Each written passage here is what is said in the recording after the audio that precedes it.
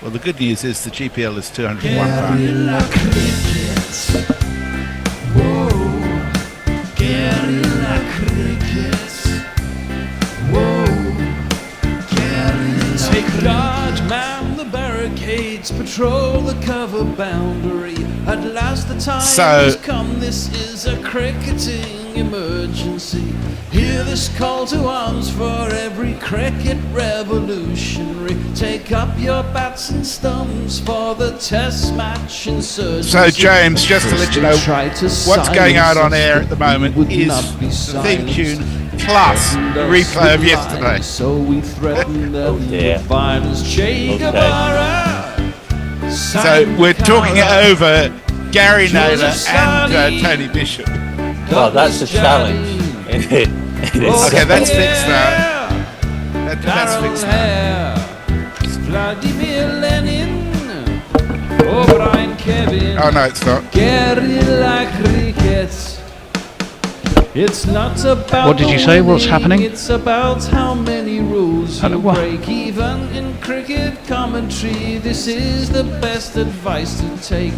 Pick guerrilla cricket, it's the finest choice you'll ever make. There's so much more to cricket than red counters and a slice of cake. At first they tried to sanitize us and clean up our act.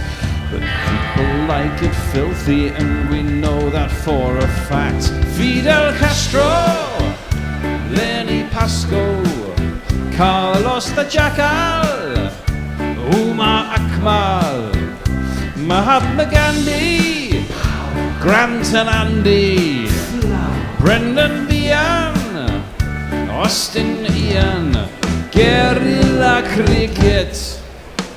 Stick with us, cause you know we're not the kind of thing that you see on the TV and the radio. So vive la revolution. First they tried to buy us, but we would not be bought. Okay, we were, but then we ran away, and we will not be caught. We would not give up the ghost when they left us all for dead. They decapitated us, but we just grew another head.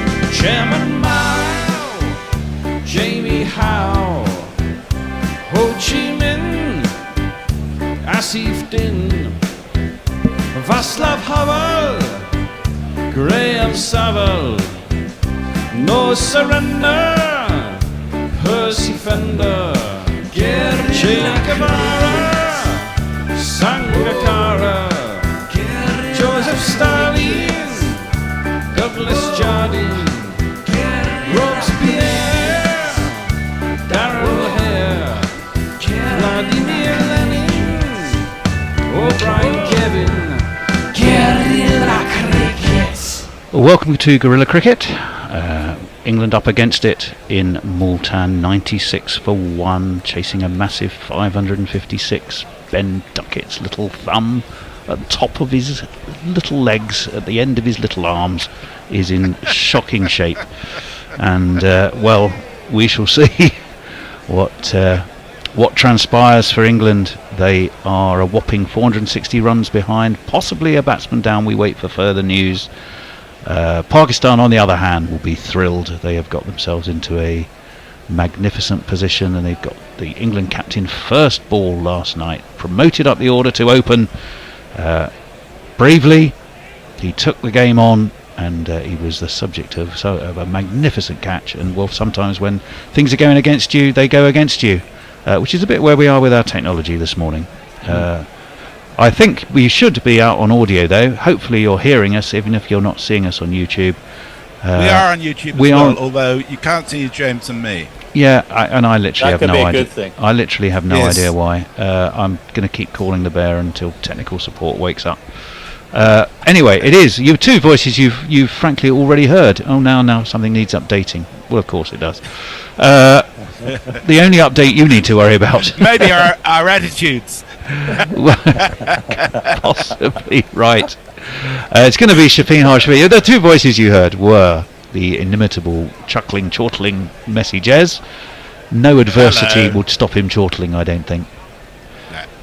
Messrs, there's a hurricane. The world's about to end. And then there'd be a little chuckle. Oh, well, let's carry on. Just breathe through it. And equally, it's the house on the hill. It's James Hillhouse. Good morning, everyone.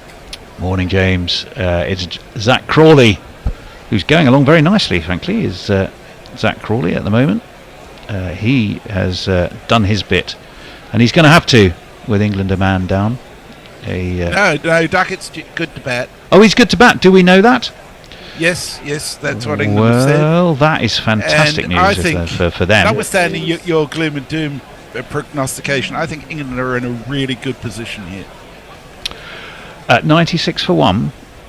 96 for 1, with Crawley on fire, fantastic batting wicket of plus, and it just suits their style of play. I think they had aimed for to be 600 by the end of the day. What have you got? What have you been growing down there in the weather cave? Is it some kind of incredible mushroom that you've been sort of developing down there? People have been posting me possums, the kangaroo's happy, the goose hasn't attacked me lately, it's all well. The goose hasn't attacked you lately. You are the Dr. Dolittle of You are. Gorilla Cricket. If he could talk to the animals, round the wicket comes Shaheen Shah Afridi, and it's the first ball of the morning, and it's left alone by the tall Crawley. May I say, I actually, perhaps not as optimistic terms, but I also agree with Messrs. I think if Duckett is fit and bats, and Woakes doesn't have to come in 6, England are in a better position than it might first appear. Well, the only thing you are... Yes, I agree with that. You're just effectively playing Duckett down the order a bit. You've got England's former captain and leading run scorer at the crease. You've got a man who do you think is well in. There's a slip in place for him as round the wicket comes Afridi. Whipped straight to short mid-wicket by Crawley. No run. So I think a lot you feel... because he was second leading run scorer in 2022, had a very good tour, averaged in the 40s. Did Ben Duckett. A lot's going to depend on just what state that thumb really is in. Able to put, willing to push him out to bat, and him being able to play the ball without flinching in incredible pain. Possibly two things. Only time will tell. Well, Messrs, you should jump in here, but was just telling me about an AFL player. Was it in the final who dislocated his shoulder and was back on the pitch in 15 minutes? Yeah, they breed him tough here, of course, but I think Duckett's pretty tough.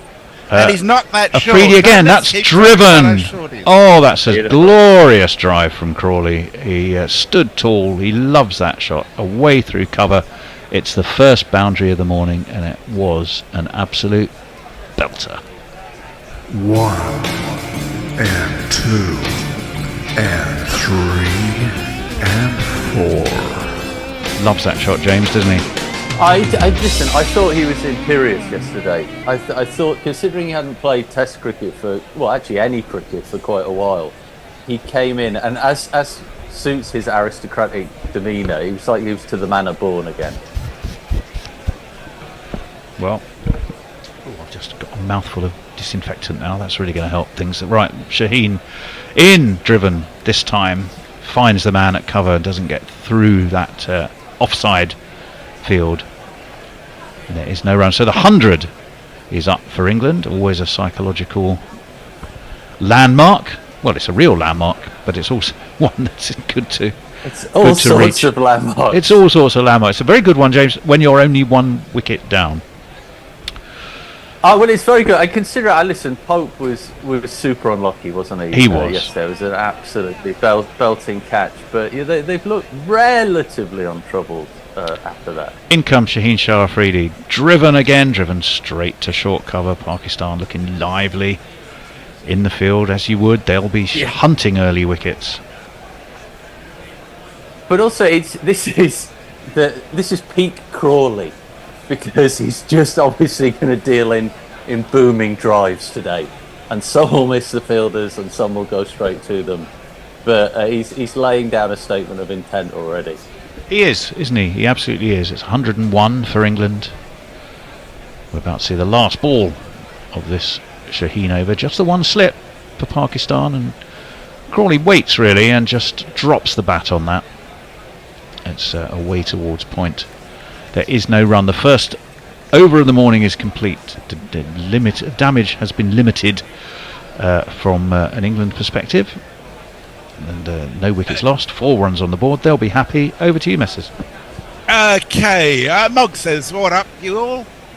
Oh, sorry, what up, yo, he says. MD says, morning, afternoon, evening, all.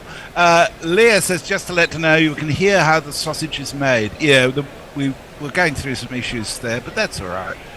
We have no secrets. And Tony's recovered very well from his meltdown.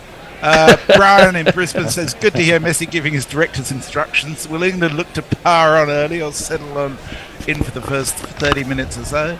Jonathan Shulden says, good evening. Brian in Brisbane says, Tony poking the bear early could end in tears and swearing. Mog says, Jesus wept, cheer up the emo kid. Van Darker says, morning, evening. Stephen Kelt, well, hello there, everyone. Dara Azizi says he just got promoted. Are you now Attorney General of Arizona? Dara? Well done. To what? What have you been promoted to? Well, he was a sheriff.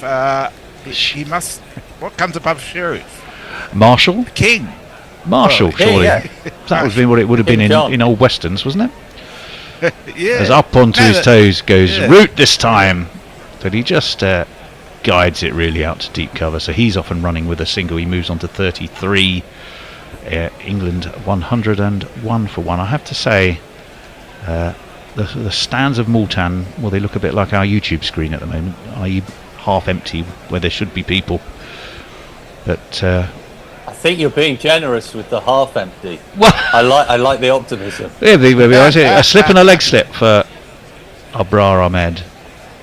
And this again is just pushed up towards extra cover.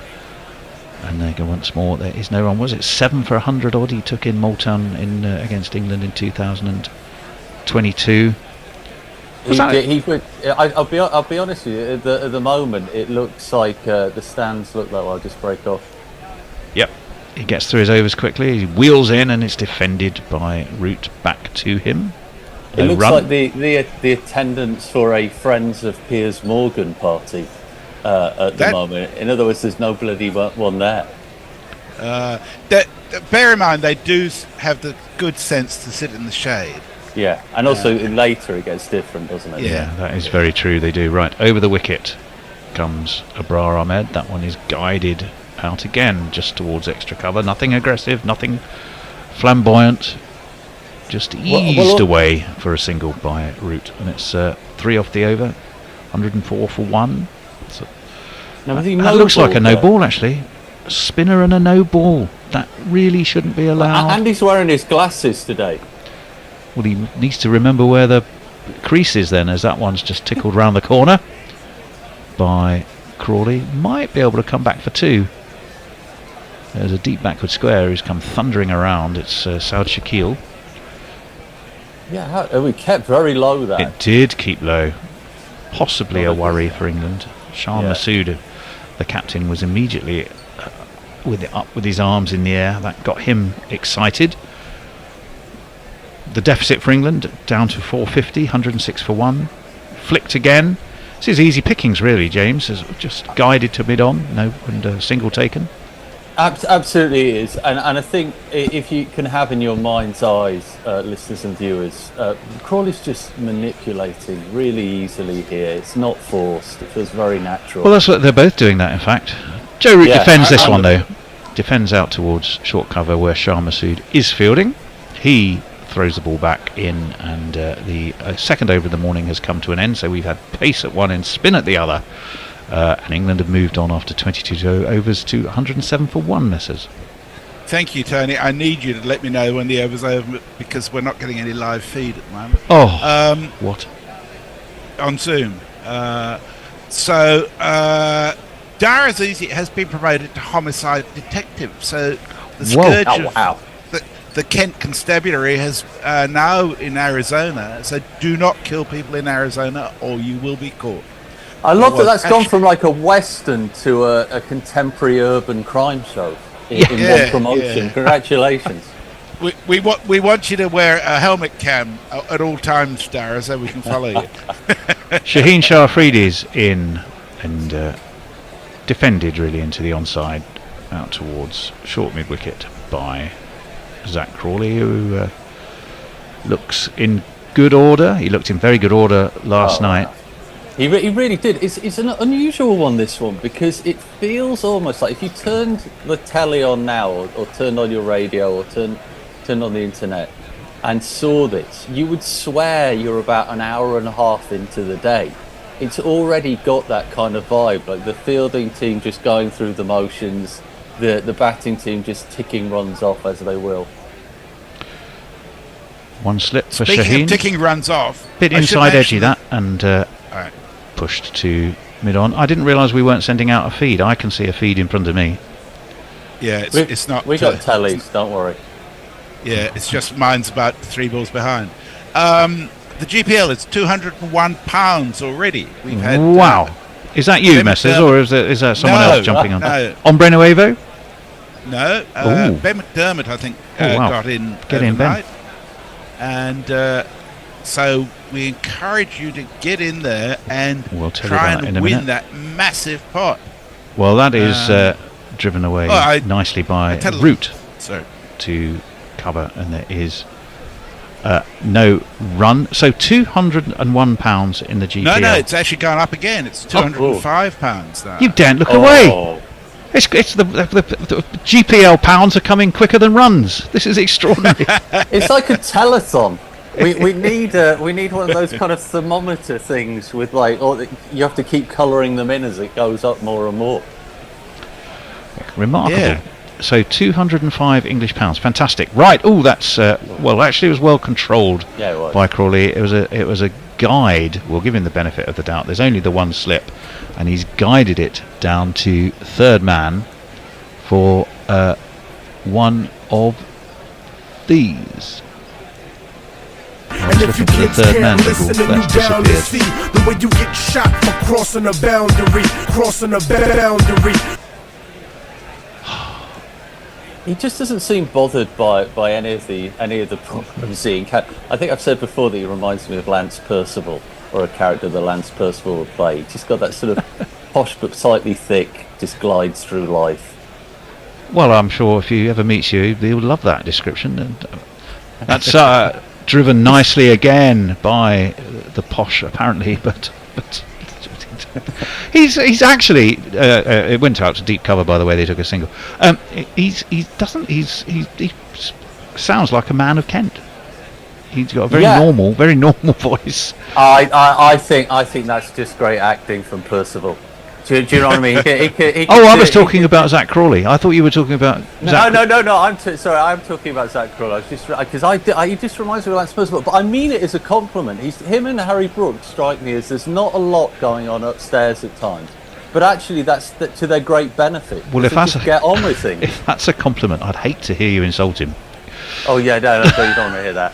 112 for one. The lustrously coiffured Afridi is in, and it's well defended by Root out towards mid-off. Again, there's no run. Another over swings by. Another couple runs added to that overnight score, 96 for one. And we can go to some more messages. Stephen Kelk said King Dara would have sounded nice. And he also says GPL, winning that much money could seriously disrupt your life. It should come with a health warning. Well, yes, £205. The stats man says we can't see you on the blank screen. That's correct. We know. We do have some technical issues. As Stephen Kelk describes it, Messi and James are the infinite void. Which would be a brilliant name for a band. I really would. Actually, wouldn't it? Yeah. It feels like a more sort of a progressive rock band than anything else. James and I could be nothing but progressive, could we, James? Of course, absolutely. You can get our 10-minute sitar solos. Oh, fuck. Abrar Ahmed will be continuing. He's going to be bowling to the apparently Lance Percival-esque Zach Crawley I'll give you the tall bit. Slip and a leg slip. Defended. Lance, first of all, playing him in the field. But also, I think sportsmen shouldn't be too smart. I mean, my football example would be Cole Palmer. One of the reasons I think he's able to do such great things on the field is he's not thinking too much. He's just doing. Will we wait for Abrar Ahmed? A little bit more aggressive from Crawley. He doesn't really get hold of it. It's down towards Saad Shakil, who is at mid-off. And there is no run. Of all the jobs in the world, I think I'd like to be Cole Palmer's barber, as this one is driven superbly. Well, it proves for us, but only for a single out towards extra cover. Well, it proves because you could basically get away with doing a job with literally no talent at all, and presumably be extraordinarily well paid for it. Yeah, so, and I imagine that hair's cut at least twice a week. So yeah, so you know, there you go. That's what a job that is. If you're Cole Palmer's barber, this one's out into the offside once again. No run. I can see that, Tony. I think you've got to keep the hoodie on. Call it Tony's Trims, maybe with a Z at the end. And you're away. See, that's all it takes is a little bit of marketing, and you're in. Well, you could probably entertain, as this one is defended nicely. You could probably entertain other folk who were in the barber shop while you're doing Cole Palmer's hair by just doing it blindfold, and just seeing what it ended up looking like. You know, for extra tips on top of the enormous fee that you're obviously going to charge a Premier League footballer. It's already the end of that Abrar Ahmed over. It's none for 39 for him. It's 113 for 1 England. I've realised I've failed in my most basic duty today to mention that the weather today is going to be sunny. It's currently about 31 degrees. It will get to 37 degrees. So pretty warm. You're like the Carolina Herner character on the Fast Show years ago, and when she was on the Spanish weather station. Yeah. Every day was just scorchio. Anyway, sorry, Messers, go on. That's all right. Leah's with us. She says, congratulations, Dara. Are you going to celebrate with a bottle of Jameson's and shooting at beer bottles in the train yard? Or is that just a Baltimore thing? That's from The Wire. Nasim Shah, wicket legs. Lega, says Nadarul Ghazi. And Defended. Nawada says it's like going back in time radio commentary, nevertheless enjoying it. Well, we're delighted you're enjoying it. We're good at back in time. Yeah, there you go. Yeah, our AI generated remote tech support. I think someone just pulled the plug out on it this morning. Either that or it's early hibernation heading in Fat Bear Week. He's given up the trying to get fat and just gone straight for the going to sleep part of hibernating. But there we go. Right, Shaheen Shah Afridi. First ball was a dot ball. There's a slip, there is a gully. And that's again easily defended into the offside by Crawley. The ball's not really seem to get up that much, James, and if you're as tall as Crawley is, you just lean into it and guide it wherever you want to right now. Yeah, he's swatting flies at the moment, which is an incredibly horrible way to think about someone as like Shaheen Afridi, who's a fine batsman. But I wondered, Tony, in terms of Tony's trims, what's the take on Shaheen's lovely pelt? Well, that would be more of a challenge, you see. It looks like someone's actually taken a bit of care over that. Well, I do have a challenge for you. I'm actually watching Queensland playing at the Wacker at the moment. Well, let's just hold that while Shaheen's worst in. Hair ever. That's oh my word! Oh my word! Crawley has flicked that straight to mid wicket. Shaheen Shah Afridi under that magnificent hairdo. Looks almost apologetic. It was another easy shot. We all thought, well, all he's done is just whip that away through mid-wicket. He didn't. He whipped it just above the ground to mid-wicket. Slightly. Does he just hold the pace back a bit? Crawley doesn't get on top of it. He's just chipped it, really. Yeah. And it was almost dropped as well. But England have lost their second wicket. Huge breakthrough for Pakistan. Big disappointment for Crawley. Big disappointment for England.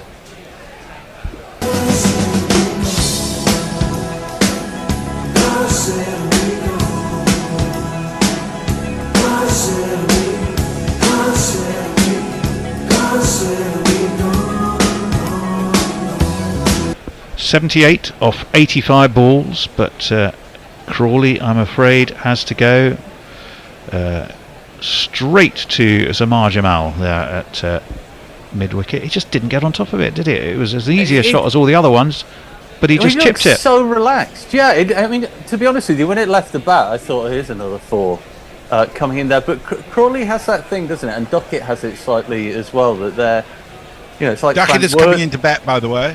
Great. Well, it's like right. Well, this will be interesting. Like the king of the 70s, old Crawley, isn't he? But he looked untroubled throughout the whole morning so far. It looked like the ball was going to the boundary, but straight into the buckets. Talking of which, well, speaking of buckets and bucket hats and things that rhyme with it, it is this fellow. How is that thumb? He seems to be smiling. He's made of tough stuff. Is the Duckster? We're about to find out just how tough, I think. He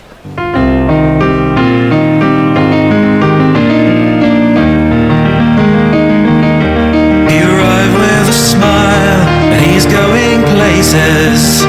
He's looking good now, he's in with the aces. He was up at Stoke School playing T20. He might play for England, but he'll still be Ben Duckett to me.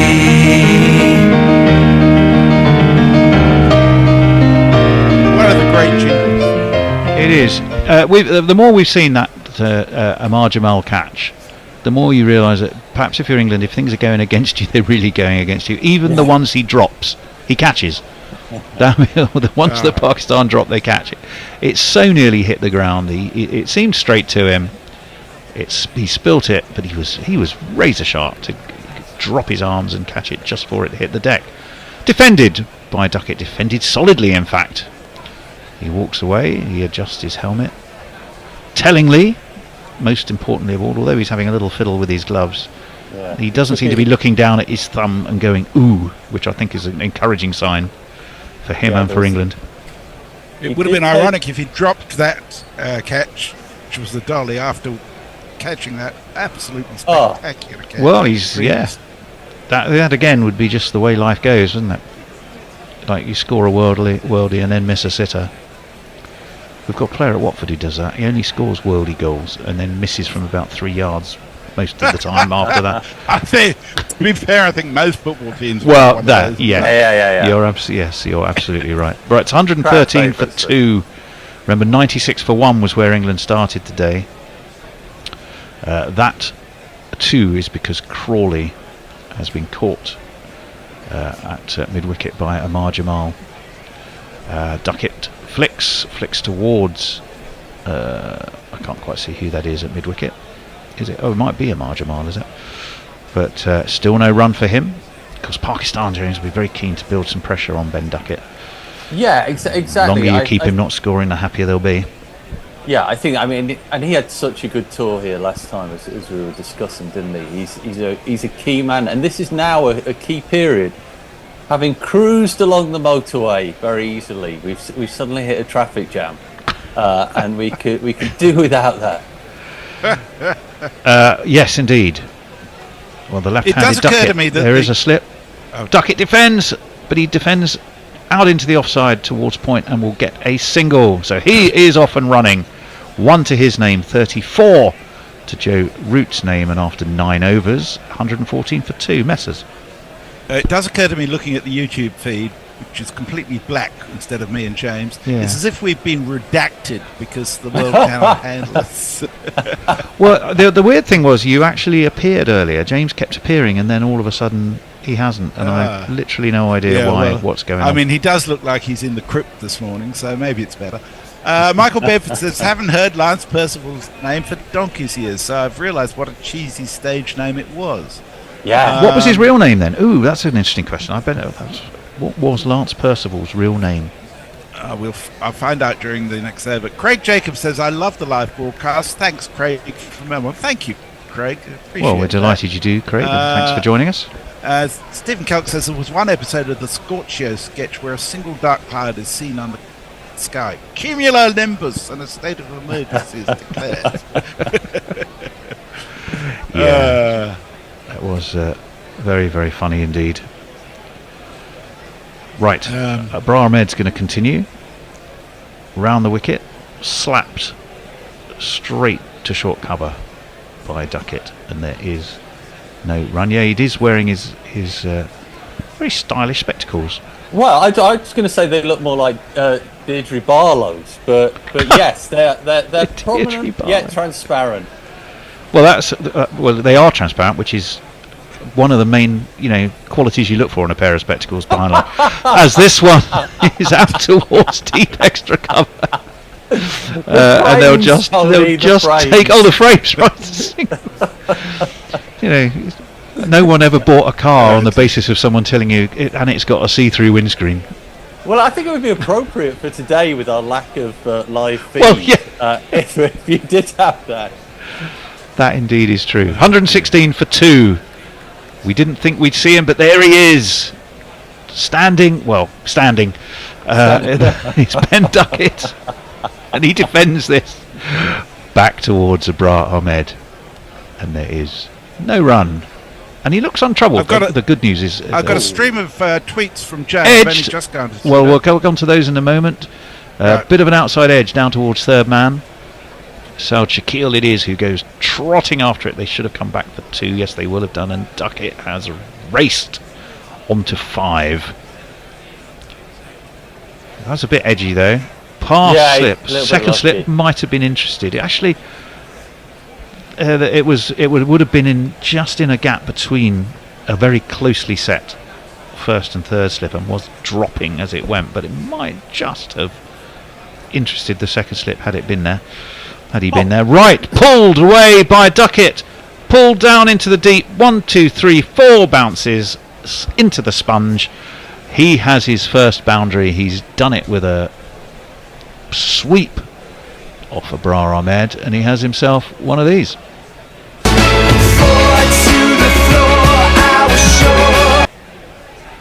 He really had to reach for that though. That was not a controlled sweep shot, James. No, he was falling over, but it did slightly feel as though he just thought, oh fuck this, after his previous edge. But we know if he's going to be in, he's going to score quickly. Yes. Onto the back foot goes Duckett, slaps this away through extra cover, and it's going to be 4 more. England, as is their way, keen to get on with things. There's not one boy for me, I must have 2 or 3, I need 4. Yeah, that wasn't a great ball, and Duckett just waited for it. Muscled really, wasn't it? It wasn't a pretty shot, but it was an effective one. It was very... let's not forget he's previously been playing in a white ball series, although there is no difference to how he bats in red or white ball. But he's very much coming with that mentality. Based on those last 2 deliveries, maybe Abrar Ahmed will be wishing he had his non-transparent spectacles on, because they didn't make pretty viewing. Well, yesterday he didn't have any glasses. This is the thing that I think is quite confusing. Yesterday he looked like the guy who's had laser surgery on his eyes. And today he's got his glasses back. I don't know what that means, whether he'd lost them or his mom helped him find them, but it's a big change-up. All right, most of us, he's just got pairs of glasses all over his house, different rooms, and then forgets where he puts them. Yeah, well, he forgot all of them yesterday. Yeah. Jay Grover says, I still can't YouTube or Super Chat. I blame James for no reason other than because he's so tall. I'm not a sociable person at the best of times, but a Piers Morgan party has given me the fear. Fucking Peterson would be there and all. And all. Shivers. He says, I suggest Dara's first case is the homicide of Joe Arapiho. And then he says 10-minute guitar solos, but fuck, spat me tea. Shaheen Afridi is in from the pavilion sitar end. Solos, I think they were. Flicked past square leg, and a single will be taken. So route onto 35, England onto 127 for 2. That 1 wicket to fall. Zach Crawley, who'd started in imperious form, and then just flicked one straight to Amar Jamal at mid-wicket off Shaheen Shah Afridi. Jamal did his level best to drop it, just tease and taunt Crawley, and then went, ha, got you anyway. So still shaking his head about it, isn't he? Yeah. Jay says something too that is very rarely said. He says, I look up to Duckett. We're not going to give you his height again. We know he's 5'8". Not exactly a tiny man. We're not going to say this thing, which I'm just about to say. That one's guided by, as we shall now call him, Lofty, out towards deep back point, and they'll take a single. That feels like that would be his nickname in the Second World War. Well, it wasn't that 8.5 Hot Mom, wasn't there? A character called Lofty Boy. Possibly the most racist television programme, even in jest, ever on television. Oh my God! My mum said to me the other day, "You never see 8.5 Hot Mum repeated, do you?" Well, I wonder why that is, Mum. Various reasons, yeah. Right. Well, this is a fascinating contest. Pulled by Root.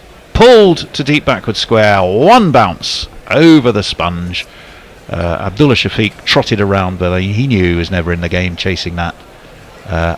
It's 4 runs for Joe Root. Possibly. Oh yeah. Luckily, James, I hear that Nigel Farage has the full box set of. I bet he does. I bet he's done like a celebrity experience involving. he's had a cameo from Windsor Davis. Yes. To tell him about how many runs does Root need to pass Alistair Cook now? Is it like about 30? I can tell you that. Let me figure that out very shortly. He needed about 72 as this one's guided, so he now needs 30, which I think is what you said. He's on 40, so he's on 40. He needed 72. He needs 32. There's your 32. answer. Yeah, well, that feels eminently doable at the moment for him. He's keeping his head down, isn't it? It's classic Root. It's what Jason calls his ghost runs or his stealth runs. Well, and it has been. You look up, he's on 40. He's on 40 off 64 balls. It's not been uneventful, what's been going on around him, that's for sure.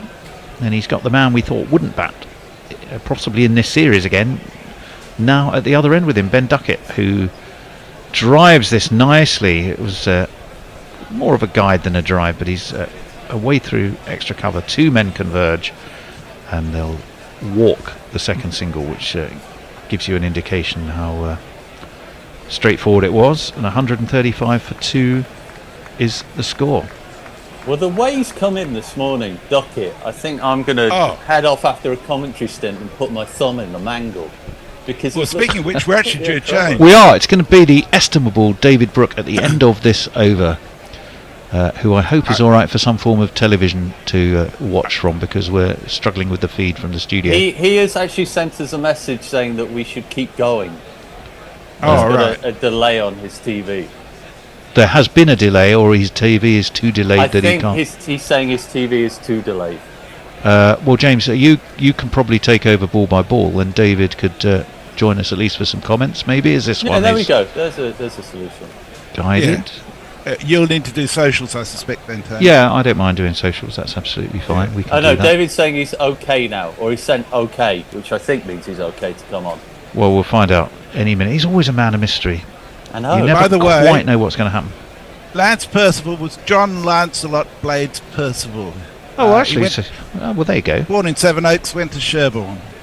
Okay, so David's coming on for comments. There we go. Fine.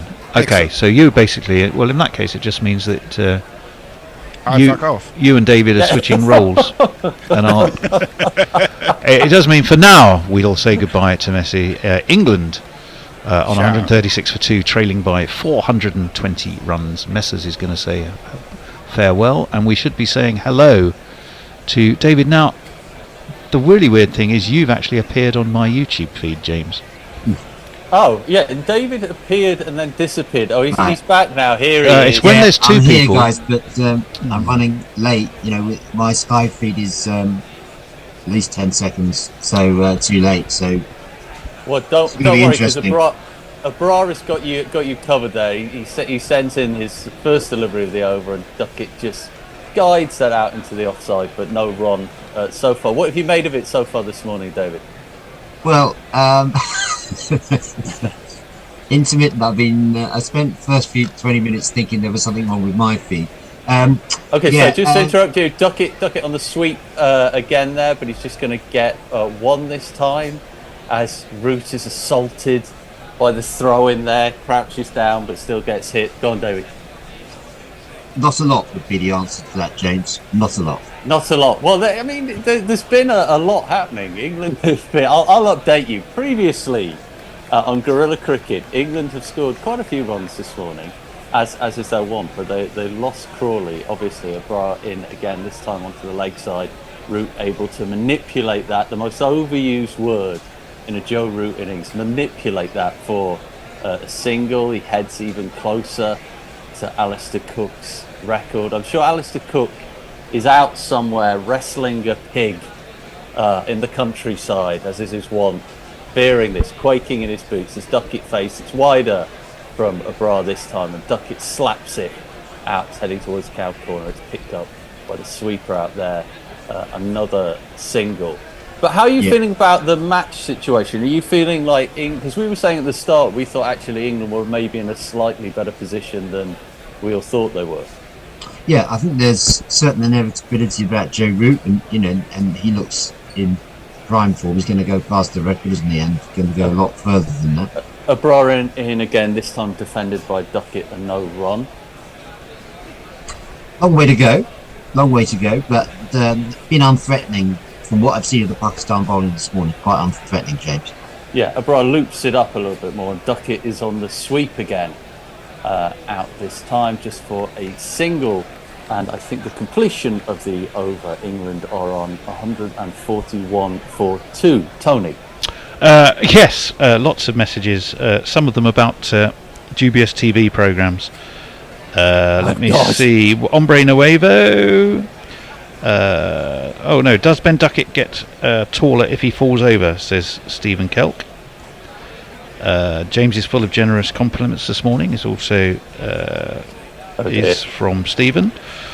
Hombre Nuevo, morning wonderful GC, as the Iron Hobbit is out there batting. Will he field? Surely it's more dangerous for him to try and take another catch, or will there be a sub for him? Is that allowed? Yes, it's allowed. Michael Bedford, Struth, his real name is John Luncelot Blades Percival. Yes, indeed. Love thy neighbour needs a return, says Brian in Brisbane. Lord. Oh, my days. Oh, Lord. No, it doesn't. You did. I said you did appear on YouTube and then disappeared. Bizarrely, we don't know why. Stephen Kelk just went, massive James. You did sort of loom out of the screen quite menacingly. And indeed, Stephen then says, I felt like James was leaning out the screen to criticise my living room. I was. Stephen, you got to sort that shit out. That sofa. That sofa. Honestly, where on earth did you get that covered? That's a mess, man. Come on. Let's change of bowling.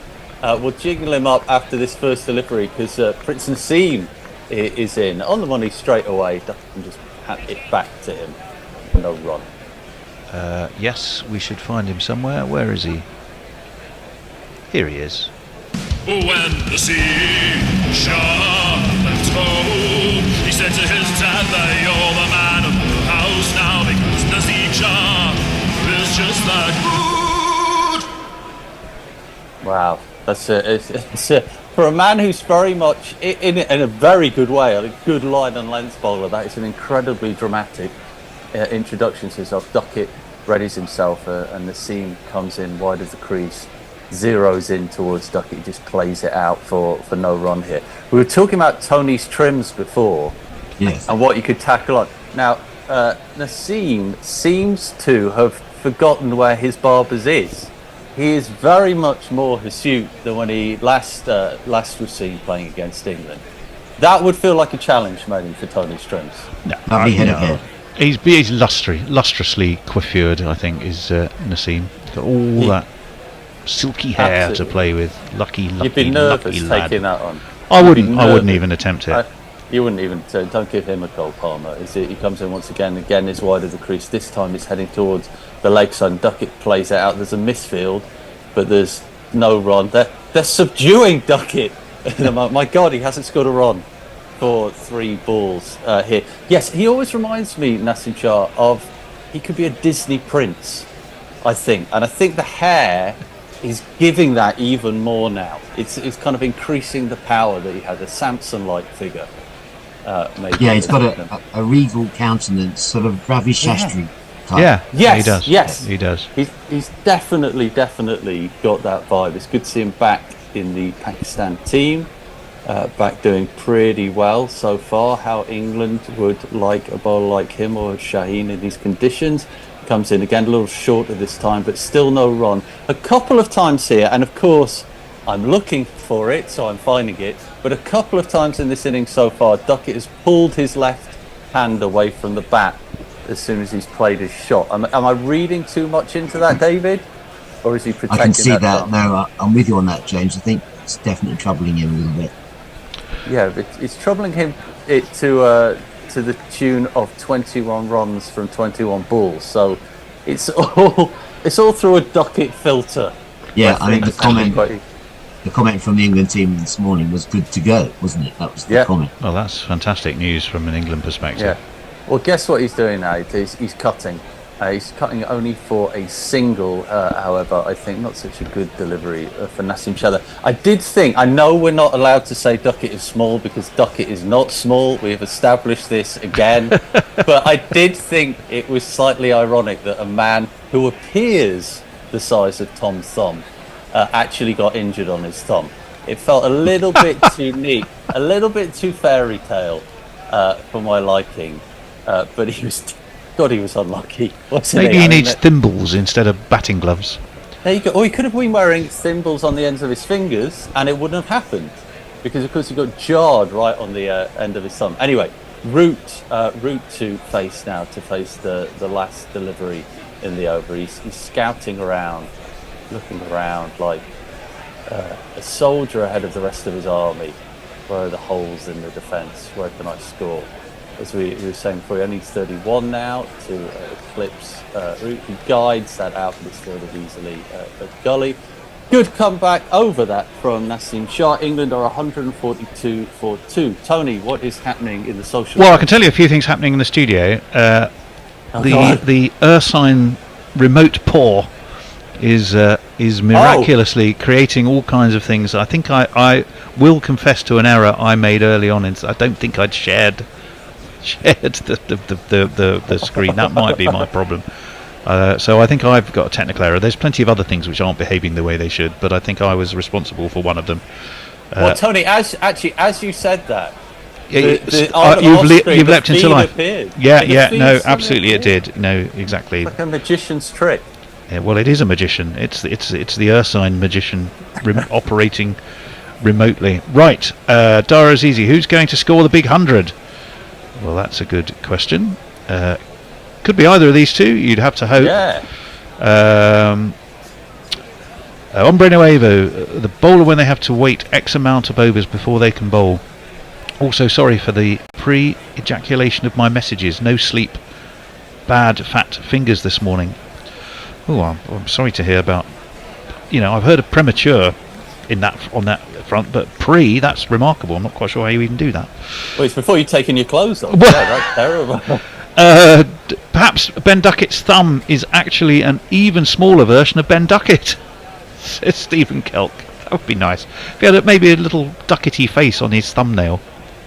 Love that. That would literally be a thumbnail drawing of him.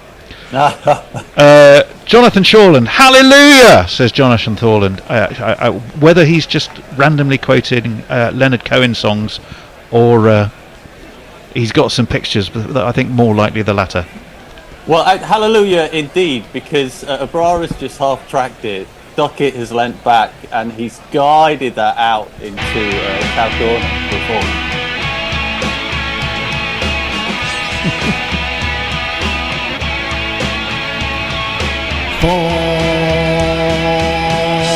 I've got a whole show of going on in front of my. Something's happening on every screen at the moment. It's really exciting, and I'm not touching anything. Good things. Yeah, good things. Good things. Yeah, I thought maybe there'd be a message of threat or something. We see what you've been looking at. I think those are going to come soon. Yeah, well, yeah, and I know which direction from. Duckett attempts a sweep there and gets it all mangled like his own thumb. As you see now, who is this that we're seeing on screen at the moment with a double hat on? Who's that? Stillman. Yeah, okay. So currently he is wearing both a floppy and a cap on top of his head. Now this time Duckett goes to poink it over mid-on, and he gets it all the way to the boundary for another 4.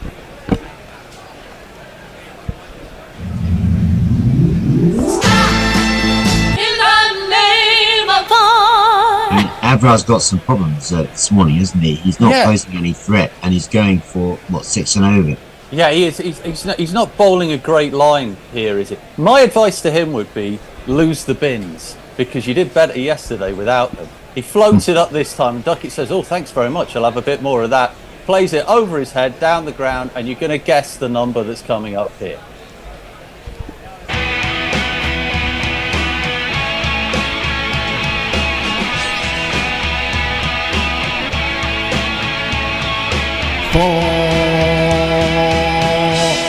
But if Duckett can keep this going for another hour or so, then England will be well back in the front of the rest of this match. Yeah, absolutely. So we should say we're on 154 now. So since Duckett has come in as a bra comes in, and Duckett says, "Do you know what? I can do defensive as well. I'll let you have one. I'll let you have one dot ball. I can do defensive. I can do everything except leave it." Yeah, I can. Yeah, I can't do that, and I won't do that. And I can also, when I catch it, bugger up my thumb. That's my skill set. He's the niece, and he has a very particular set of skills. Bra comes in again to complete the over, and Duckett relaxes into a forward defensive and then shows Root what he should have done. But quite the over, that one, which is left, as I said before, England on 154 for 2. Duckett's on 34 now from 28. Mr. One Day. Over to you, Tone. Right, yes. Mr. D. Handjob says, gee, that was an easy fix for the screens. Also, Dave Brooks. So there you go. Stephen Kelk says, stock markets tumble as Tony makes a mistake with the computers. Well, I think, that's possibly. I'm going to have to hold my hand up entirely, I think, to one of them. There are other weird things going on that I won't own, but I will own one of the mistakes. That's a Liz Trussian apology there, Tony. Highly qualified, yes. Why is the YouTube background day 4 of the 3rd test at the Oval, says Brian. Brian, I don't know. Good question. I've got nothing to tell you as an answer. The empty stand photo on days 1 and 2 was a bit depressing, to be honest, says Stephen Kelk. Well, yeah, but it's a bit more accurate than the Oval. That's the only problem. What do you want, the truth? Or just what you'd like the truth to be? Nassim in again there, and actually that was a damn good delivery. It had movement, it had direction, it had pace on it. Root steers it out into the leg side for no run, but there were hands thrown in air like marionettes there today. He didn't quite get all of that, did he, David? No, he's well, I mean, that was the one slight mistimed shot from Root, and he lets everyone know it. It seems to it shouts something loudly at the end of it. Yeah, exactly. I'm better than that, he says, as Nassim Shah comes in again here. This time, more of a correct drive, but it's fielded a cover there. No run for him. Root chuntering slightly here, walking down the pitch, throwing his hand up as though he deserves that run. But Pakistan, I mean, I know they've got a wicket this morning, but they haven't looked that threatening, have they, so far? No, I mean, they have got an issue with frontline spinner. I mean, you'd think that was one of Pakistan's strengths, and Abra has not shown anything like his performance in the last series. And even Shaheen didn't really pose any real challenge to the this morning. Well, Nassim Shah in again. This time it's played defensively off the back foot by Root. Now he's got something to say to Root here. Now it could be where to get your hair cut. He could be thinking that because, as we said before, his pelt's slightly got out of control at the moment. Nassim Shah. He looks like an aristocrat who found himself in the 60s and has let it grow out a little bit. But he had a little go at Root there. I don't know if he's trying to get into his head. Is Nassim Shah that kind of player? He's doing it with a smile on his face. Of course, he didn't strike me as that kind of super aggressive type of bowler. Again, good line and length. Again, Root attempts to drive, but it's going nowhere for him.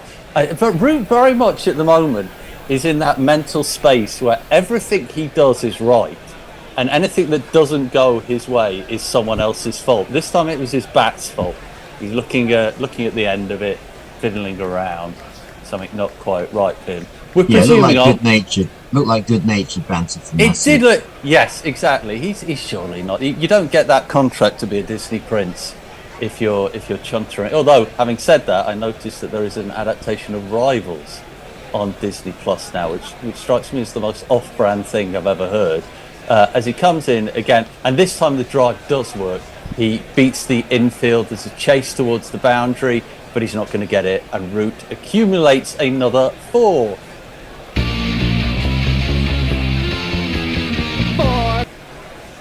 Yeah, decent shot that from classic Joe Root, just leaning on it, and next thing you know, it's hit the boundary. Well, David, what did you make of Crawley's dismissal earlier in the day? It's a bit unlucky, wasn't it? He was looking so good this morning. He was. And it was just, I suppose he always gives the bowlers a slight chance, but I thought it was on for another really big score. Yeah, I did as well. I was absolutely certain of it, which shows how little I know. The Team Shah comes in to complete the over. This time it's leg side, and Root, of course, can steer that away. Just get a single, I think, so he can keep the strike. Root is gradually encroaching into Cook territory. 159 for 2, end of the over. Tony, social verse, please. Yes, indeed. Hombre Nuevo says, a few messages missed, and I no longer know what I'm talking about. Who am I? What is this game of sticks and red balls? Looks fun. Brian in Brisbane says, yes, Stephen, but I've just tweaked to the background and I was easily confused. Stephen Kirk says, I don't want the truth. I can't handle the truth. By the way, the GPL is now £207. GorillaCricket.com/competition. Guess the number of runs scored, or estimate, not guess, the number of runs to be scored in the day. If you get it on the nose, you win that pot. Wow, that's a healthy amount. It certainly is. Brian in Brisbane says, if Duckett keeps up this rate, I'll have to up my GPL guesses. Well, yes, you may need to. Brilliant commentary, GC. Good night, all, says Dara's easy. Oh, well, good night, Dara. Well, that's how good it was. That's how good it was. Good luck with the rest of you. I'm going to bed. But they're very good. We will see you all off in the next hour. As we see a bowling change. Salman, the man of the day yesterday, is getting ready. He's coming in to replace Bra. We'll just jingle him after this first delivery as he comes in. A Root reverse sweeps immediately. Of course he does. You don't need a sighter with bowlers nowadays, but his fielder will just get a couple for that. Shall we jingle Salman? We can indeed.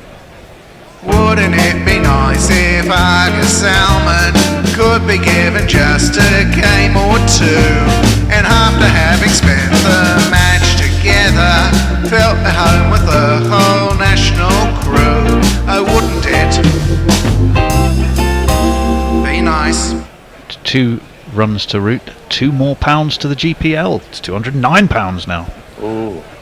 Yeah, Salman's innings yesterday was quite something, wasn't it? Just what Pakistan needed.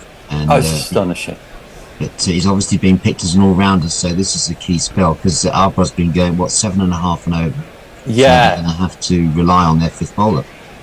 And I think it would be fair to say he's maybe more of a part-time bowler as he comes in again, and Duckett just plays it down back to him. Would you say that, David? More of a part-time spinner? You were talking about lack of really top-quality frontline spinners for Pakistan. Yeah, I'm just looking at his record. I seem to remember it's not that impressive. Could be wrong, of course. Yeah, you'd have to say on the basis of the stats, I'd agree with that. Yeah, so off spinner, in case anyone... 15 wickets. Yeah, he's averaging 40 in first-class cricket, 117 wickets, an average of 40. Yeah, so he's a man who can turn an arm over, but perhaps not a man who's going to be breaking Duckett's other thumb at any point. Not that is the Pakistan tactic. It's a little bit shorter this time. Duckett tries to muscle it down the ground, but to no avail. Duckett, I know we said he always bats like this anyway, but he has got that white ball feel about him even more this morning. The way he played that shot, he was intent on muscling it further perhaps than the timing needed. He's on the back foot this time, trying to whip it out onto the offside, but it's fielded rather easily there at extra cover. So Salmon going all right so far. Yeah, that was astonishing innings yesterday, I thought, because it had the tempo that was lacked, previously to him coming to the crease. Right, this time it's driven by Duckett.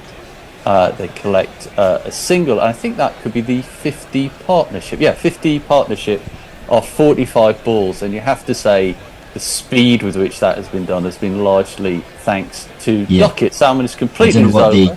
I don't know what the GPL guesses are saying, but we could be on for a really big daily total here. I mean, when thoughts go back to the last series of that 500 in a day. Yeah. Okay. So Tony, what's happening on YouTube? Well, I don't know what you've done to upset Jay Grover, but I've nipped over to to Twitter actually. It just says, James, I will absolutely lay the nut on thou, your heightest prick. Brackets, to be fair, my headbutt would only hit your navel. Jay also said, hooray David. And I nearly said it earlier, but he does make the point that Cook only wrestles sheep. Yeah, I don't think he's a pig farmer. He's sheep. Oh no, I realise he's a sheep farmer. I think that the pig thing's just a hobby. You know, he just does pigs in his spare time. Him and Mrs. Cook just keep to themselves. But yeah, absolutely. I wouldn't disagree with that. Got to get your bacon for bacon sandwiches somewhere. Yeah, you got to be making bacon. As Nassim Shah comes in again, Duckett steers it off his hips. There's another misfield, a few misfields this morning, and Duckett can come back for a couple here. He's up to 37 now. Yeah, there have been even the catch was actually an attempt at a drop that went wrong. So there have been. Why are we seeing some misfields this morning when it's the first session and the first hour? What do you think, David? Maybe it's a taste of what's to come. You know, they've got to set the tone, haven't they, at the start of the day? It doesn't look that good for Pakistan at the moment, you have to say. No, it doesn't. There's a few heads being thrown backwards and sides as Nassim Shah again, as always, wide on the crease, and it's edge for Duckett there, but it's edge between keeper and slip, and it goes for a streaky. Talking of pigs and bacon, 4. 1, 2, 3, 4.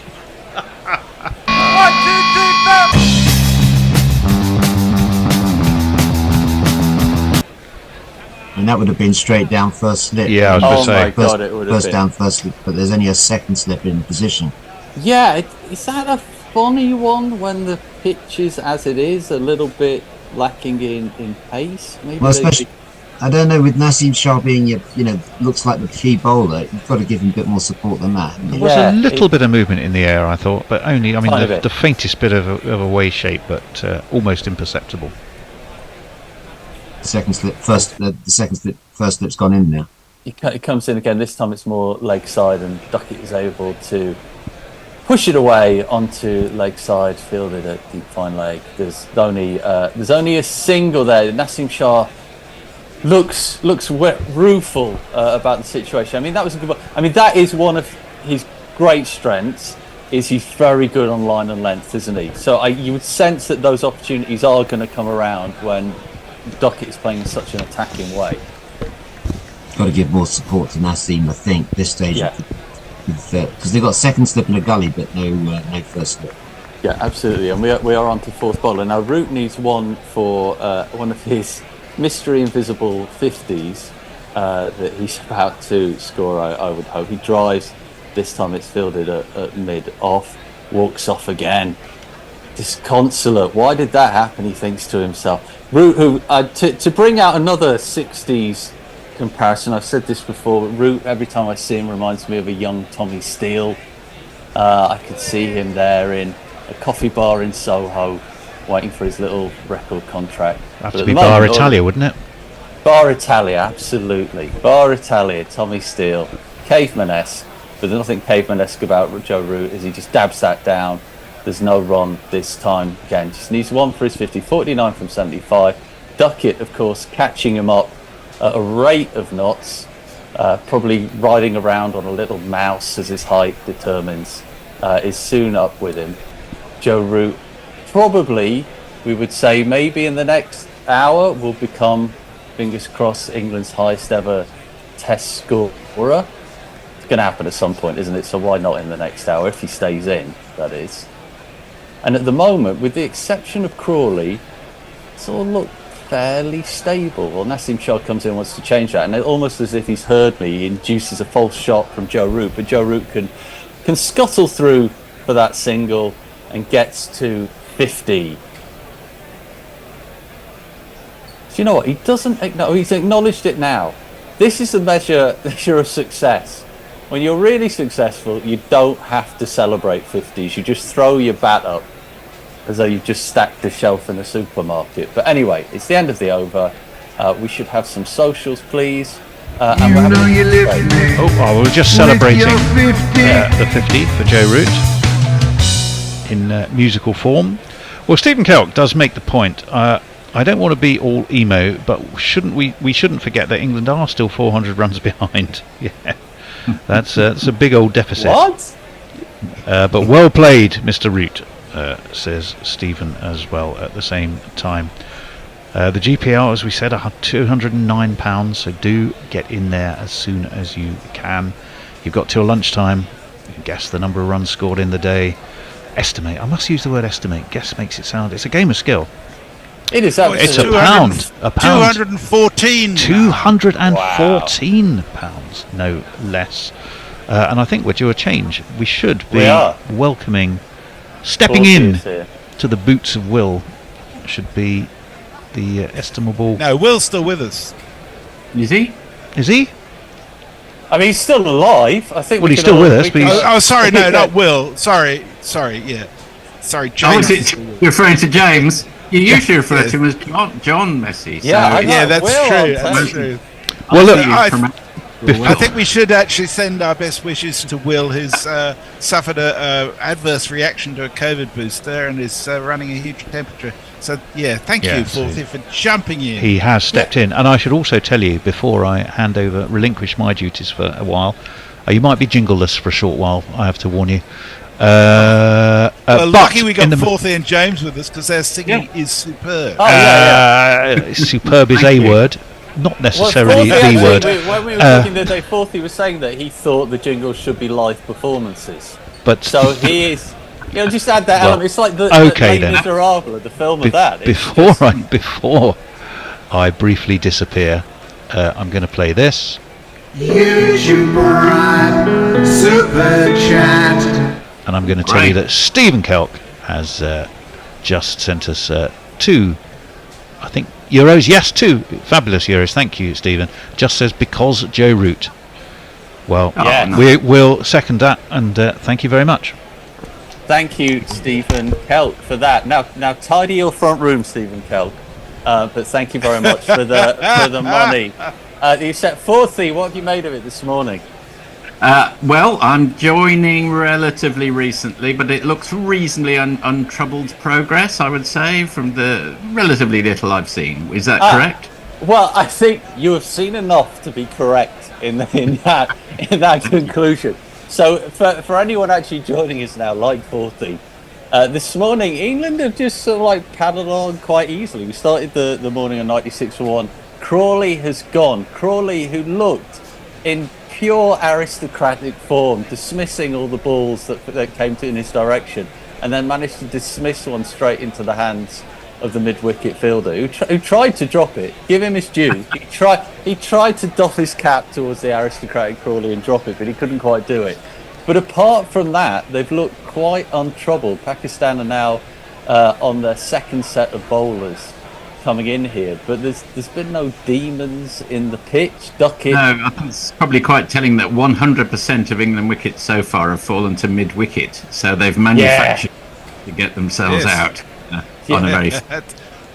I think so, and actually, I think both those wickets, the batsmen have thought that shouldn't have happened. Why has that happened? I mean, the first one obviously was an absolutely spectacular catch, but Crawley very much it's as though the servant had asked for a pay raise. He looked at most point. Anyway, Salman is back. Our part-time spinning friend comes in, and Root can just pat that out into the leg side to no avail at all. Duckett is not looked that injured, we have to say as well. This time, Root can just again play patty cake with the ball, but this time it's a bit different. He managed to evade mid-wicket and get a single. Yeah, You never know Duckett professional cricketers quite how injured they are. Sometimes you hear afterwards that they were playing through massive pain barriers as we were all booing them from the terrace or whatever. Yes, it's the Atherton paradigm. I could hardly walk, and yet you criticise me for getting out to Glen McGrath. Yes, you could do that quite a lot. Salmon comes in again. Yeah, nice line, nice length, bit of dip there as well. Duckett, that's it again. No run this time, but Duckett is showing us what he should have done. He's in that mindset at the moment. If he's not scoring, then it's a waste of time. And this time he tries to go for a run, but Root is having none of it. You always get the sense, I think, with Root when he's batting with someone like Duckett, it's like an older wizened brother with a young whippersnapper. Duckett is a young whippersnapper, always looking for more runs. Root sighing, etc. This time he rocks back, slaps it down towards cow corner. Let's be honest, he's going to go there. Shaheen Shah-Afridi had given up before he'd even started that chase. And it's a 4 without a jingle. So if you could imagine a jingle, think of your favourite Guerrilla Cricket 4 jingle, and then just imagine that's in your head at the moment. This feels like an affirmation tape. I should be recording this. Believe. The sea is lapping quietly against the boat. Yes. As a score. Your happy boundary place. Your happy boundary place. As Duckett attempts exactly the same shot again, but this time it's fielded. Duckett is one hit away from a 50 here, from a very good 50, a very surprising 50, maybe, if you'd have seen him last night when he got a paw on the end of his thumb, but Mommy has kissed it better, it seems, and he's able to. Now we have to salute the cameraman here, because the cameraman has managed to find a chunk of school children, which makes you feel as though the crowd is bigger than it is. Yeah. Because sparse is a word that comes to mind here. They were saying yesterday on commentary on the TV, apologies, that there were more security guards at the start of play than Messi, we should throw to you for a moment. Yes, so we are joined on Blue Sky by Plastic Anzac. It says, "Morning, chaps. Looking forward to a bit of swashbuckling hitting from Tom Thumb, contrasted by the quiet accumulation of Root." Well, you nailed it there. Well, Nassim came in there and Root did something quiet, but he didn't accumulate. No run there. Messi, do you want to get a couple more in? Yeah, Paul K 23451 says, "Morning all, love the commentary. Please tell my mate Woody he's still a plank." Woody, you're a plank. I hope that's not Mark Wood. I hope it's not your striker either. Yeah. And Vishal Shivastrana. Oh, wait. No, well, Nassim came in again. Joe Root played another in his collection of drives this morning, but this time he didn't go for a run. Messi. Vishal says, "Pakistan cricket was already dying. With all those kinds of dead pitches, they're getting even worse." Well, I think, to be fair, Pakistan's batting performance was something of a reassurance that Pakistan cricket is not dead and buried. No, absolutely. Well, as Nassim Shah comes in for the third ball in the over, it doesn't get up very high here. Root pulls it round. It's fielded a deep square leg. Root just gets a single there. Yeah, I've got to say, okay, so my thoughts on Pakistan and their situation. I think, let's bear in mind that that recent run of losing test matches, obviously the Bangladesh series was a disaster and they shouldn't be losing that, or they would hope not to be losing that. But they did also go to Australia and play Australia, and losing every single match in Australia is something another team who I can think of do quite often. I can't think who that is though, so maybe people can help me out as Nassim comes in for the fourth ball. It's a back foot square drive there from Duckett. My God, he's got a lot of intent today. Yeah, what did you think of the match so far, Forthy? Do you think Pakistan doing well in the box seat? I think if you were born in 1962, as I was, and grew up with Test cricket, it's quietly reassuring. I quite like a Test match like this. I wouldn't want all of them to be like this, but I quite like the odd one where it's just a lot of runs are scored. on a flat pitch. That might, admittedly, in today's world, it's probably not the recipe for ongoing commercial success. No, it's yeah. It's if you're watching a football match here, so one for the connoisseurs. Yes, in exactly. other words, fucking boring. As Nassim comes in, fifth ball of the over, and he beats Root this time. Root pushes forward indecisively, beats him all ends up. Now, are they thinking of a review here? That didn't hit anything, did it? Mohammed Rizwan rather playfully puts his hand on the head of first slip. A little bit of byplay there. Yeah, I think they're just reviewing their life choices, to be honest. They were. It was a jaunty moment, actually. On TV coverage, they'd just been showing a gaggle of schoolgirls, one of which was doing various anime-style poses, which my daughter absolutely loves doing as well. So it felt like Rizwan had sort of caught that as an affectation. Oh, no. As Nassim comes into completely over, Root this time walks down. There's too much double hatting going around. It's fielded by a man wearing two hats, which feels like... Yeah, we're post-COVID now. Yeah, it feels like a kind of 60s absurdist short story, The Man with Two Hats. Anyway, the over is complete. What is going on in the social world? Naz says, Pakistan cricket dying? Lol. Vishal must be from India. Stephen Kelk says, Joe Root maintaining his 50-plus average fills me with a warm, fuzzy glow. An affirmation that everything is going to be okay. There we go. That's our affirmation tape. We know Joe Root has a 50. Yeah. And Jay says, Fourthie looks like he's bearing the burdens of the world. I've commissioned a stool to adequately headbutt James for the good of the short people everywhere. I might still have to jump though. Well, talking of short people, Ben Duckett has just scored a single there, so Jay will be very happy. We're going to merch Ben Duckett's stools for you, and I mean stools that you can sit or stand on, not stools that you can pass. For you, so Jay. I was just watching a bit of a handbrake turn on this one. I was just watching the end of the match last night, and I dozed off on the settee. It was quite late in sofa, I should say. I'll come back to that in one moment. It's Salman, the part-timer, chucks it up to Root there. He plays it out mid-wicket, that's Fourthie was saying before, the most crucial fielding position in this match. Managed to field it. Go on, Fourthie. And I woke up, and the Germany were playing Hungary in a 1914 sort of rematch. And it was a T10, so you just commentate on that? Oh, it's a single there to Root, so... T10. It's a T10. Do you want to know how Hungary scored? It was nuts. It was just so stupid. It's not funny. I think they scored 225. I think was the final score in the T10. It was quite good fun. It kept me awake after that. Well, must say. This feels like very old school Test cricket at the moment. Then as Salman plays it and Duckett doesn't actually score a run, doesn't go Hungarian on our asses. The lowest run yielded per over was 14, and the highest I think was about 32.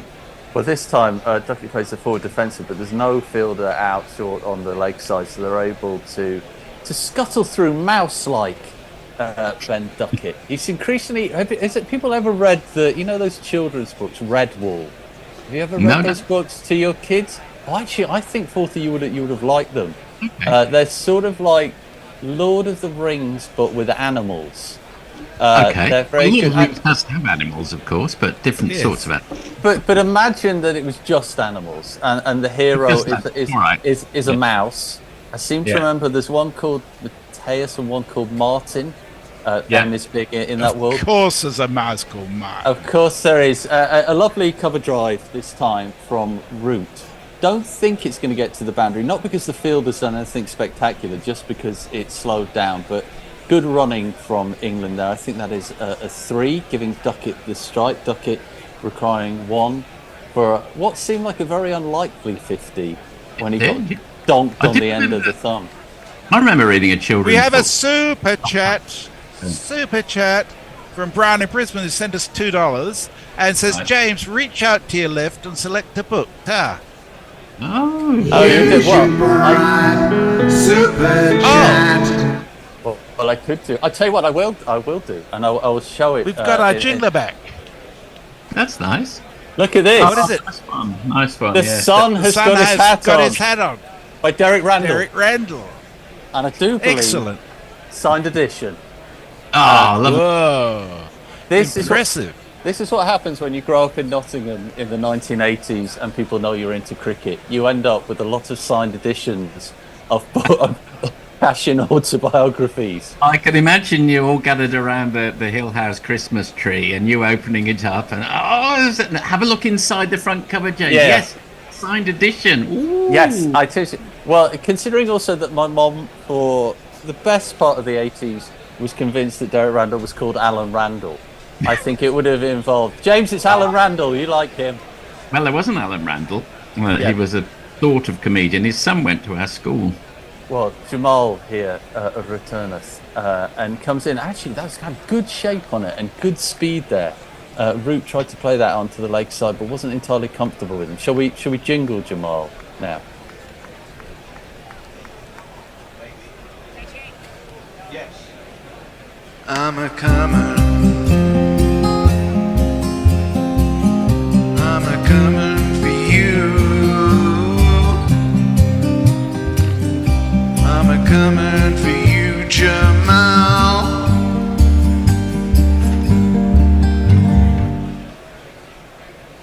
Jamal comes in again. It's driven back towards him by Joe Root. I feel an affinity with Jamal.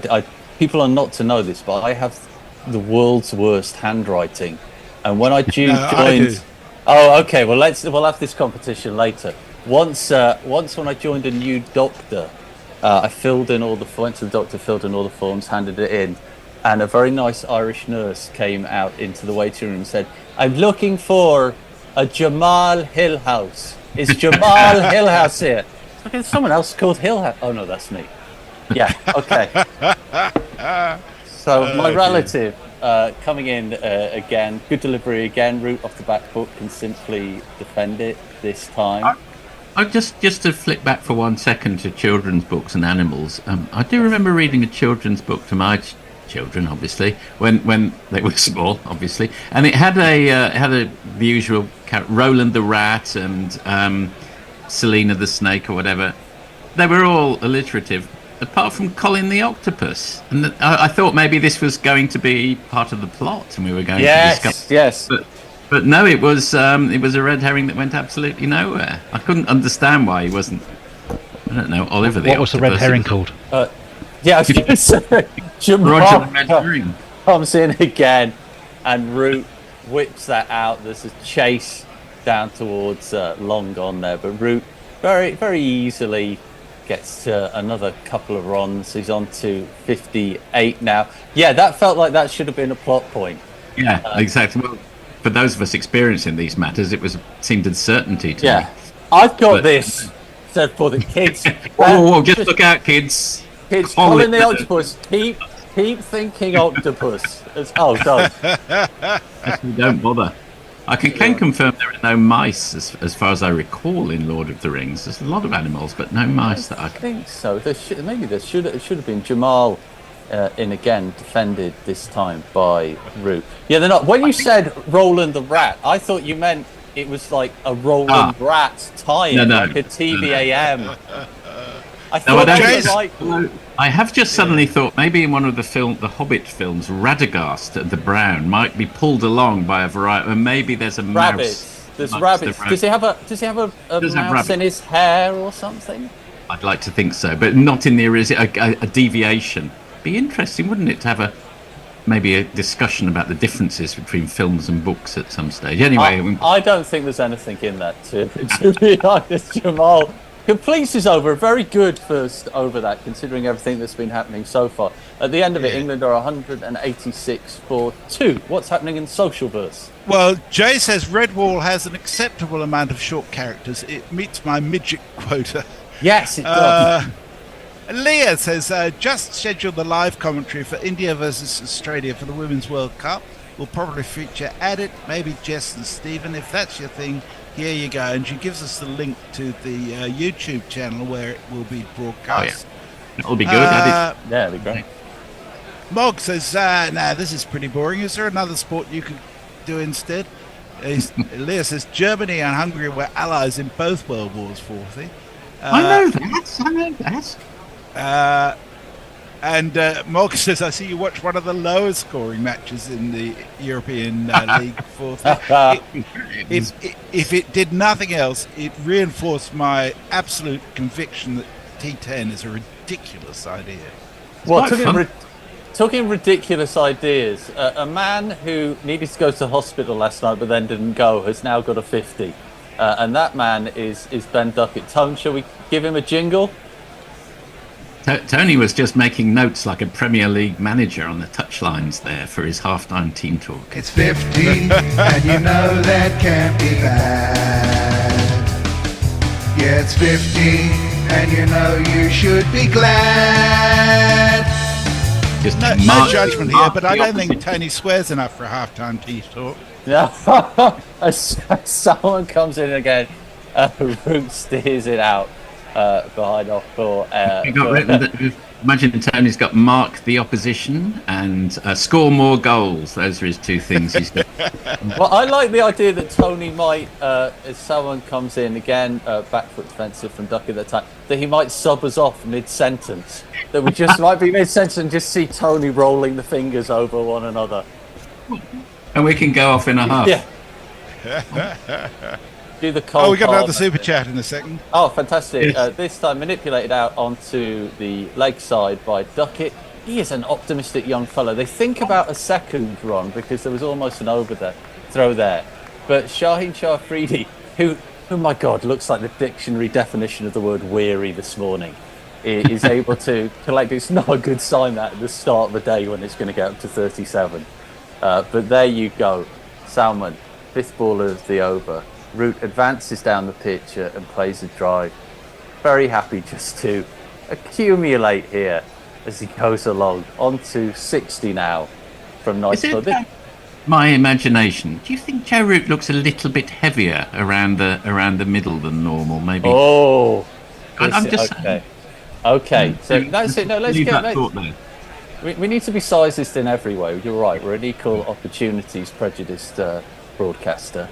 As Duckett is able to push it out onto the lakeside, it heads towards the boundary, but it's not going to go there. But Duckett is able to grab another 3 for his mousy pouch, leaving England at the end of the over on 193 for 2. Messi. So Brian in Brisbane has sent us another $2. He says, no, James, your other left from Forthy's shelf. No, I'll tell you, and I'll reach down. Yeah, there we go. Yeah, I'll push up. Yeah. There we go. Take that, please. This is high class miming for those who can't see it. And Forthy has pulled out. Well, you can see it in reverse. Dorothy L. Sayers. Sayers, A Murder Must Advertise. One of the best books about advertising ever written, actually. Oh, that's an old book. I read that in my teens, I think. Well, there's nothing wrong with old books. There's nothing wrong with old things. No, not at all. But it just sort of brings back memories. No, Messi, it's very good. We want to be ageist as well as sizist. We've got to span things out here. We were also racist and sexist because when I was on with Tony last night, we racistly says it's on the fritz. We said at one point about the apology, and then we kept referring to a bra as one of the bowlers was coming in. It was a terrible ism fest. Wow. And yet we're on air again. David Durrell, Josie Oak says, who knew Derek Randall could read and write? That's a bit mean. He's actually quite a smart fella and quite funny. Well, he was when they Trent Bridge. You say we're trying to be sexist here. When at Trent Bridge, when they had the ladies' pavilion, Derek Randall used to always field near there with his arm resting on the fence. Oh, absolute beauty from Jamal. Beats Duckett. All ends up. Jamal can't believe it. He says surely it must have hit something, but Rizwan flaps his hands around as though he's just done a magic trick. Everyone's open mouthed here in astonishment. Surely they're saying we have to, and it is going to be reviewed.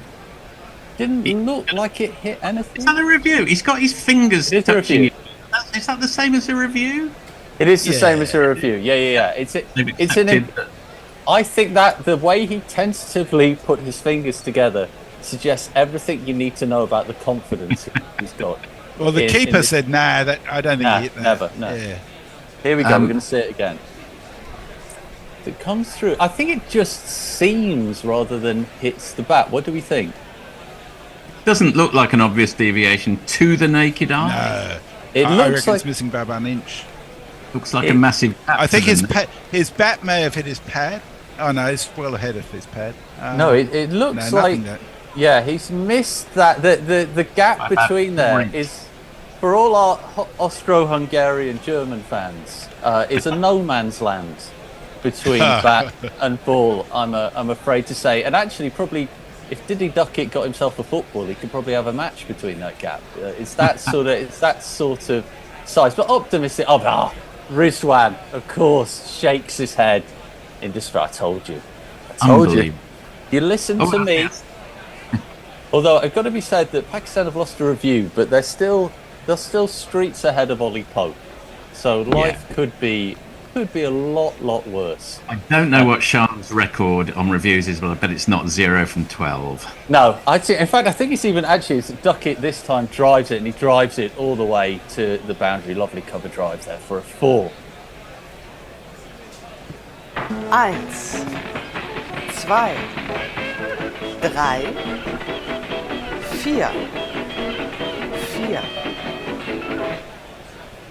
It's a funny one, Duckett, isn't he? I mean, let's put the He's size a funny and not one. size. But the way he plays shots, some of the positions he ends up in, or his wrists and his hands up in, are very unusual. Well, he's almost plays French cricket some of the time. He's like, if a bowler's front on, he's a front on batsman, which is, Chanderpaul style. Then they line them up sideways as the ball comes. But he starts off sideways and goes frontwards, if I can put it that way. It's like a reverse Willie. Yeah. Oh dear God! And we're talking about when you need it. We're talking about cricketing autobiographies. You've just nailed the title of his. Reverse Willie. That is absolutely what Duckett should be doing. Let's see. This time the Willie is clipping it out onto the lakeside quite firmly. No flopping there from Duckett. It heads out to Harry Potter. Nothing loose or flaccid about that. Nothing loose or flaccid. There is a full rush of blood. He proudly stands. Erected the crease. He erected the crease. And he's 1 run away from catching Joe Root now. Although Root he's gone down quickly. Duckett on 59 for 51. Duckett, the pocket rocket in more ace than 1, as we just found out. Is doing great guns, and England actually have already got to 100 this morning. They're now trailing by 358 runs. So that's not bad in 90 minutes. And bearing in mind there will be 390 minutes play all up. How does that impact your GPL picks, which is currently £215, and it spreads from 287 to 556 in terms of estimates? Jesus. That is another delivery comes in. Root just drops the ball down on the offside and get through for another single. Messi, like modern sports clothing, you are seamless with those segues into GPL. I really do admire the way that you can do that. We're focusing. I'm not saying that Pakistan broadcasters are disappointed with how the match is going this morning, but we are seeming to have a lot more cutaways to the crowds. Yes. That seems to be a lot more interest. A lot of school kids in there today, suffering in the heat, suffering through the impotence of this attack at the moment. As Jamal comes in again, gathers it up. Number 65, it's down the leg side. Duckett tries to get it out for a single, but only manages to find mid-wicket. Key position in this team at the moment. England are 1 run away from their 200. I don't know if you can hear my dog whining at the moment. This suggests to me that my son is getting ready to leave for school, and will be leaving. That's Forth's thing. He always has his dog whining in his podcast. You need that though. Toby, come on. Put a name on him, Messi, for God's sake. Have some respect. Anyway, we're going to have a change at the end of this over. Duckett facing up on 59. It's down the leg side. He tries to connect with it, misses. Rizwan takes it and hobbles along. At the end of the over, England need 1 run for their 200. They're 2 wickets down. Duckett on 59 and Root on 61. Catch you later, everyone. Have a good day. Thanks, James. I'll do a couple of messages while we're changing over. Stephen Kelk says, well batted, Mr. Duckett. I look you in the eye, which is possible because I'm also 5'8", and I shake your hand. Hashtag small men stand together. And Stephen Kelk says, murder must advertise is cool. What ho, Lord Peter. Leah's the next one for you, Tony. And can you just read the last one that appeared on YouTube, Messrs? Because modesty permits me actually reading it. It's from Tony. It says, welcome to Curry on Cricket with Ian Forth and Bill Balls, Jeremy Henderson as Crinkly Cheese, and James Hillhouse as Wicked Willie. Thank you, Tony. for that. I'll see you after lunch. Right, well, Billy, welcome. Morning, Tony. Good morning to you. Morning, David. I think you're in the chair, so hopefully your feed is working as well as it can work. It's all looking good here. Very good morning by England, you have to say. Crawley getting out early, but Root and Duckett looking pretty supreme in their touch and form. The ball's just been reverse swinging over the last few overs, so we'll have to see if it continues to do so. Yeah, 1 or 2 beating the bat, but otherwise, as you say, it's been pretty untroubled progress, and the way that Root accumulates and Duckett's been so busy, hasn't he? Just sort of he's gone out with real intent this morning. Yeah, is it 9 more that Root needs to surpass Alistair Cook? It was 12, is it? Maybe. Is it? I thought it was 70, but it might be more. It might be a couple extra. To become the 5th highest Test run score of all time, which is a pretty extraordinary thing to say.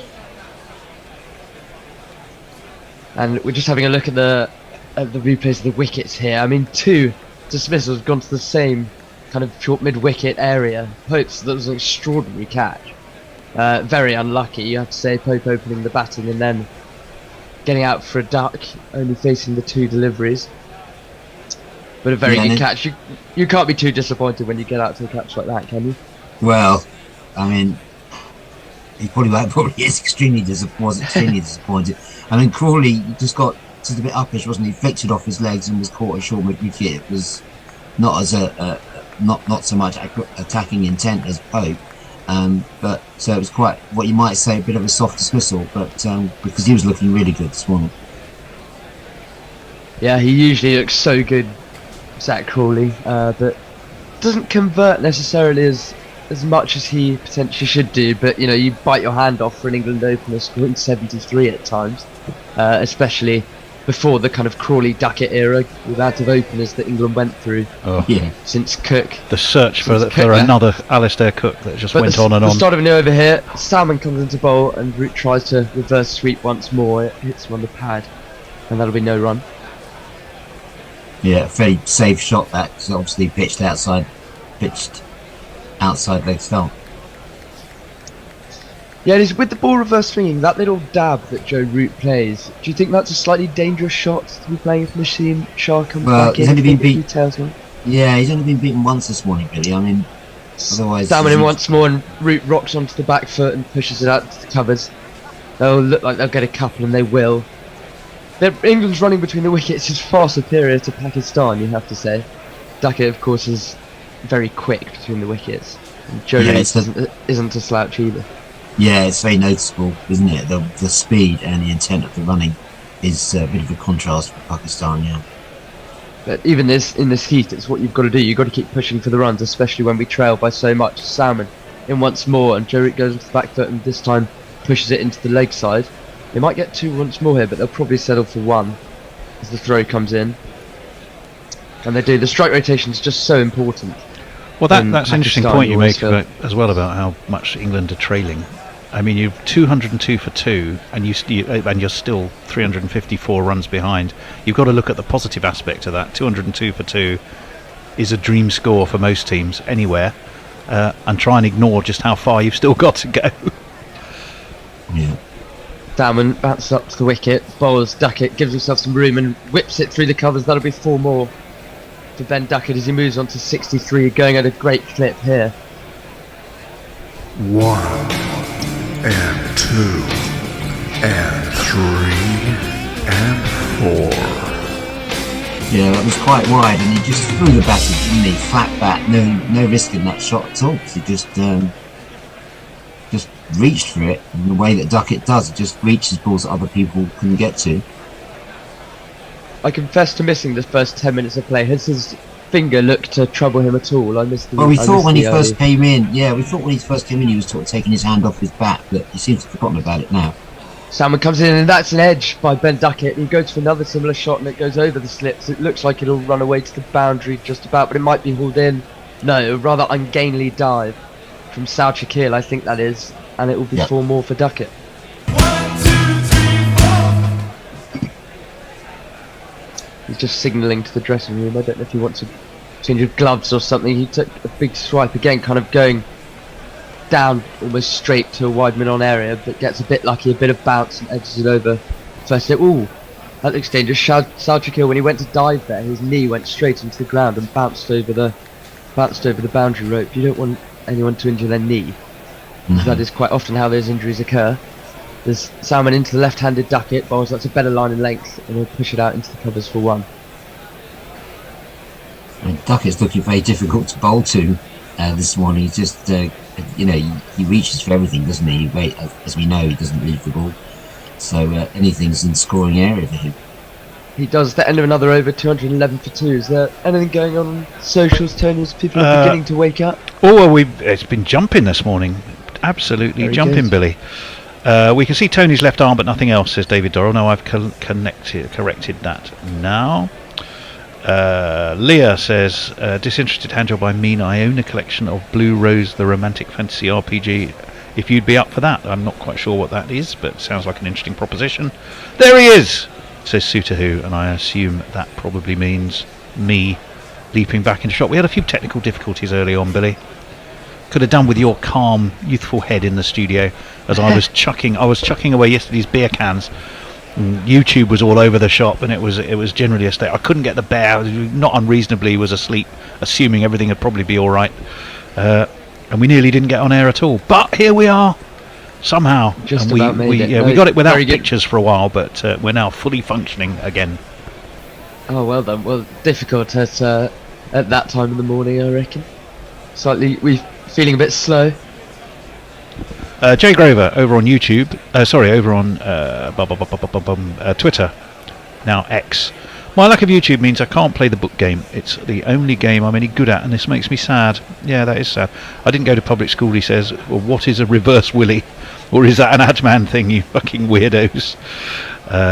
Billy, I apologise for calling you a public school something. I was tired, emotional, and wrapped up in a class war. I think thou were mint, although you have a freakishly large neck. Do you know? I haven't noticed you've got a freakishly large neck. Maybe you just got a low slung sweater. Yeah, I think it might be the fact that the cupboard behind me is almost a similar colour to my neck, so maybe it slightly morphs in. You're the Jack Charlton of the Guerrilla commentary team.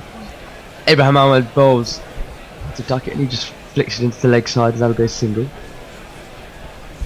Although I realise that might be a reference that goes over both your neck and head, but he did have a very long neck. David will remember, I think, hopefully. What, Jack Charlton, the centre back with the long neck? Yes, that one. That's the fella. And he did have a long neck. Brother of Bobby Charlton, of course. Indeed. There was a comment on YouTube earlier about Ben Duckett's height. Now, as someone who's of a similar height to Ben Duckett at 5'8", he's not actually that small. Yes, he was unfortunately placed between Zach Crawley and Stuart Broad in the Ashes warm up for the anthems. Brazil once more. And Joe Root just comes off the edge of his bat, and England will get no run. Could put him. To be fair, you could put him in next to Temba Bavuma, and he would look. It'd be like Land of the Giants. So, or James Tate. These things are relative. For that matter. They are. Abrar Ahmed they haven't looked troubled by him, have they, England? He took 7 for on debut against them a couple of years ago, and he's in once more. Joe Root just defends it back to him nicely. Yeah, he's been the most disappointing. Yeah, he's been really disappointing. I mean, he's been going at 7.5 and over, and he hasn't produced anything like he produced in the last series. But he has only played 8 Test matches in the interim. Well, let's see if he can get some more here. He tosses this one up, and Joe Root does get it past the man. England go for a quick single here. The throw comes in, and Joe Root manages to get home. There's a little bit of a stutter there, having talked about how good England's running has been. This is not the pitch that you want to run out on, is it? That would be a very bad way to go. They just set off. Duckett went back. Wait, sorry. Hesitation from Root was all his fault. But this England innings, in some ways, has been like Pakistan's. It's been quicker, and but Pakistan started off with a decent lick and then seemed to slow down. But equally, the 2 wickets to fall. I'll just hold that thought. The 100 partnership's up, and that's wide from Ahmed, and Duckett cuts it into the offside. They'll have a sweeper out there, though, and they'll trot through for a single. But so many of the Pakistan wickets to fall were tired shots, slightly lazy shots. I mean, you didn't feel they were necessarily bowlers' wickets. They were batsmen losing their wickets. And the 2 to fall this morning, yesterday, of course, Pope. Brazil once more to completely over, and Joe Root just pushes that one back to him. Which was a worldie catch, and he was just unlucky. And then this morning, again, just a flick of a chip almost. It didn't feel like a bowler's wicket. It just felt like a loose shot, didn't it, from Crawley.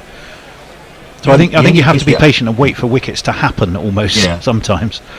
I mean, the only real bowler's wicket yesterday was Saud Shakil out to Bashir, wasn't it? Where Bashir did manage to get one to spin, and that was you couldn't really blame the batsman for that. But yeah, otherwise they got themselves out.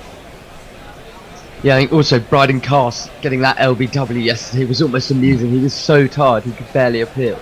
Yeah, it was top effort from Cast yesterday. Yeah, days in a England shirt aren't going to get much harder than the last 2 for him. A few messages. Right, well, Amanda says hi, and she's absolutely an eternal optimist. England win day 5 before lunch. That's her prediction. Oof. And she also points out flat pitch road. You're probably right there, Amanda. Well, I do have one stat for you. Both times that England have conceded over 500, which was in Trent Bridge and Rawalpindi, we won both games. Wow. Wow, that's interesting. This is in the McCullum-Stokes era. I was trying to think of who the game against Trent Bridge at Trent Bridge would have been. I don't know if either of you can come up with. Was it against New Zealand? Yes, 22. Yeah, maybe the beginning of the Baswell. Jamal's what's more looking for a reverse swing, but he's not going to get it there. That's down the leg side. So Duckett times it nicely off his bat down to deep square leg, but they'll just wander through for a single. If that's right, that will also have been the Bairstow innings, where he nearly got England's fastest ever 100 in terms of balls, but just missed it by 1, didn't he? Yeah, when he was smoking it into the leg side. They were bowling short deliveries at his hip, and he was just short arm jabbing them over the square leg boundary. Extraordinary. What do you two think of Bairstow being moved on in all formats? Do you think it's a positive thing? England need to move on, or are you sad to see his career coming to an end? I'm not shedding any tears over it. No, I mean, we know that he's there. If he scores a lot of runs for Yorkshire, he could be back. But I think he's had his time. Yeah, I'd have to agree with that. You'd say Jamal in once more. That's about a length. It wraps Joe Root on the pad. It looks high to me, and the umpire says not out. Jamal appealing. He's looking around, looking for some support for reviews. They might well review this because it was close enough. I think. Yeah, I thought it was high originally. Yeah, that's certainly Rizvan's saying it's too high, but they've gone for the review. Yeah, they've gone upstairs. I think if it's Joe Root, you almost feel obliged to go for a review. Yeah, exactly. You've beaten the bat, you hit Joe Root on the pad, you've got to review it. There was just a bit of reverse swing there from Jamal. It just did a little bit off the seam as well. And we'll see a replay of it in a minute. Jamal has produced a couple of decent deliveries, actually. It has. It was good length. It's hit Joe Root just at the top of the pad. Was he outside the... Well, it's also... I think he's just in line, but he's quite far over to leg. Well, there's no bat involved. Are we all giving this not out? I might be giving it umpire's call. Well, here we go. Missing. Not even umpire's call. Yeah. High and down the leg side. So basically, not much going for it. Nothing to worry about. Yeah. 2 reviews lost this morning. Pakistan just one review left now, yeah. Well, Ollie Pope's lost, I think it's 13 reviews so far since in his stint as temporary England captain, which is a lot. I mean, I always think it's a mark of a decent side when they're getting reviews constantly right. It's a real process, you know. Captain to keeper to bowler are really the only three that should be involved. You don't want deep square leg getting involved. You know, they've got no hope of giving you any advice at all. But it's difficult for Pope, you know. Strauss had it down to a T, didn't he? Jamal in once more. That's down the leg side. Joe Root goes and has a flick at it, but it evades his bat and gloves and goes through behind. No trouble. Yeah, he did own. It must be difficult for Pope, as I say, if someone like a Joe Root says, which I've seen a couple of times, says from first slip, oh, I think that was definitely out. It's very difficult for him to stick to his guns and say, you know, I actually don't think it's out. We're not going to review. Pakistan looking on in anguish as that review was given not out, and probably irritated that they went for it in the first place. Jamal in once more. He needs to get it a bit fuller if he wants reverse swing, and he does. But it reverse swings onto Joe Root's bats. The fielder races around to cover it. They'll get 2 here, England, as it comes in, and it's just the 2. The score moves on to 219 for 2. Joe Root must be what we think. Is he now, if my maths is right, 5 short of Sir Alistair Cook? Well, here we go. 3, yeah, 3 short. Oh, you're They're right ahead of me. Yeah. 3 short. Someone had asked on YouTube. Short. 3 to tie, 4 to. There we go. Yeah. So we knew it was close. I was just double checking the table and trying to do the maths, and as if by magic, it appeared on the screen in front of us. We're ahead of our time, Billy. We think hit a Sky do it, which is very good of them. I think he's played 20 less Test matches than Joe Root. I mean, they play such an extraordinary amount of Test cricket these days. Oh, Joe Root does go for that little dab. It bit of bounce from Jamal, and that reverse swing once more. Joe Root has a look at the pitch because, of course, it certainly wouldn't be his fault as a batsman. The pitch must have done something. He's that good. Do you think this is a landmark one would get nervous about reaching? Personally, I don't think so, but wouldn't and have never been in Joe Root's position, and you know, I don't know. He might think about it. He'll probably be thinking more about the text message that he's going to send Alistair Cook when he does it. Hopefully, he'll be in the middle, so he won't be texting anybody. But we'll see. Jamal into completely over. That's a nice delivery. Joe Root though pushes it down the ground. Well, that will complete it, we think, as it looks like it's going to race. That's a lovely way to do it. That's a lovely way to get there. Beautiful on drive. 4 on the floor, and 1 more 4 than the 4 before. That's what 4s are for, to get funky on the dance floor. Do you think he deserves an extended round of applause for that? Shall we give him one?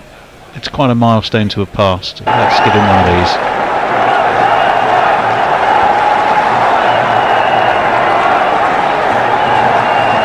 Got there in style. I mean, that was a lovely old drive. Sign of a great player, and 12,473 runs. Extraordinary. His head's in a fantastic position as he plays that shot straight down the ground. Interverse the England fans that have managed to get there. I think I heard it was about kind of 70ish. There we go. He raises his hand. Very mooted celebration, wasn't it? As I suppose it is. It's a job only half done for him. Rather than a bat. Almost apologetically. I think it's a sign that he feels there's still a lot of work to do. He's he's an understated cricketer in that regard. Well, he's got, if I can quickly do the maths, 815 more runs to get to Rahul Dravid, and then they might come quickly after that, because they're all around a similar mark before you eventually try and chase down Sachin Tendulkar. Ricky Ponting to go through as well. Abraham Ahmed bowls from around the wicket to Ben Duckett. He looks to scamper for a single, but there's definitely nothing going there, and Joe Root rightly sends it back. Do you think he'll beat Sachin, David? It looks like, I think he will. I mean, I don't see any sign of the end of Root by a long way. He's got a lot more cricket in him, hasn't he? And so if he plays another, 5-6 seasons, then should be able to go past that. I don't think there's any sign from him that he feels that there's an end approaching. Ahmed in once more, and Duckett pushes that into the leg side, but no run. No, I'd agree. I mean, of course, we've got 5 tests against Australia, 5 tests against India, so there's a lot of test cricket. 3 against New Zealand. Australia and New Zealand, 3 against New Zealand. Armored in again, and Duckett looks to sweep as he does so often, but that will just be a single out to deep square leg. They've got all their, they've got the square fielders on the boundary, as you would expect for Ben Duckett, really. Slightly negative, do you think, from Pakistan a bit early on to have a fielder out? I know so many teams are doing it nowadays, but to have a fielder out at deep point for Zach Crawley, wouldn't you want him to have been driving the whole time? Well, it was probably for Duckett as well. Yeah. And that next delivery is just pushed back from Joe Root back to Abrar Ahmed. And the thing about Duckett, if I can take the attention away from Root just for a second, is that you just be able to he can get his bat on anything, can't he? So, difficult person to place a field to. He certainly is, and that one from Abrar is a bit quicker and flatter and slightly pushed down the leg side. But Joe Root just defends it into the leg side for nothing. I mean, going back to that landmark, Joe Root, I mean, it was a shot worthy of a landmark like that, wasn't it? And England obviously need him to go on and get a big one, and that's what he's going to be concentrating on now as he plays that. Ahmed in, and Joe Root just pushes it there for no run. Yeah, I'd agree. You wouldn't want to go, considering it will be a shot that's played on the highlight reel. You wouldn't want to be a nick through slip. Not that he'd necessarily care. Abrar Ahmed's just trying to bowl some variations here. That one again is a bit shorter and flatter, but Root can't pierce the infield. One more. Oh no, that is the end of the over. 223 for 2 England. Anything on social? Absolutely. David Smoot says, morning, just joining, and there's a lot of chat about short stuff. Then I see Ben Duckett is in. Let me see. Amanda has told us she's in London, so tell us where. Stephen Kelp, my love for Joe Root is so profound, and indeed, so that's where we are on YouTube. Very good. Yeah, an unbelievable effort from Root. I mean, it's extraordinary. To get that amount of runs from an Englishman is amazing, and to surpass Alistair Kirkett, words can't really describe how, I think words can't really describe how much people love Joe Root, as was stated by, sorry, I can't remember that, the profound love for Root. He's such a 360 player, scores all around the ground, a lot square here, as you might expect, by the nature of the pitch and the way Pakistan are bowling. But he shows no sign of letting up. You continue to impress Jay Grover, Billy. I love Billy even more now. I know he's 5'8", which is peak physical performance. Jay Grover also says Jackie Charlton looked like a velociraptor, less feathers, mind. Also, I just agreed with Dave. Fuck. And then something about the routing position and the pawn bot, which I know I've paraphrased for you.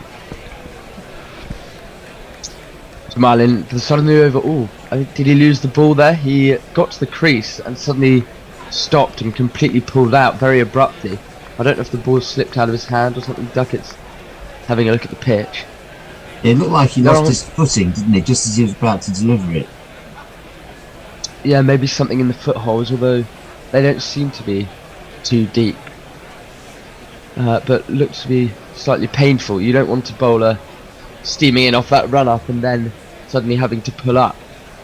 But he will attempt to bowl the first delivery of a new over to Duckett, who's on 72. He waits to receive it, and that's a full toss down the leg side, and Duckett does get it through the mid-wicket region, not quite timed. There's 2 Pakistan fielders chase after it, and they will haul it in as one flicks it to the other.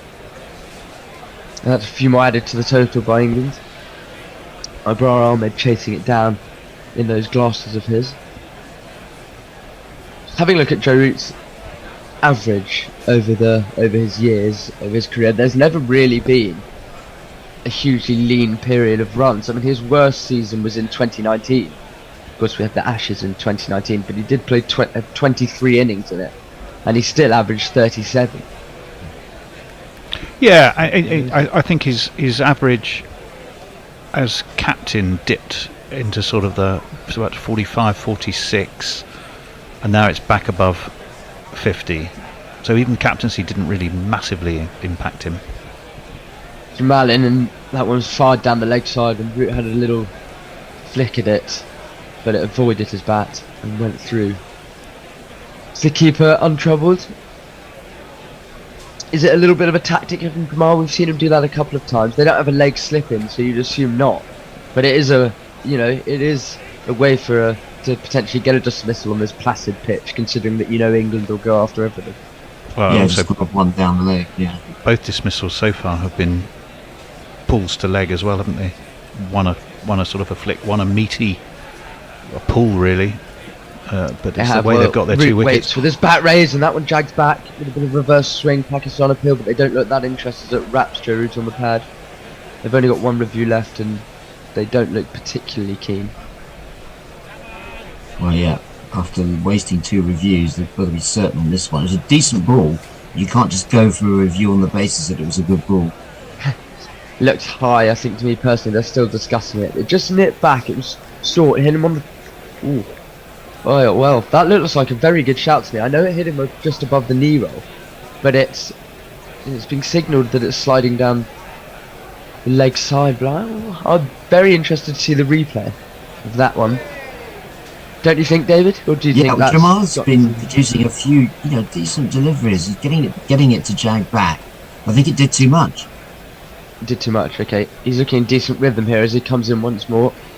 And Joe Root pushes that one out. They've got an interesting field. A shortish square leg, slightly packed leg side field, shortish square leg, a little mid-wicket as this review comes in and impact his umpire's call, and it would have, yes. Just been going over the top. Straight, though. Yeah, pretty straight.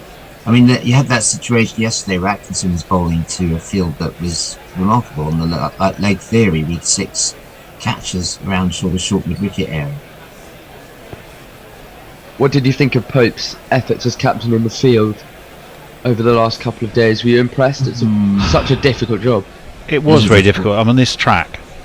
Hold that thought. Jamal comes in and Joe Root just gets his bat almost behind his pad and plays it with his head right under the ball. He rotated his bowlers, didn't he, David? I mean, he it was a tough ask on an absolute carpet of a track as the opposition's racking up runs. I'm not sure how much he could have done particularly differently. Are you? I mean, Stokes would have probably found a few other options. It's a hard act to follow, isn't it, when you're following Ben Stokes? But yeah, it's hard to put your finger on anything that he did wrong. It's just, was he proactive enough, I suppose, is the question. It's almost the field placings. We know that Stokes will be so inventive. Oh, that one bounces. Root slightly came down the pitch to meet it, and Jamal banged it in short. And it leapt up and wrapped Joe Root on the gloves to end the 44th over. England 226-2. Sorry, Billy. Yeah, I think they went to the short stuff quite early, didn't they? Probably too early. And I didn't think that was going to work, and it didn't really result in any wickets. No, I completely agree. I thought it was a bit of a waste of Bryden Castle's energy. Frankly, yeah. he was tasked with pounding in, bowling some short stuff, but the pitch wasn't showing enough variable bounce really for that. I didn't feel. No. Anything on socials, Tony? Yeah, Jay said I do love Joe Root, but he comes from Dore, which is not proper Sheffield. Well, there we go. Chris the Choir says things I heard earlier. The Bears' remote wizardry must make him an Ursa Magi. Also, fourth, he praised Dorothy L. Sayers. She has a statue outside Whittam Library in beautiful Essex. I know Whittam. I used to work with a double glazing company years ago as an advertising client who were based in Whittam. Bar Ahmed suddenly over. Duckett drives up actually, and was he out? It didn't. No, I think it must have been on the bounce. No one seems excited by it. No, I think he's just dropped it. Oh, it's pitched short. Wow. Well, yeah. Whoa. It was slightly awkward to see what he'd done there, Ben Duckett, but he sweeps his next ball straight out of his mind. That will be 4 runs. He sweeps very hard into the leg side. No sign of that deterring him. And one more 4 than the 4 before. That's what 4's are for. To get funky on the dance floor. Yeah, that last one, Duckett just didn't quite get over, did he? And it just died on. Was it Shah Massoud who was there in the covers? And you thought it just looked for all the world like he'd taken it. and when you saw the other camera angle, it had just dropped short of him. That one's slightly shorter and flatter from a bra, and Duckett tucks it into the leg side. You'd assume this will be the last over of the session. I don't think they're going to be able to sneak in one more, so there's 3 balls left to go of a session that's been undoubtedly England's, you'd have to say. They won't want to lose a wicket now. But yes, it was just slightly uppish, mistimed by Duckett, but landed just short of Shan Masood, as you say. I think it was him in the covers. Yeah, they were just showing replays of that last. Sorry, go on, David. Well, no, just agreeing with you, it's been a very good session for England because it's the speed at which they've gone along, scoring over 5 and over.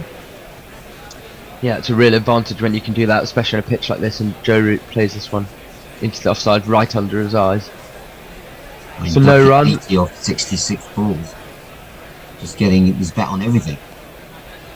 He's literally playing in one-day mode, Ben Duckett. And very enjoyable and entertaining to watch surprising once more, and that comes off the inside half of Joe Root's bat, so he just pushes it into the leg side and they'll only get a single. Are you guys a fan of I can't quite see who that is, but he's got a bucket hat with a Pakistan cricket cap on top of it. Are you guys a fan of that look? Slightly inventive, haven't seen much of that one. Well, yeah, I remember during COVID everyone was doing that, wasn't it? Because you couldn't hand your cap or hat to the umpire, so it was, everyone wearing 2 hats. Abrar Ahmed into Duckett once more, who blocks, and that looks like it'll be an end of the session on his. So umpire takes. Can I just interrupt you briefly, Billy? Just to say that the GPL, we're keeping it open for an extra half hour into lunch. Excellent. It's currently at £216, which is a decent amount to win. So if you go to gorillacricket.com and click on competitions, you can enter for just £1 to pick how many runs. You can enter as many times as you like, but it's £1 each time you do. Absolutely. You estimate the number of runs to be scored in the day. England started the day 96 for 1. Where are they at lunchtime, Billy? What's the score now? 232 for 2. Scored 136 runs in that session. So 136 in the first session, yeah. Of 25 overs, not to, to grumble too much about the over rate, but 5 short is too many really, especially when you're bowling a bit of spin. I know it's hot and difficult for the fielding side, but always the over rate just seems to be a problem in cricket really. As Stokes is there to greet him, Jimmy Anderson in the background, who's just got back from the Alfred Dunhill Links golf tournament recently. And Stokes congratulates him, or Anderson taps Joe Root on the bat in the back there, and just a mini bat raise there from Joe Root. Yeah, to a few in the crowd. I mean, what was really interesting was how, he was clearly aware that he had passed Sir Alistair Cook. The crowd, or the English contingent in the crowd, were clearly aware of it, but it was such a muted celebration of it. It was barely a bat raise or a raise of the arm. You just sense he knows he's got a massive job on his hands right here, right now, and in the context of what he's got to focus on, that just wasn't quite so important. Shows his state of mind, which I think is positive, don't you, Billy? Yeah, I'd agree. Just such a calm batsman, and so well liked, as we've previously discussed. The bowling figures briefly for Pakistan. Abrar Ahmed, you'd say, rather surprisingly, has been the worst of the bunch really. None for 79 off, I think, was that 12 overs? Well, that'll be the figure that worries Pakistan the most, I think, because he is their frontline spinner, and to be going at that sort of rate, 6.5 and over, it's not good. Do you think England struggled against him in 2022 purely because they hadn't seen much of him before? I think he bowled better there. He's just, I don't know whether he's bowling slower than he did there or what, and he's not getting the turn that he got. But, he hasn't played many test matches in the interim, so he hasn't really cemented his place in the team. But I guess it's Joe Root's morning because of that landmark, but Duckett, 81 off 60 odd balls. That's a decent strike rate, and put England, made it England's morning, that's for sure. Yeah, well, to score at that rate, you just put the bowling side under so much pressure. They have to try and be inventive, try and figure out what they want to do. But undoubtedly, England's morning, they've been pretty good, really. And we'll see. What do you think they'll be trying to do? Do you think they'll want to be bowling before the end of the day, or how do you think they'll see it? The best way to force a result here? No, I think they'll bat through, and they'll be looking to do another, huge. Something. It's obviously that. It just turned off like that. Yeah, he's not at the peak of his. Sorry about that. That's why the GPL is so interesting today, because it's going. How many runs can England score? They're going to get up to the 500 that they got in the last series out here. Yeah, was it 508 in a day? I think off 75 overs, I think, or maybe 79. Yeah, ridiculous, absolutely incredible numbers. The way Duckett's gone about it this morning, he's obviously chasing that target. Yeah, I mean, do you think the best way for England to get a result is to get a lead over Pakistan here, and then just try and get a lead of 100 or something rather than parity? And then I don't see an early. I don't see an early declaration coming. Do you, Tony? I don't really think they're going to call it. No, and I think it's still premature to talk about that. I mean, even with Duckett back in the reckoning, you still have Chris Wokes at 7, I think, don't you? So it's such a long way to go. England have gone for the 5 bowler strategy, haven't they? And to compensate for no Stokes. And as such, I think that means they've slightly exposed their batting. I don't think they're going to expose it any further. But who knows? They don't always do what you expect, do they?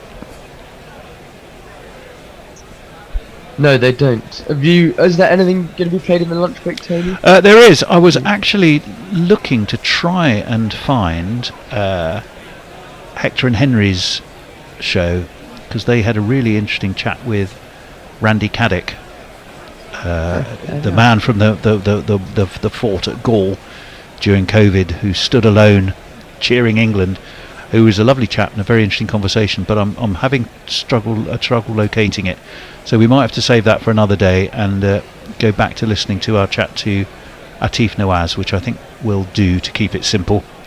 But we'll be back, of course we will. It's you again, Billy, you, me and Messers, I think, after lunch, and we will see you very shortly. I'm just going to wind back Atif to a bit nearer the start, and here we go.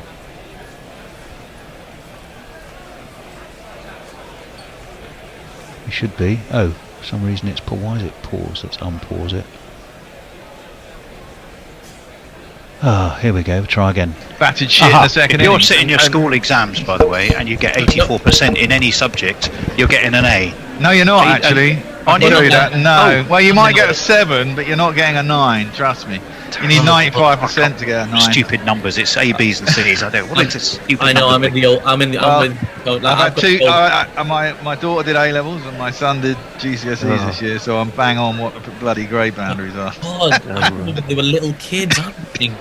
I know. Old, bruv. Anyway. Cheers, man. This is the thing. I think if you think about like what England have achieved overall, like yes, they lost that last test, yes, they played rash shots, yeah, it's definitely ripe for critique, the cricket that England played in that last test, but you have to also consider that is the exact style of cricket that won them the previous 5 test matches, right? Well, that is my. I mean, this is it. When people were moaning, I mean, of course, you can imagine Hendo was a bit sort of. But I mean, that is it. If you play the kind of cricket we play, which is hard from the go, I think if you said 5 out of 6 times you're going to go out blasting and win a game, everyone would be happy, right? And exactly as you say, then when the one time you fuck it up, everyone goes, "Look, see, it doesn't work," and you go, "Well, the other 5 times it did." You live by the Bazball, you die by the. Exactly. I do tend to agree. That's why I'm a bit kind of. I mean, I say we could have won that, and we thought we could have. I mean, we were lackadaisical, but as you say, that is the way we play, and therefore, got to expect it sometimes that it falls flat on its face. There was loads of good things to come out for England. I mean, Jimmy's farewell for a start. I'm not saying that's necessarily a good thing. In fact, there's an interesting question: did he really? I mean, they let him have the ceremony of the goodbye at Lord's. But left up to him, you probably commentate with him, Latif, from time to time. Would he really have liked to seen the summer out? He was not ready to retire, no doubt about it. I think he was willing to play for he could have played for years, and just being around the guy as well. I can tell you, he's in incredible shape. He's a physical anomaly, like physiological anomaly. Like he's like, he's beyond 40, obviously, but he's in terrific shape. He applies himself. He works as hard as anybody else. He's bowling as well as he's ever bowled. He might have lost a couple of miles per hour, but not that much. And his skill and his nails, it's all still there. I felt like it was too soon. Obviously, I'm not privy to the things that Brendan McCullum and all the leadership people. They've got their own ideas, and they're obviously much higher pay grade than me. They know better. But like, just from my observation, I think Jimmy had a lot more to give. I think he's still got that desire to give as well. Like, he was never interested in franchise T20 cricket. Like, there were always rumblings about, people making offers to him from here, there, and everywhere. He was never into it. He was never interested in sort of playing white ball cricket again once he'd done it for England. He was like an England, he bleeds England cricket, right? Yeah. He loves England cricket. That's the number one thing for him. And that's why he's still sitting with the test team. I'm not 100% sure if he's travelling to Pakistan. He might be with the side, because he's just taken up this role, and he just loves being around the team as well. And that's not specific to him. Like, if you look at like the white ball team recently, Harry Brook's been captain for the one-day internationals. Like, Joss was there for every single game. Like, Joss didn't disappear. He's always there. I felt Brook came into it more, actually. I mean, we were going to come on and chat about that, but I think Harry Brook seemed to grow into that role. He was a bit naive with his comment about who cares if you get out, and then probably thought, I wonder if I should have said that.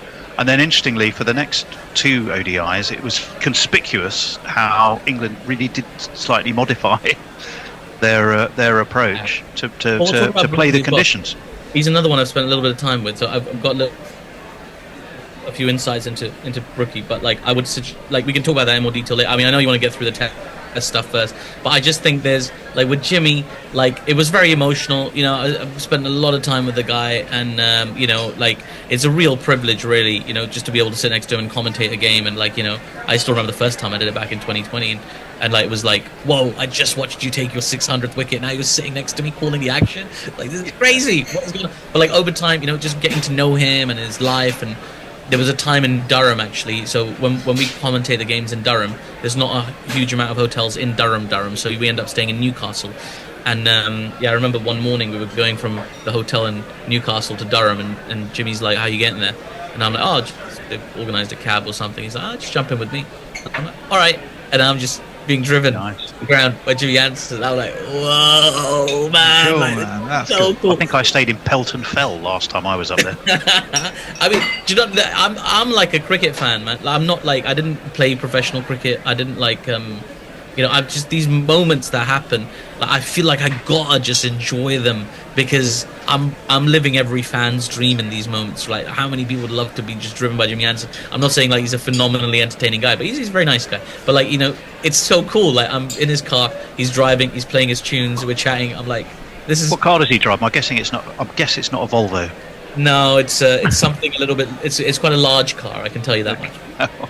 Oh yeah, I would imagine it. German. It might be. I don't think it is German. No, here's the thing, I'm not up on my cars. So but I know what it is. I can tell. It's a Range. It's a Range. It's a Range Rover. Oh, well, a Range Rover. Yeah, well, that would. I suspect he has more than one. That's what I'd say. Yeah. Good for him. Well, there were other things, weren't there? I mean, so the Jimmy, but I mean, Joe Root proved class is permanent in both series. Fantastic. Ollie Pope, plenty of runs in the first series when he wasn't captaining. Took a while. He had to be on a flattish home track to make runs. But another Surrey player, the explosion of Atkinson was absolutely amazing. Even more amazing, as much with the bat as with the ball. What do we make of that? Surprise to everyone. It was certainly a surprise to me. With the bat, definitely. I mean, didn't really expect. I mean, most of the times I'd seen him, everyone had said he could bat, but I hadn't seen much proof of it. I have to say, before that 100. But that 100 was as good as he batted. Good technique, looked solid, looked like he knew how to handle a bat, unlike some bowlers. And you have to say, going forward, if he keeps that sort of format, we'll get to the ball. He is going to play. I mean, this is it. He had a really easy come in. I mean, he got 13 wickets in his debut test against a weak and massively undercooked West Indies side. And then went throughout the summer. Got a slight niggle by the end of the series against Sri Lanka. Again, he'll be one that goes, God, 5-day cricket, needs to get a little bit fitter, hopefully, and go through. And now he's got a test. They take him out to... Is he going out? I presume he's going out to Pakistan. Yeah, he is. He's in the Pakistan squad. He's healed up. So, that's going to be a test for him. I imagine in those tests we'll probably only go in with, 2 seamers? And I don't know if Stokes is going to be out of bowl. Certainly not in the first one, I don't think so. But Jack Leach is being taken out, so presumably they're going with 2 spinners. Root as a 3rd spinner. And then they'll have to work it out, because Stokes is back. I presume Smith bats at 7, and therefore you've got 4 spots for bowlers. 2 and 2. It'll be a long workload for the spinners, and not a lot of work probably. I remember last time we seemed to basically bowl about 3. It was much like India. You bowl about 3 overs of pace at the top of the innings just to get the lacquer off the ball, and then hand it to the spinners first. Right? I think they'll utilize Joe Root a lot as a bowler, because he's more than just a part-time. Yeah. For me, I think Joe Root's more. He's going to be quite active. I think what they will want to do is go 3 seamers and a frontline spinner, and then have Joe Root. That's what they'll want, but they won't. They'll look at the pitch in Multan and they'll decide, do we need to play Rayan or Bash? Like they'll go either Shoaib and Rayan as well. Or they'll go with Lee. Like, there's so many options, but they won't make a decision until they've seen the pitch. You got to remember, they announced their squad before they knew where all the venues were going to be. And it just so happens that 2 of them are going to be Multan. Last time around, spinners did quite well at Multan. I think Abrar Ahmed made his debut in Multan and took like 11 wickets or something like that in his first test. So he was very potent there. But yeah, it's really good to see Jack Leach back and available, bowling well for Somerset and stuff. Like, he's very, it's not just that he's a good bowler, it's just like the energy he brings to the team. Like, he's just one of those really earnest, really genuine guys, and they all love him. They love him in that team. They call him Peanut. That's his nickname, right? They adore Jack Leach, and he loves being part of that. He's such a team guy. Like, this is the whole Brendan McCullum cult of McCullum, right? It's like they all fall in love with him, and they all play for him, and they feel like soldiers playing for a general. It's really they're all as a team, they're really quite tied into that ideology. So we'll see how many spinners start, but I think you're likely to be right, Nige. It's possible. There's been discussion in Pakistan about making pitches more seamer friendly, right? This is one of the big issues that the Pakistani bowlers raised. I don't know if you guys remember first test last time in Rawalpindi. It was about as flat as things get, and England scored about 500 or 7 would do quite well though. I think just based on pure pace. A couple of things worked for England last time. One was we did have that extra gear, which I think Mark Wood provided, if I'm right. And then the other thing was, the way the speed with which England scored their runs gave them time to bowl Pakistan out on flat tracks. So, in some ways, Pakistan potentially is a ready-made place to utilise Bazball tactics. Because you kind of have to, because wickets can be quite hard to get on flatter tracks. Well, Pakistan's bowling attack was quite inexperienced. I think Haris Rauf was playing his first test match. Muhammad Ali was doing after a decent domestic season. Muhammad Ali at the time was very different from the Muhammad Ali now, although he's still been left out, which is it's a real shame, really, I think, because he had an opportunity for redemption after the pounding he took in the first test in the last series. But Khurram Shahzad was the guy that they really wanted, who was very impressive against Bangladesh, but he's injured. So Amir Jamal is the one that they're turning to. So Amir Jamal is coming into the attack. Now, Amir Jamal was really impressive against Australia in the series where Pakistan were whitewashed, but he put in 2 really strong bowling performances that are still memorable. The big issue is really his fitness, because and Warwickshire signed him to play some blast matches this year and some Champo matches, but he was bowling at 67 miles per hour. So, he was clearly carrying an injury. And it's all about whether he's recovered or not. Injuries have been devastating to Pakistan. It's not so much the injury, it's the recovery from injury. Shaheen Afridi picked up an injury in that 2022 World Cup final against England, and then he's never really looked like the same bowler since. He's not had that level of potency. He's not had that speed. He's just not been able to bowl at 90 plus miles an hour again since then. It's possible that will change. He's just had a good domestic series in Pakistan. They just in the Champions Cup. We can chat about that if you want. But yeah, it's really the treatment, the recovery from injury. But having Shaheen back is no doubt a huge bonus. Alongside him, Naseem Shah, again, a more accomplished, a bowler with a greater aura than they had last time. So you're not going against Muhammad Ali and Haris Rauf. You're going against Shaheen, Naseem, Amir Jamal, and then a couple of at least one surprise spinner, i.e. Noman. I was about to. Oh no, that was it. No, I kept reading it as Norman. I thought that's the most un-Pakistan name ever, but it's Noman Ali. Yeah. Tell us a bit about him. Noman has played a little bit of Test cricket for Pakistan. His inclusion was a surprise because I think the original idea was for Pakistan to use Abrar again, right? Abrar did a really good job last time. They've kind of mixed and matched with him a little bit. They haven't given him the most consistent run, but then you have to consider Pakistan don't play a ton of Test cricket. But Noman, I think he burst on the scene back in 2021, made his debut against, I want to say, South Africa in 2021, and then since then he's been fine. It's been fine without being spectacular, right? So he took 7 in a game once, and he's taken just shy of 50 wickets, averaging over 30. So he's not spectacular, but I think he's put in enough of a shift recently that they think, okay, let's bring this guy in. But when you're drafting in a 37-year-old spinner, nothing against 37-year-olds, I'm beyond that myself, but a 37-year-old spinner doesn't strike fear into the hearts of a touring England team, I imagine. But it does give you an indication. It's almost like a double bluff, really, because they've said, played 15 tests, Noman. Yeah, 15 tests. He's got 47 wickets. 33 very average? economically. Got to be 33, right? His average. You got it in front of you, I reckon. Yes, 33 and a half. Right. Good. That's not bad for a spinner at international level, really. No, I suppose not. It's just and he has taken a 7-fer before, so that's something. But again, at the same, you've got Abrar, you've got young spinners, you've got other options.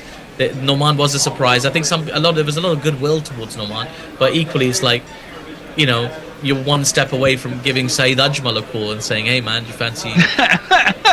Get him back in the side, yeah. It's a bit unfair to Noman because I know he's played domestic cricket and he's done well, but it's still a surprise inclusion for me. I think there's a lot of the hype will not be built around him. The hype will be built around the seamers, Shaheen and Naseem and Jamal. What are the wickets going to be like? Are they just going to be flat like they normally are, or are they going to offer something to somebody? Well, Rawalpindi will definitely be flat. I don't think there's anything they can do about that. Some people sort of blame Ramiz Raja for it because it was in his sort of PCB chair tenure where he was like, we need more free-flowing run-scoring wickets.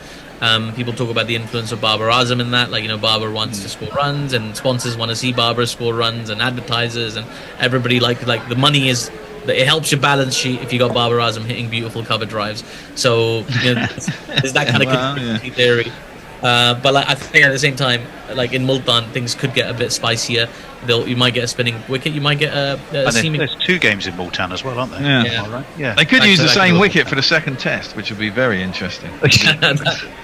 They definitely won't do that, but they could, and it would be interesting, wouldn't it? And you might get fewer days of Test cricket. But I think what makes it a bit of a competition this series is the fact that England are a less experienced and less dominant team coming into this, right?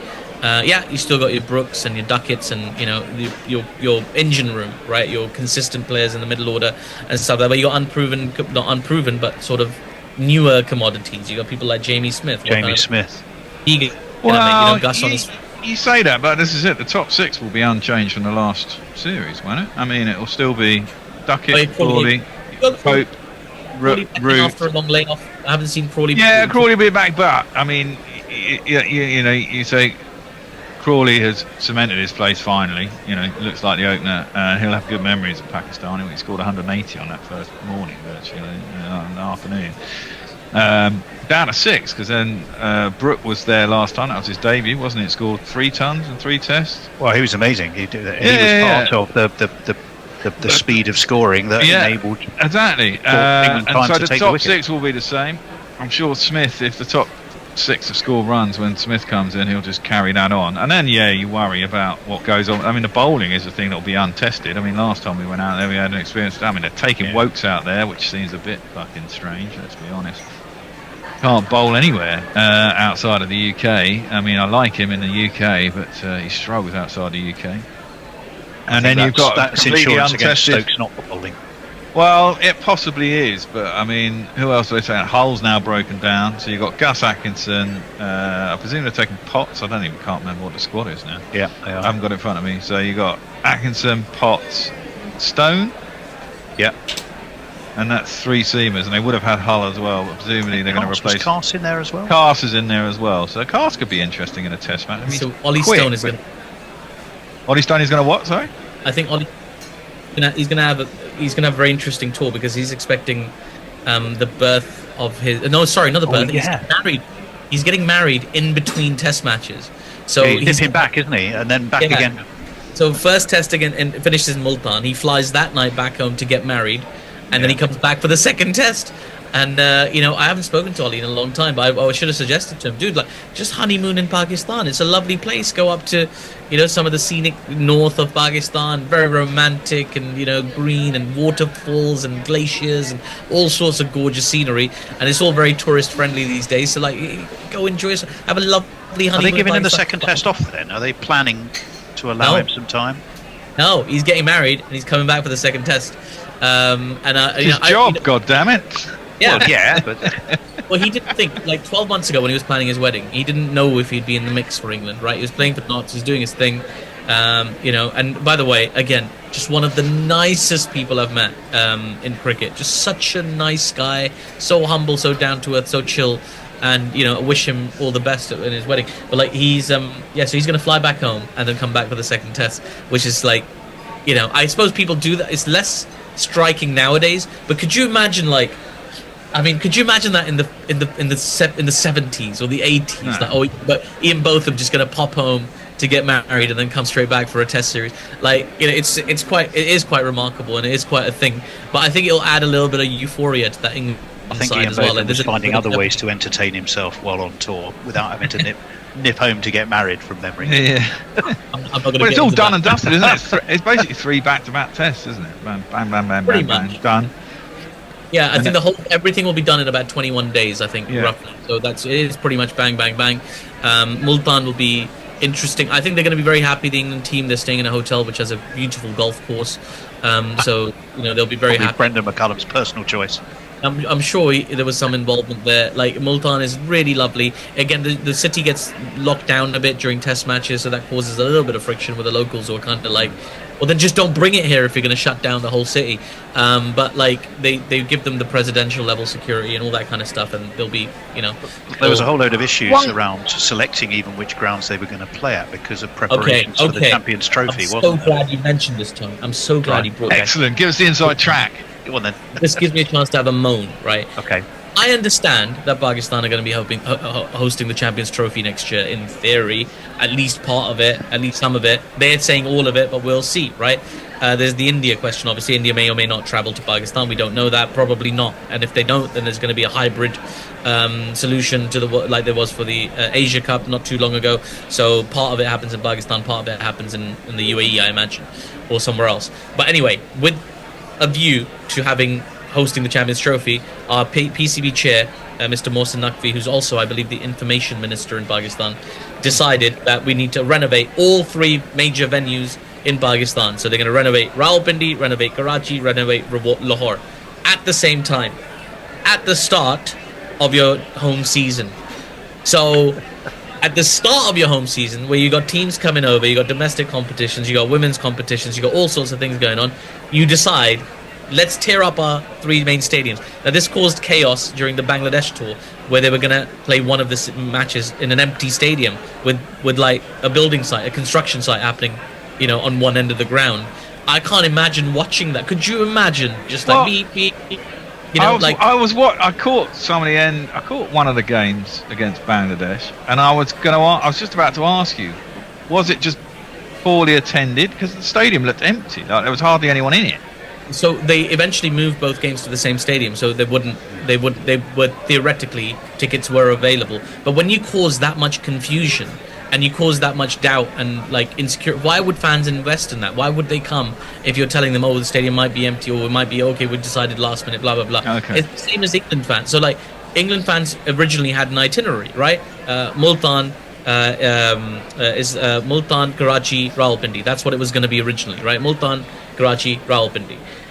But then it's thrown into chaos. Like, well, we're not sure. We might have to move some of it. We're making some of it. We're talking about going back to Dubai, weren't they? Yeah, Abu Dhabi. So the idea was that maybe we go to Abu Dhabi for one of the matches, and there was so much discussion and discourse. And like, there's tour companies who've already sold packages, and you know, Barmy Army, and this Barmy Army is just one of them. There's so many different like England fan touring companies who've organised things with their guests, with hotels, with excursions and days out, and you know, so many things have been put in place. But they showed almost no regard for that, and a lot of people ended up cancelling. Like I know for a fact, fewer touring England fans are going to be there for this tour than came for the one in 2022. And I know that was a more historic tour. Only a couple of weeks ago they cemented where the venues were going to be, so exactly. It gives you very little planning time. Well, I mean, do you have any inside track on who the hell is broadcasting it in the UK? Because I don't seem to know yet. I think I heard Sky. No, so by the time this goes out, it will be official that the BBC are the radio broadcasters, but there is no official word on a TV broadcaster. Like I'm hearing that it will probably be Sky. Like it's like almost definitely going to be Sky. And I also hear that the PCB one are not satisfied with the amount that is being offered to them. So they're not committing to accepting that lower, what they're calling a low ball offer. They want something like more substantial. But again, like the lack of interest in Pakistan cricket at the moment is coming from their performances. Like they've had the worst calendar year in their history, right? I was talking to Peter Oborne about this recently. Peter Oborne said, oh, there was a year in the 60s, like 62, 63 maybe. Now, Peter, I wasn't around then. I don't know, maybe. All the in the cricket that I've seen, right? And Peter's not old either. We know Peter. Yeah. So like he's like, I said to him, look, this year started with a 3-0 whitewash by Australia, right? You then lose your first time you lose a T20 to Ireland, right? You win the series 2-1, but you lose the series. You lose the thing, right? You lose to New Zealand 4-1 away from home. You draw with New Zealand at home 2-2. You lose to the USA in probably your greatest loss of all time, a team of non-professional cricketers, right? You lost to them in the World Cup. You have been whitewashed by Bangladesh in a series where you also lost to Bangladesh for the first time in a test match. So it's been bad. I'm probably missing something out off the top of my head. But like right now, they're staring down the barrel of their worst year ever, calendar-wise. And fans will continue to lose interest. Like they organized, like this test series was happening. They know they've got a 3-test series against a team that whitewashed them 2 years ago, i.e. England. Instead of like pushing their players into sort of more red ball cricket, practicing training camp, they decide to organize a domestic 50-over competition. Like, make it make sense. I understand the Champions Trophy's coming and you care more about white ball cricket because that's where your balance sheet balances itself out. But equally, you can't, like, you've got a test series. You've got to take this shit seriously, right? Like, you got, and you can say, like, oh, England just played a white ball series against Australia. They just played 5 50-over matches and like T20 matches and all that kind of stuff. Yeah, but did England get whitewashed by anybody this summer? Or did England almost have a perfect summer? Right? Quality of opposition. It sounds to me like the PCB and the ECB are sort of arm wrestling to see who can perform the greatest buckwittery, the way you're describing it. The PCB is winning. But the PCB is winning comfortably, right? Well, I could probably dispute that, but England have results to point to. England have a bad World Cup, no doubt about it, right? But other than that, there's nothing catastrophic that's happened in English cricket this year. In fact, there's loads of positives to point to, as we've just discussed. But in Pakistani cricket, you can't find me one positive from this year. Not one. Even right? Baba's form is deserting him, it seems to me. Yeah, 9 innings, no 50s for Babar Azam. It's been a long time since he scored 100. All of this points to a Pakistan whitewash, if you ask me. Well, they're this going is to say, thump England. They'll I do it reckon. when at least expected, but I mean, I don't know. Like, Barber did score a ton in this 50-over competition that they just played in Faisalabad, like the domestic one. So, maybe, and Shaheen has picked up wickets in that tournament as well. But I don't know. It's not inspiring a huge amount of confidence right now. Barber, less than 18 months ago, was averaging in the mid-50s in Test cricket, and people were saying, what is Fab 4? It's Fab 5. Babar Azam belongs alongside Kane Williamson, Virat Kohli, Joe Root, and Steve Smith. But nobody's making that case right now. No. Because he hasn't scored runs for such a long time in world cricket, and his averages reflects that. His average is now in the mid-40s. He's dropped 10 average runs over the course of 18 months. Really? In Test cricket? In Test cricket, he's averaging 40-45, right? And Wow. his form, there's loads of ways you can read into his form. People have done videos about it. I saw Jared Kimber did a video about his. Don't trust anything fucking Jared says. He pointed at his toes, and you know what? Who am I to dispute Jared's analysis, right? He's got an idea, but I feel like there's a lot more than just his toes that are the problem, right? I think there's stuff going on in his head. And sorry, it's an audio podcast, so I should point out that I gave a knock to my head there. It's just there's disputes there. There's captaincy issues. We didn't even get into the captaincy kerfuffle in Pakistan, and mostly because there's always one. They keep changing their head coaches. They keep changing their chairs.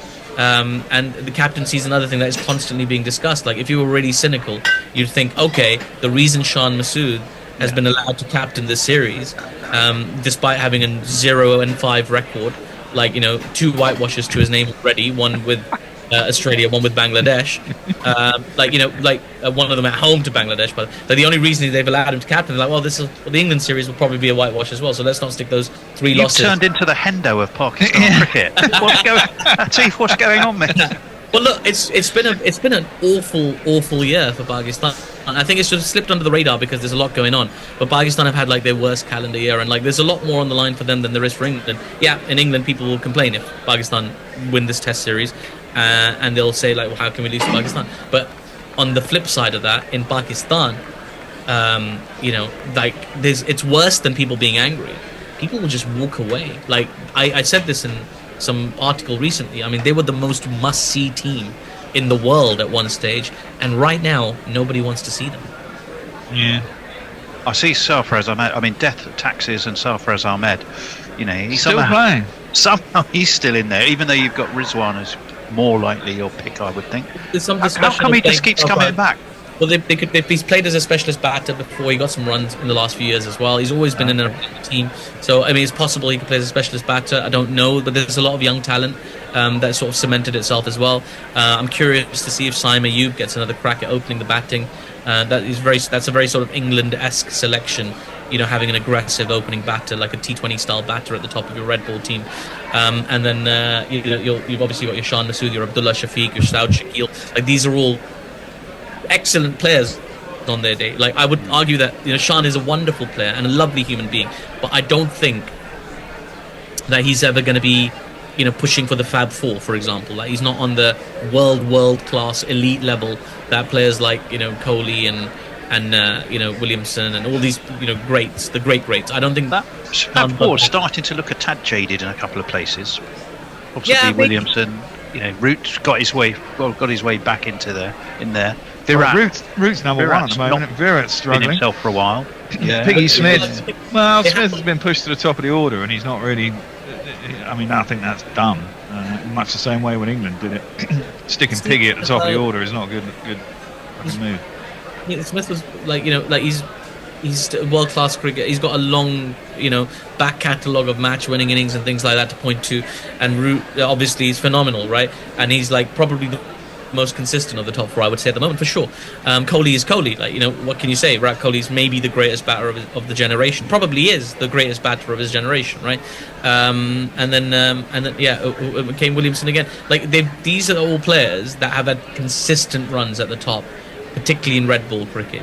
Barber was knocking on that door, and he just sort of walked away from the door just as it was going to open. Yeah. He needs to reassert himself. For Babar Azam, getting a Test match 100 against England in either the first or the second test before it becomes a dead rubber potentially. Like he needs to like show the world again what he's made of. It's very important, or his brand value, his all of his like his fan follow, everything will slip a little bit. There's still a big, like he's a huge star, Babar Azam. Of course he is, right? He's got a monster following. People love him. There's fan accounts making little, TikTok videos of him every single day.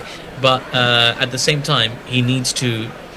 My phone's just told me, by the way, sorry, but it just went off, that it's time for the Gorilla Pod, because this is what time we were supposed to start it. But it's like it's just like he's got to do it now. Like for a lot of these Pakistani players, there's a lot on the line. They have to perform in this series, else they'll lose a lot more than just goodwill. But conscious of time, we should probably can we think where are our predictions for this? Bear, do you want to go first? You better thought. I don't know. I always think in Pakistan there should be a draw, but the way England play, probably not. Will we fuck it up? Are Pakistan as bad? I think we're going to. I've got a really strong suspicion England are going to whitewash it again, and I don't really want to say that, but because I just don't think that feels right going to Pakistan. But I've got a horrible feeling that England might do 3-0 again. I'm going 1-1, and I am going for a draw. I think somewhere in there.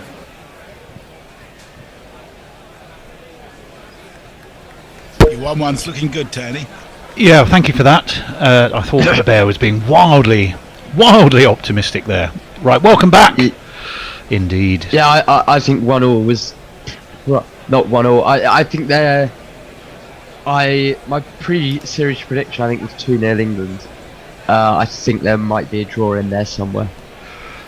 Could be this. We'll see. Lots going to depend on the next session of play, so we're glad you're back and joining us for it. That's Billy. You have just heard joining us remotely from Newcastle, aren't you, Billy? Yeah, in Newcastle. That's Newcastle, as in the northeast of England. Yeah, not in Australia. Not Perth, not in Scotland. It's from. We have messages.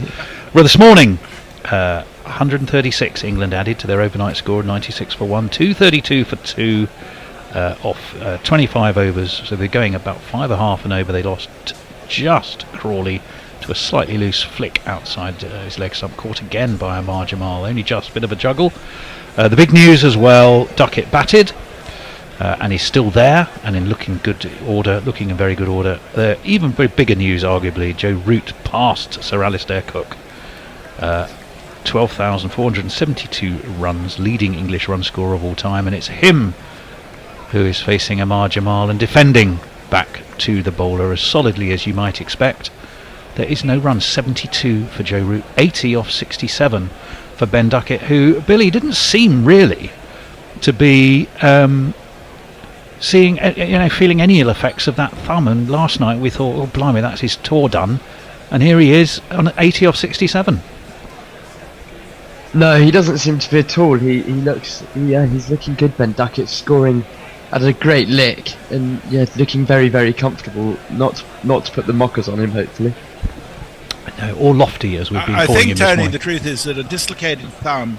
Oh wait. Jamal flicks to is flicked by Root, to short mid wicket, and there is no run. Messers, what you were saying. If you get a dislocated thumb in game 1 of a tour of the West Country, then your tour is definitely done, apart from the drinking. But in Test series, I'm not sure it quite works like that. Well, I remember it rather banjaxed a skiing holiday of mine once. It was actually a very badly sprained thumb I got. You're not your drinking. Well, it was my drinking hand. As we wait for Jamal, it's worked off his legs nicely down towards fine leg by Joe Root. There is a fielder down there. It's Nazim Shah, and there is just a single taken, so one more to Joe Root. Yeah, it was very misty conditions. I flew off the edge of I thought that might be my number done. I seemed to be in the air for an awfully long time, heading downwards. And then I managed to get back home, went to the doctors, and I couldn't move the thumb. It was about 3 times its normal size. So they had that sort of technology at the time. They were just piloting it, where they kind of create the plaster in front of you, a sort of moulding, sort of plasticky stuff in hot water, and then moulding it to the shape of your hand. And I spent this would look terrible because you'd have to be on YouTube, but I spent the rest of the holiday with my hand in plaster like that, which meant that but it didn't stop me drinking, but it did stop me skiing. That one's flicked very nicely again by Duckett down to long leg. He'll take a single, so both these two are off and running for their afternoons. It's 2:34 for 2. Yeah, well, that does sound very painful. I mean, Duckett immediately went to clutch his thumb. You knew immediately that something was up. And I mean, it's so unlucky that it was off the very last delivery of the innings, courtesy of his catch, which was actually the thing that's gone under the radar. Is that it was actually a fantastic catch. Well, it came at him in a pretty full-blooded way. It was an attempted kind of cut or glide really down to third man, but almost forgetting as though the slip was there. That's defended nicely by Joe Root. No run. Actually, it's he must have taken 2. I must have miscounted the score there somewhere, because Root's on 73, Duckett still on his 80. Yeah, for that particular wicket, it was a bouncer by Joe Root, which he does actually do occasionally just to keep the batsmen on their toes. But it almost looked as because Duckett was still in the where you'd say is a regulation position for a regulation slip to a regulation slip to an Australia. So he obviously hadn't really given him a signal that he was going to be bowling the quicker one. But I think everything about his body language he might do in the future. Well, we'll wait for Jamal, and he comes driven through cover. That's a glorious cover drive. No point chasing that. That's going to hit the sponge right now. It's the first boundary of the afternoon as England are off and running. Joe Root is looking in fine form. England's leading test run scorer, Joe Root, is looking in fine form. 4 runs.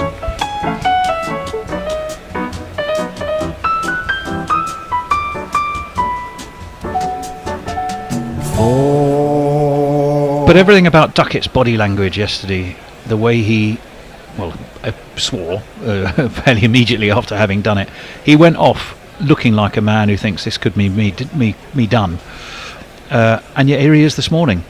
So yeah, he did look slightly dejected, but he never went for a scan or an X-ray or anything, I don't think. So he obviously realised the problem pretty quickly and just slotted it back into place. I mean, I personally I've never dislocated or broken anything, so I wouldn't necessarily know what that feels like, having something popped back in. I feel like you're the type of person who might have had a dislocation or something wrong with one of your fingers. My left knee tends to dislocate from time to time, and it's extraordinarily painful at the time. I'm sure. Once it's back in, it takes about 10 minutes to recover, and then it's all right. Well, Abrar Ahmed will be hoping his knees stay in fine order as he comes around the wicket and is worked away by Duckett. They are going to think about to decide. Discretion is very much the better part of valour.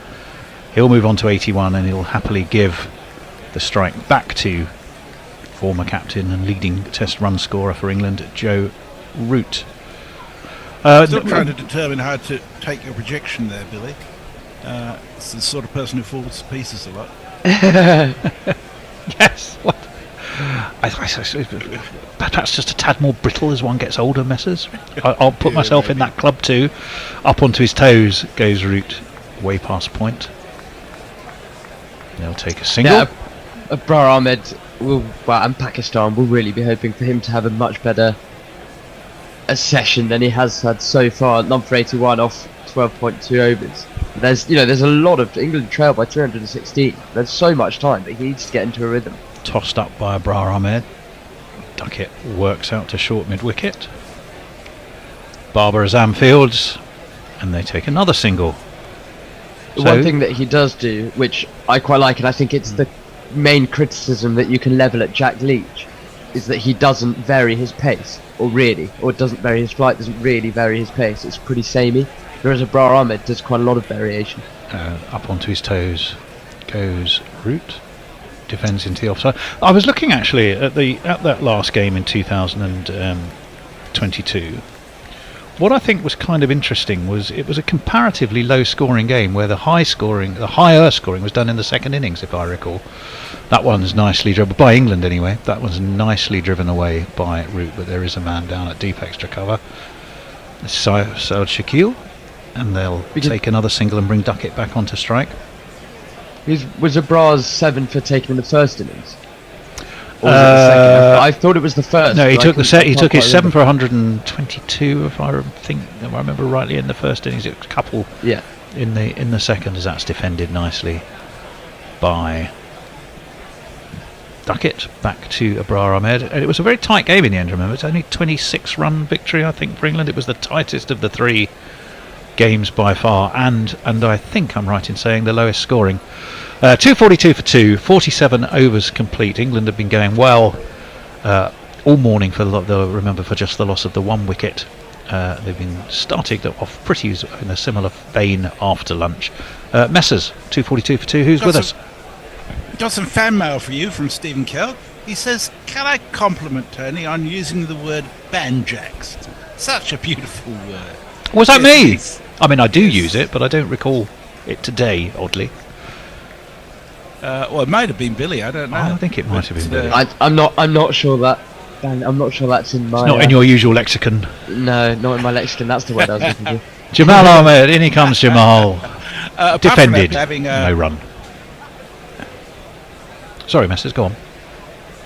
Apart from that, everybody seems to be having a break. We ended up on £219 in the GPL, which means that we had 48 entries today, which is fantastic. That is seriously not too shabby. So, Messers, what have we had so far? We've got 242 minus, so just after lunch, 242 minus 96. Who's looking likely? What are some of the? What's the range? What's the range of entries? Tell us that. The That would be range is remarkable. It goes from Defended again. 287. Yeah, 287. Yeah, through to 553. 553. That would mean by the end of the day. Well, actually, no. It doesn't matter. Does not necessarily England. I mean, most of those could be scored by Pakistan after an England collapse, and it, it's any combination of those. That this morning they were going at round about 5. They upped that. Yesterday they were going round about 5. They upped that a little bit to about 5.5. This morning did England. You'd have to be going at that, and I think a little bit more to get to that number of runs. Yes. Defended again by Root very solidly. Lovely high elbow. Defended to mid-off, and again there is no run. I think you'd almost say that 500 number is more likely than the 270 number or whatever.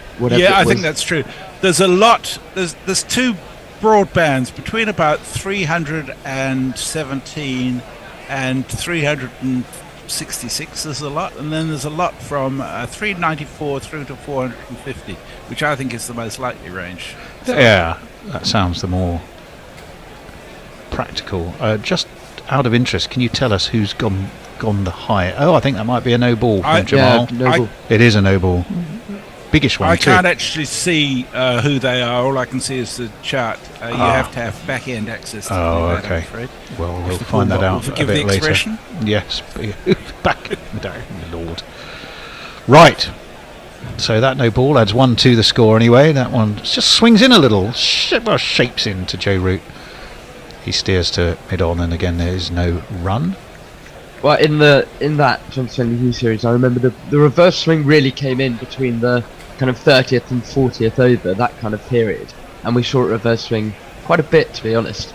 Well, you had other factors at work there. England got nothing out of the ball at all yesterday, and Pakistan managed to get a bit, and it's done a little bit. Why do you think that is? Is it just they're more experienced at the art of getting reverse swing? I think there is that for sure, but it's a very inexperienced England attack in part. Well, nobody in that England attack except Jack Leach. Depends if you count Joe Root, but except Jack Leach had played in Pakistan before. A couple hadn't played away before. If you look at Atkinson and Cass, hadn't even played an away test. That's ducked under by Root. It was well short and wide of his off stump, taken above his shoulder by Mohammed Rizwan. So you got that inexperience, I think, and I'd need someone who knows Pakistan well. If you're listening and you do, let me know how relevant this might be. But you've got to remember they're playing at a very different time of year. So if I remember rightly, 2022 was sort of December time. We're now in early-ish October, which I guess is, you've got a very green, lush outfield. and that's not normally conducive to creating the conditions for reverse swing. Is it the April equivalent? Yeah, well, I think that is it, and I think that does therefore have an impact on a ball's ability to reverse swing. From my understanding of it, there's an on Hayden in, or a very short mid-on for Pakistan. Joe Root doesn't care because he guides this one to short extra cover, and there is no run. Amar Jamal wicketless yet, none for 36 for him. The only real 243 mistake we've seen England make, Duckett nicked one through where first slip would have been. And I don't know about you two, but I'm never usually a fan of leaving a gap in the slips. I don't really see the point. Even when you leave a gap between, let's say, third and gully, I don't really think there's any excuse for a ball going between slips. I think if it's going to miss the slips, it should go wide, not through them. Yeah, well, I tend to agree. I'm Jamal entirely in. agreement. I think the slips and gully thing is a different thing because you're setting the field for different sorts of shots. Gully's not normally a nick; it's a cut, might be mishit. Guided to backward point by Joe Root. He gets a single, and he'll keep. I thought he got a single and keep the strike. Duckett. That was Joe Root played that shot. Maybe they came back for two. End of over. Yeah. He did keep the strike. Thank you very much. He moves on to 80 and keeps the strike. The scoreboard was slow. I should have trusted my instincts. 244 for 2 after 48 messes. I do agree, Billy, that having a second stick and not a first slip is not a smart move. David Durrell, Josie Oates says, Messer's brittle. He's built like a cart horse. Takes one to know one, David. Stephen Kelk says, Tony Banjaxed his thumb stroke holiday, if I recall. Oh, did I? Is that what you remember? Right, Abrar Ahmed, spectacleless this afternoon. And that one is just dabbed to backward point by Joe Root. There was no run. Yeah, so he must have been listening to James this morning. He was very taken with his apparently transparent spectacles. So we all said, well, hang on, James, aren't all spectacles transparent? But I think he was he was referring to the frames rather than the glass. Oh, that one popped a little bit on Joe Root, leapt up and fortunately died immediately before it could get to that slip that's in place. We saw a couple spin and bounce a little bit from Bashir slightly later on yesterday. I can't remember who he got out, nicked off, but that one particular one turned a bit. Joe Root waits, eases that to gully, no run. Question for you from Jamal, the stats man: will both batters get 100? Oh, well, I think the statistical probability is that at least one of them should. The common sense answer for almost anybody who follows England is I wouldn't want to wouldn't want to Banjax them by this is they're going to hurry, they've taken 2. Unfortunately it's being backed up. You wouldn't want to curse them with the dreaded commentator's curse by saying yes, definitely. Oh, I think they will. Yes, but you don't care about cursing them, Messers, whereas Billy and I aren't particularly keen to do that. Well, it was Saad Shakil who got out for 82 from that delivery I was talking about from bowled by Bashir and caught by Root, just got it to turn. So we'll see if Abrar Ahmed can extract a bit more out of this. I mean, there was England put the light roller on the pitch yesterday, not wanting to use the heavy one and disturb the pitch too much. Yeah. This one's thrown up outside of Duckett's off stump, and he sweeps down to third man. They should jog back for an easy 2, so he's edging his way ever onwards. 84 for Ben Duckett, 81 for Joe Root on considerably more balls. Sorry, Messer. I should point out, Tony, that I did bet on England to win this match at 5-1. They're currently 3-1. Yes. Although the draw is a short price favourite. That's interesting, actually. What are the respective odds of win, lose, and draw? I'm looking at Betfair. Pakistan at $6.60, England $4.30, and the draw $1.62. Can you put that into English, please? It means that the draw is the shortest odds. Yeah, Pakistan 5-1, England 3-1, draw 3-2 on. Okay.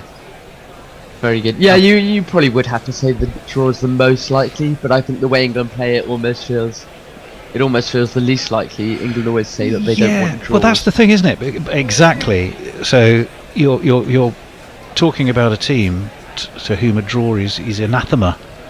It's the I'm also They've looking at worst the thing you can have. They've literally said that they'd rather lose a game than draw it, which the mind's slightly boggled at that. Yeah, that phrase. That's rather heavily misinterpreted by Monty Panesar in a tweet I saw. He says they don't want to reach the I'm World also Test looking final, at he said. Pakistan, who are a side capable of snatching defeat from the jaws of victory.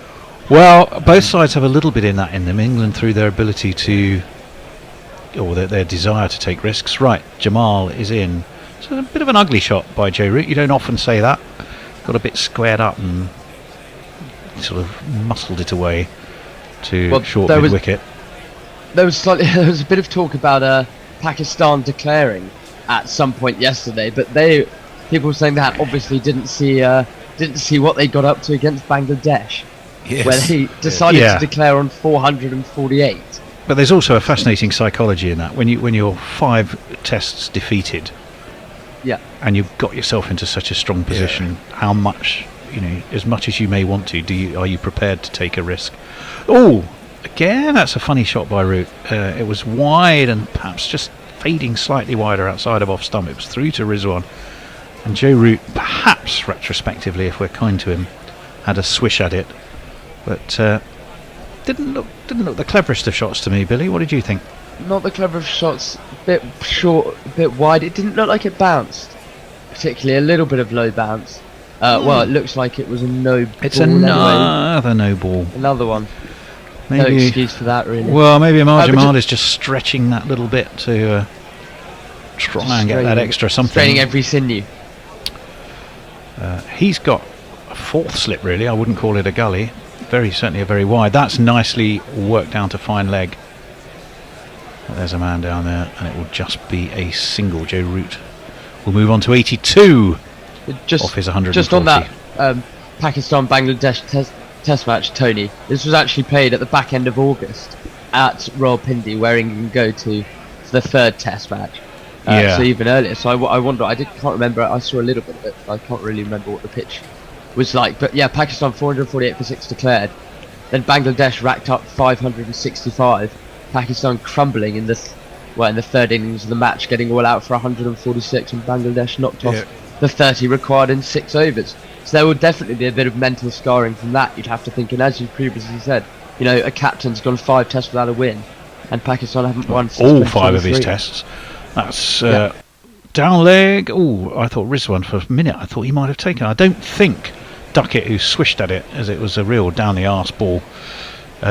Rizwan seemed to jump up, but didn't actually have the ball in his gloves. He did stop it, however, and there was no run. So 307 is what England trail by. We are day 3, about 20 minutes, 22, 23 minutes into the afternoon session. So we're well past the halfway point in the test, aren't we? And England are in comparatively early stages of only their 1st innings. So the pitch is going to have to do something, you feel, to create something. And that's a really decent shout and given. Woof. And I think that, to me, looked out. Jamal has his man. Well, I genuinely think Duckett is coming down to Joe Root for a was it or wasn't it? I think it looked out to me, Billy. Yeah, maybe. For some reason, my original instinct was high, but of course Duckett's very short in comparison. I noticed you added that very quickly. I think it's missing leg myself. Well, Messers, you're being more optimistic than Billy and I. It's been given on the field. It's his back leg. It's his back leg, which always spells danger. Yeah. My original instinct was high, as I say, but I struggled to see that. Coming back in a hell of a lot. It is. Yeah, but it hasn't got a very long way to travel, Messers. On the back leg. I think he's cooked there, the Duckster. Still a fabulous effort from where he was last night. But if he is, we can blame that on Messers for saying that both of them are going to get 100. Impact in line, hitting the top of his leg stump, as Billy and I both thought. Sorry, Ben. And Messers has ended the innings of Ben Duckett with his dodgy reverse psychology there. 249, but I'm afraid now that figure reads 3 in the innings column. Ben Duckett who we thought wouldn't even bat at all, has reached 84 Yeah, off so that's 84 75. bonus runs. LBW to Amar Jamal. He reviewed, but to me it looked a vain review. It never looked anything other than out. That's what umpire Dharmasena had given, and he was right. So the interesting thing for me now, guys, is we've been talking about the ease with which England have gone about it, looking very untroubled. But now 3 down, and they say always add a wicket on to the score, and we're still 300 behind. With quite what a you long could argue tail. is a comparative, yeah, Well, exactly. here's a little long goodbye. tail is what I was about to say. We can talk over this one. Fabulous Billie Holiday jingle. A, it was a magnificent effort. B, it was an effort we thought we might not see. You would have hoped one of these two has to go on and post a really big one. That's what you think, having got set. Duckett, as so often happens, he's got 100 in sight and doesn't quite get there, Billy. It's a frustration, isn't it? Sometimes he does, but not this time. Again. We have a super chat. Oh, go on. Lay it on us, missus. So Mog has sent us $10. He says, just in case I win the GPL and clean you out. Well, thank you for that, Mog. We'll just say thank you for one of these. Super chat. And coming to the crease is the man who had England's one-day captaincy thrust upon him, and was one of the players who was in the rain, mist, wind, cold of Bristol about a week ago. Now in the Multan sun, it is of course this fellow.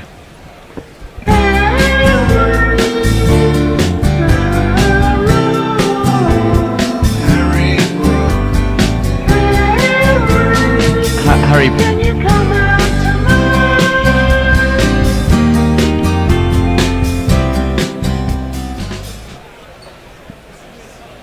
You were saying? Sorry, Harry Brook.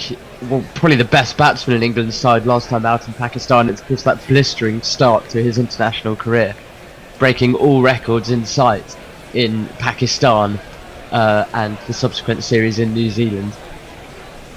So we'll see. England will hope that he can continue that form and have happy memories of batting in this country. Well, yeah. Now I thought he captained, I have to say, I think pretty well in that one-day series against Australia. Did Harry Brook? Yeah, I'd agree with you. He captained in the 100 for the Northern Superchargers, so he'd had a little bit of experience there. Of course, in international ODIs are completely different. Certainly made plenty of runs. Averaged 78 as captain in those 5 games. That one is worked off his legs, and he's going to get runs straight away because he's flicked this off his toes down to deep mid-wicket, and he should be away with a single. He might have come back for 2. Indeed they did. So decent start for him. Yeah, 39 for 110 not out, 87, 72 in those 5 games. And we have another super chat. Indeed. Sagir has joined us, sent $10, says sneakily logging in from work to do this. Oh, well done. Good on you, Sagir. Well done. Thank you. Now I've just seen from Joe Root there that he immediately signalled to Ben Duckett to review that from the non-strikers. In all fairness, message to you, I know what you mean, because Duckett was standing on kind of midden leg stump and it did jag back. But I think hitting him on the back leg, you're always in danger. Yes. I need to address a couple of production notes with the two of you in just a moment, if that's all right, as this one is guided backward a point, guided all the way by Harry Brook. Very deftly. He's not all about muscly power. That was just a very skillfully executed glide, really, for one of these. What we will call Revengus Ursinus, to give its Latin name.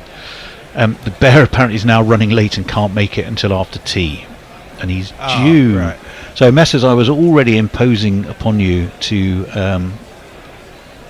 let me see. I had myself down for 2 in the next session. I'm free all day, so I can. Yeah, well, unfortunately, it's a session you are already on, so I might just have to ask. I think Messrs might between us. I can do 2 in a row there. Hendo's in. So with a bit of, if Hendo's in, then Hendo can can step into the bear breach. To that, Fingers Mr. crossed. P says, morning everyone. Is he with the sore head on duty This one is nicely morning? I worked enjoyed by Bear's grumpy grumblings yesterday. worked by Root to short square leg, takes a single, brings Harry Brook back onto strike, 256 for 3. England 300 exactly now. They would really have liked that to be for one less wicket, I am sure, but they have just lost Ben Duckett, LBW, to Amar Jamal. Billy. Was Bear slightly hungover yesterday? Is that what that comment's insinuating? No, it was just early. Yeah, I mean, it is an early start, as you know, but you're comfortably at in your digs or your home in Newcastle. Yeah, well, I managed to sleep not too late at 2 a.m. last night, so Not too late. feeling okay. Marvellous. Defended on the back foot by Brook into the onside. And there is no run, still 256 for 3. Yeah, so Billy, you're on next on ball by ball, and that's where Messers is going to shift responsibilities and summarise for you.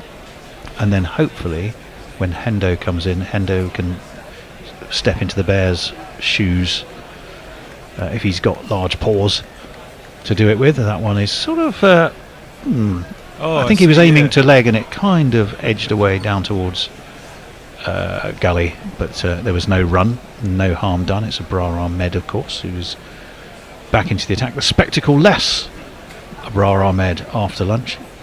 Seems to be bowling better without them, to be honest, so far. He did take a bit of tap this morning. None for 87 off 14. Doesn't look great from a spinner's perspective. Over the wicket. Slip in place in a floppy hat. Brook doesn't care, just defends. And there is no run. Shah Massoud wanders in from short mid-wicket, gives the ball a good old polish. Russell Hibbard is with us, says, good morning chaps, enjoying this test match with you. Excellent. Muttley as well says, Wolf Primates, what's his assessment so far in the state of things? Love and sausages? I reckon it's pretty even myself. Yeah, I would kind of agree. I don't know, actually, Defended guys. into the offside, a single taken. I think Pakistan are in the front seat here. I think we're saying that England are fine because of what we know they're capable of and what we know they'll do. But if you look at it in the main, we're 257 for 3, trailing by 299 runs. Yeah. It's just tick below 300. That's a really, really long way back. And Joe Root's already on 83. We saw Joe Root's been out in the field pretty much the whole. He's only missed about 2 overs of this test match. He's been out in the field the whole time. And we saw yesterday when Massoud went past his 100, and I'm suddenly blanking me who else scored 100. Just looking at that, Harry Brook. They started to get cramped. Harry Brook most runs for England in his first 30 tests. He's behind Sutcliffe, Hammond, and Jonathan Trott. He's on 1,558. It turns out it wasn't decent. my fault that week, it was Mr. P. That was a bit floaty by Amar Jamal, but Brook just shovels it into the onside. There is a short mid-wicket and there is no run. Sorry, Messers. He says, bacon sandwich on lightly toasted granaries, lightly spread with butter with a sunny side down fried egg and a wipe of ketchup, grind or 2 of black sugar. Oh, fuck, kitchen wicket again. You did that yesterday twice, didn't you? Oh, yeah, I remember delicious. that. That's making me It does sound good. Well, yesterday we had some fabulous breakfast delivered. The sausage and omelette muffin that I had was quite gorgeous. Jamal in, defended nicely by Harry Brook. Jamal could have fielded it. He said, that's not my job, I'm the bowler. So he wheels around and waits for the ball to eventually work its way back to him via a number of fielders. Just quickly back on the state of the game. So it's Abdullah Shafiq I was thinking of, who got to his 100 and then kind of immediately was in pain with cramp, and they were both struggling at 100, and he was eventually out for 102 and played a very tired shot. So I just wonder whether the same fate might befall Joe Root. You'd hope not, but he's been out in the heat for a long time. Well, I agree, and I think with England's batting lineup, let me see, is it Jamie Smith next? It'll be Smith, Wokes, then Atkinson. Yeah, there you go. So full clipped away through mid wicket by Harry Brook. That's a gorgeous shot, as you heard from Billy, and it's going to go all the way to the mid wicket boundary for 4 runs. Just four. So whilst there is potentially plenty of runs there, you really feel this is the vital partnership for England.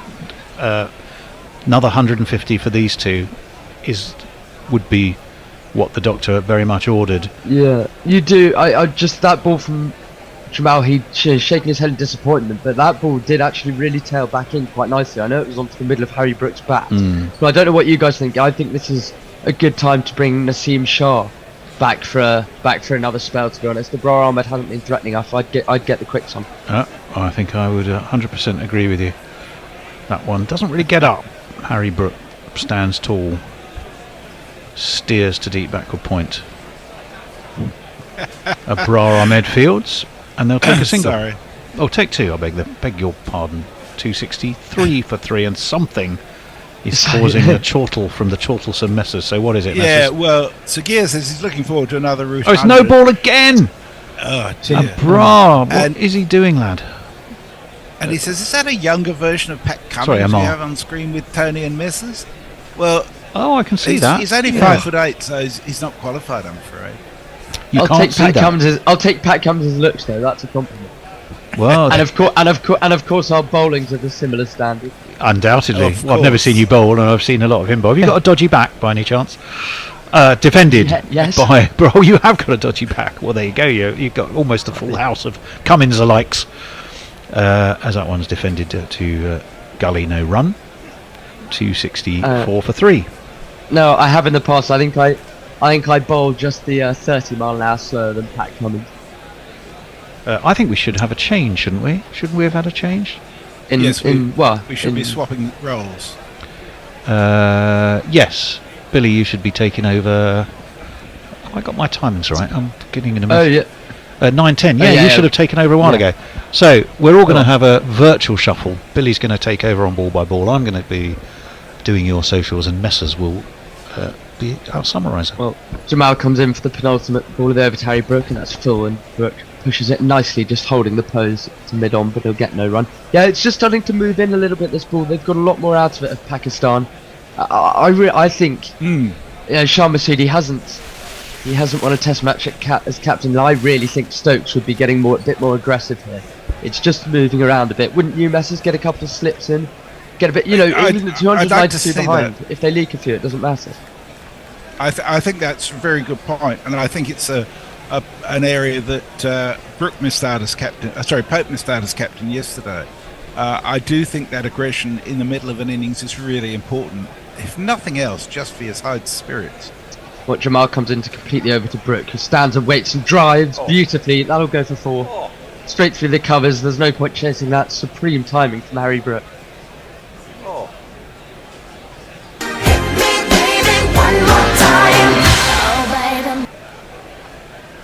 And slightly worryingly there, having just played that shot, Harry Brook seems to be wincing. He just stretched his side out a bit, so I hope he doesn't seem to have a problem. There was certainly no problem with that swing of his beautiful Gray Nichols bat. He got into a fantastic position, head right over the ball, and puts it through the covers. There's no point Pakistan running after that. He did just look in a bit of pain there. I don't know if you saw that, Messers, and he's stretching once more, Brook. Yeah. This doesn't look good. Yeah. Oh dear God. I hesitate to be so critical, but surely it's part of England just coming out to the heat so suddenly and not giving themselves acclimatisation. Well, Abrar Ahmed continues to bowl, and Joe Root defends that one. Yeah, he looks to be in a bit of pain there, just wondering where he's now at the non-striker's end. Stretching his side once more, he undoes his gloves, but it was a fantastic shot for 4. He didn't really move his front foot, just moved his back foot and relied on hand-eye coordination as Root cuts. But they should have a sweeper out there, Pakistan, and they do. Root takes the single to move on to 84. What is it they say? Fail to prepare and prepare to fail. Yeah. Well, gone are the days of playing the President's 11 before a tour, as they used to. I do think it's a shame. I think a tour should be be a proper event, not kind of a whistle in and whistle back out again. The amount of cricket England have played since August is absolutely is extraordinary, frankly. And Brook sweeps this time. That won't do his hip any good, but it's good timing. It might be cut off. I don't think he quite nailed it. No, we'll go all the way for 4. They've got no man out there. 2 + 2 is a man. Well, he's only just arrived at the crease and he's already on 21. Harry Brook got down on one knee and swept nicely. I'm surprised there wasn't a fielder there, really. It went to, well, it did go kind of between where backward square leg could have been and bisected the fielder at short fine leg. I really like the Very fact that short. they're maintaining the momentum despite the loss of those 2 wickets. I think it's a really good sign for England. Yeah, well, Brook 21 off 15. He only knows one way to go about his cricket. Abrar Ahmed under a lot of pressure here. As he bowls, floats that one up a bit. Brook gets on the back foot and nudges it calmly for a single where Point will run round in field. 34 fours England have hit so far in this innings, no 6s. As of yet, the crowd's looking a little bit fuller today, wouldn't you say, guys? A few more people in? Well, looking less sparse might be the the other way to describe it, but yes, I'm with you. Abrar bowls and just pushes it calmly to kind of short mid-wicket area for no run. Guys, I'm Looks going like to he's have to... Oh, go on, Messers. I'm going to have to reboot my computer. I'm having some serious resource issues. I think it just needs a restart. If you can let me back in, Tony. I will do that. Billy and I will struggle on between us, Messers. Cheers. The next delivery from Abrar has just been flicked to where kind of backward square leg and England jogged through for a couple, I think that was. To complete another over, 53 done at 276 for 3. Perfect. Sorry, Billy, go on. Well, I just really think it's time for a bowling change here from Pakistan. Abrar Ahmed's offering nothing. We've had 40 minutes of this session, and I know they've just taken a wicket, but I think get the quicks on personally as it's reverse swing. It was Pace, of course. Was it Pace that got the wicket? Yeah, it was. It was a Jamal. Yeah, wasn't it? Right. Muttley von Erich Mutters says, breaking news. According to The Guardian, elephants have 2 trunks. They can be left or right trunked, apparently. Stop the planet, I want to get off. This is worse than when Pluto wasn't a planet. Stephen Kelk, I'd almost managed to forget the trauma of when they took Pluto from us, Muttley, but this brings it all back. Sagir, The Guardian has really declined over the years. They publish all kinds of crap as news nowadays. Anyways, got a scoop. Good day to you all. Cheers, Sagir. Stephen Kelk, the young chap has probably never heard of Pluto. Make it stop. And there we are, just on that. Shaheen Sharafridi is back into bowl. He's left-handed. He's coming over to Brook and wraps him on the pads immediately. Something happens, but that looks to be sliding down the leg side. He got in a bit of an awkward position. Do you want to jingle him up for the... Shaheen Sharafridi? It's almost time for... Here it is. It's always time for Shaheen Afridi. No, not that other guy, that's Shaheen. It's always time for Shaheen Afridi. No, not that other guy. Shaheen Afridi, Shaheen Afridi.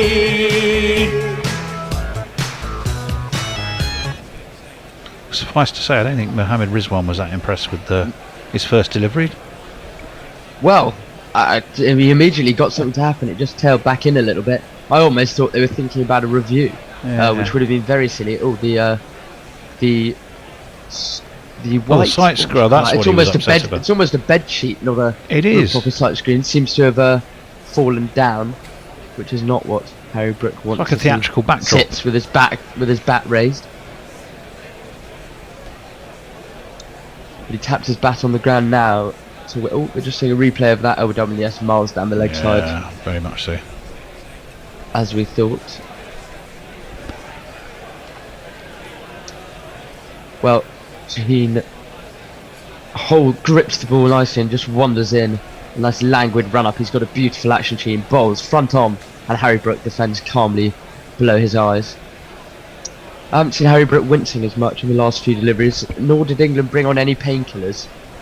No, he seems to have a big smile on his face there. So it's 88 on his back, 22 his score. Both very good bingo numbers. Yeah, bingo's not a game I've really really dabbled with yet. I think I'm. Well, I'm not quite the dabble's age yet. excellent for 22 because it's 2 ducks on a pond. So dabbling is perfect I'm description. not really the age demographic I think it's necessarily designed for. But no, Shaheen's bowled nicely. I'm a big fan of this bowling change. He comes into Brook once more, gets his tail back in again. It's a nice whippy left arm action. Brook defends underneath his eyes. Messers looks like he's about to join us again. There he is. Indeed. Sorry about that. White beard looking at us. No problem at all. He looks so wise, doesn't he? He just looks like a wise man. Yeah, yeah, you do look wise. Appearance. I was about to say, looks can be deceptive, but you definitely look wise. Do you think they'll bring Naseem Shah on at the other end? Jamal's been bowling a few no balls. They don't want him to take one with a wicket. He continues with this around the wicket ploy, gets wide on the crease, angles it into Brook, who, well, slightly uppish for a time, but it looks like he'll get 4 here, glides it, just being chased down actually. No, it will be hauled in, guided it through the mid-wicket region. It's hauled in, they will get 3, I think you'd assume that was. As we hear more chortling, I think that's from Tony. Yeah, it was me. I missed a disinterested hand job on YouTube. Said, "Wise, what the fuck are you smoking, Tony?" Yeah, fuck you too, Mog. Yeah. Oh dear. Joe remarks his guard and scratches it down a middle. The other thing I've always thought is curious, I feel like you see this more in village cricket. Every batsman has to always go through the routine of remarking their guard. Now, I don't have a problem with it, but by the kind of 40th to 50th over of the game, there's a nice line where everyone said where middle is, and that ball was just bowled and Joe nonchalantly taps it back. But, you know, everyone knows where middle is, because there's a big line there where everyone scraped their foot to middle stump, but you still persist with the routine of doing it anyway. Yeah, it's you know, it's a habit that would be very hard to lose, and I guess that you need to be confident in where you are. It just sort of, it's a grounding exercise as much as anything else, I think. Get you into the zone. Yeah. You'd think Shaheen to complete what's been a decent over so far, bowling to Root. That's short.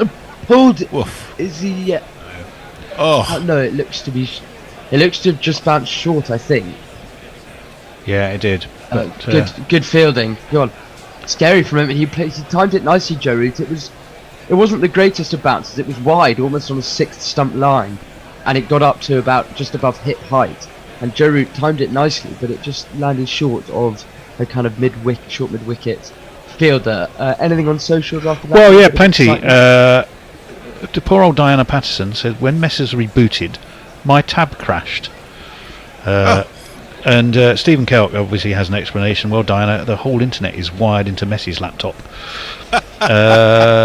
Suitor Who, it's all the solvents on the mic, Mog. That's in something about what I'm inhaling, apparently.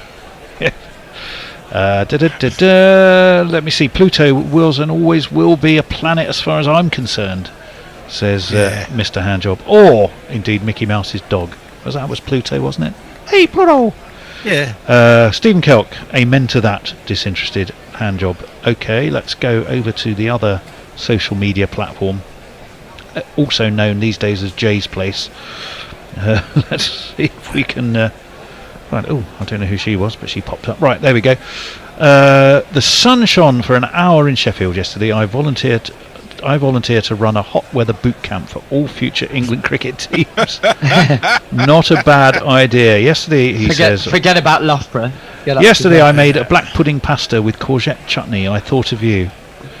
We thought there's Muttley. That's aimed at Muttley. It's aimed at Muttley, yes. Our prince of food porn. And some of it does look good. In the change of overs, we've just seen Ben Stokes and others and the 12th men bring out the drink. Sabrar persists, and he's given that one a lot more air. It looked like a more threatening delivery as Harry Brook just tapped it to point. Now I really am surprised that he's still going on a bra. He has struggled, you'd have to say, but that was it almost looked like a better pace. Slightly slower, slightly floaty, and as again he floats that one up as well. Harry Brook nearly nailed that straight back to him. We saw a caught and bowl from Jack Leach yesterday, and Brook nearly did the same thing, but straight into the ground, I think. as he taps his bat on the ground once more. Bra getting through his over quickly here. As he bowls, that's a little bit flatter, and Brook gets on the back foot and tries to whip it through mid-wicket, but there's a man there, so that's no run. He's a little less expensive than he was yesterday, though. I mean, he was going 7.5 and over yesterday. Well, he wheels away slightly wider on the crease, and that's on leg stump, and Harry Brook just pokes it into the leg side, and once again can't get a stroke. Well, God, we could be heading for a maiden here. You don't see that very often with England. 2 balls to go. But this one has been better. He slowed the pace down, which I am a fan of, and that's blocked again by Harry Brook. Yes, there's been one maiden in this innings from Afridi early on. That's it. There we go. Well, can Bra complete one here? It comes into Brook and pushes it into the offside. The answer is no.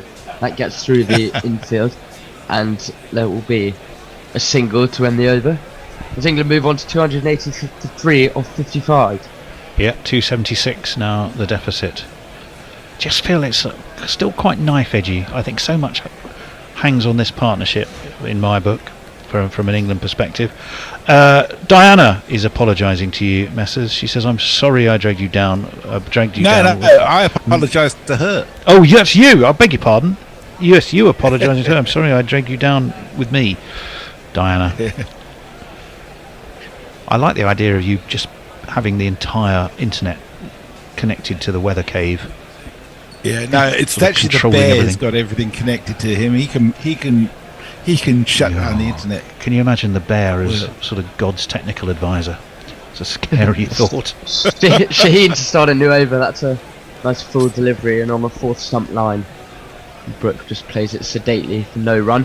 This session so far, 10 overs gone, 48 runs and 1 wicket. So England still going on at a reasonably decent clip. All changed, Hendo. I'll explain later. We just need to continue it really from an England standpoint. It's been a bit calmer in the last couple of overs, you'd have to say. Brook started like a train and is now 26 from 27, so still striking well. Roots 86 from 147. Brook taps his bat down to wait the next delivery from Shaheen. Has a look down at the ground, and Shaheen comes in and bowls. Fuller, slightly slower. Maybe he rolled his fingers over that one, did Shaheen. It almost seems to... Do you think, Messrs, that the cutter is an under-bowled delivery in Test cricket? Because I personally think it is. It depends on the conditions, it seems to me. If you've got a wicket that's just got a little bit in it, it can be very, very useful, particularly if you can cut it either way and keep the batsman on his toes. But on a wicket like this, I'm not entirely sure that you're going to get a lot from it, to be honest. Shaheen's in. What will he bowl here? It goes, and Harry Brook nearly edges. He fished at it without much foot movement at all, and it goes through almost on the bounce. It didn't really bounce, that one. No, it goes. Well, I personally actually disagree with you, Messrs. I think it's a good delivery to bowl on this kind of a surface, purely because of the slight lack of pace in the wicket. I think it would potentially cause have some fielders in front of the bat and see if England will chip it up. Because you know that England will go after it. I don't know if you have an opinion on it, Tony. Sorry, I was temporarily trying to solve some other issues, production orientated. No, don't worry. I missed where we were. On the lack of cutters being bowled in Test cricket, as Brook gets on the back foot, a shorter delivery from Shaheen, but it's raced round to potentially come through. No, these two are quick, and Harry Brook scampers through back to the striker's end. It's not something I've observed. I mean, it's, if I don't recall thinking, oh, I haven't seen a cutter for a while. So, have you got some statistical backup, or is it just a feeling? It's really a feeling. I think, especially on a surface like this, you've got so many deliveries, it just can be all a bit samey. I think just mix up the pace, especially if you're like Shaheen and you're bowling, well, could be 90s elsewhere in the world, but high 80s, you would think it's stupidly in kilometres per hour, one of your metrics, Messrs. Silly country. One of the world's metrics. Oh! And it's driven, the next ball was wide and driven supremely through the covers for Harry Brook, and will jingle.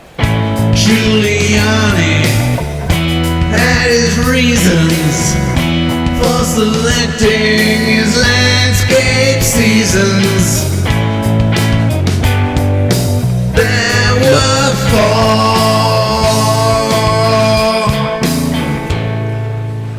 I think one of the measures.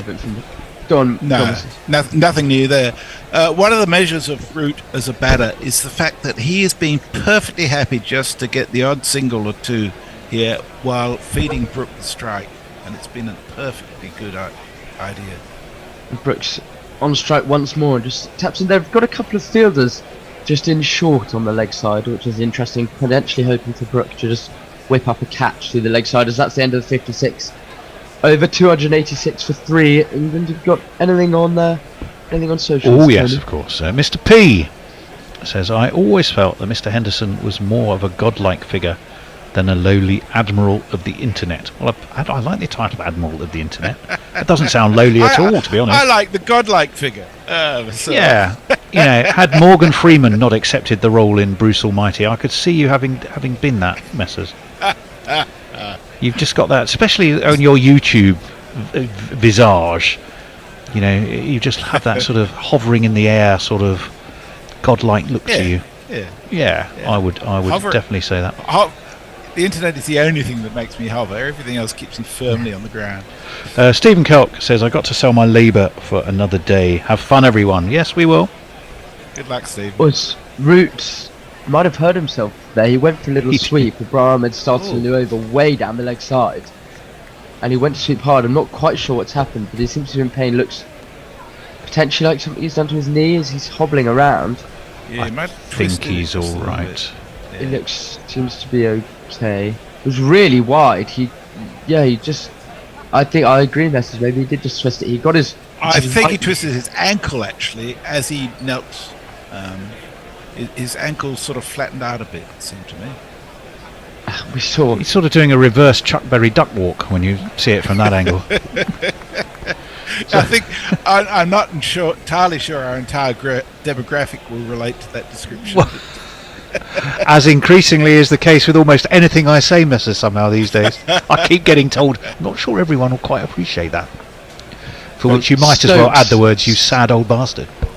Stokes and Matthew Potts have just come out to try and help Joe here, to give him a drink and an energy gel, it looked like. So there's obviously a bit of a problem. I think he's okay, but just a precaution, only one ball of the over bowled. And they've just come out to check him, give him a gel. I never know what's in those gels, what they actually do. But I think they're like deep heat, aren't they? They sort of get under your skin, as it were, and loosen the muscle up a bit. Yeah, I think so. A bit like deep heat or something like that. Suitor Who said, perfect description, Tony. Said. Yeah, you did. You did. I was so excited by being told that my description of Joe Root's reverse hopping was so good that I missed what you said, Miss. That's what distracted me. So there we go. You still feel, I know I've said it and I'll say it again, you still feel so much rides on this partnership. Smith, of course, he's got big runs in him and a big runs scored fast, that's why he's in the team. And Atkinson, yes, of course he's made a century and we know Wokes can bat, but some of those players, they were all playing in the freezing cold weather last week, literally last week. And now you're in such a different situation. It's never felt more add 2 wickets to the scorey than it does right now for England. It makes it fascinating stuff, I've got to be honest.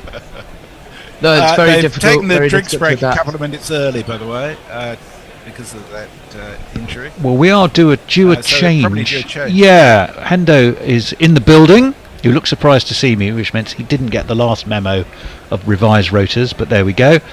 And he got some extra duties on it as well, so I'm surprised he didn't get it. But he is going to join us on ball by ball any minute now.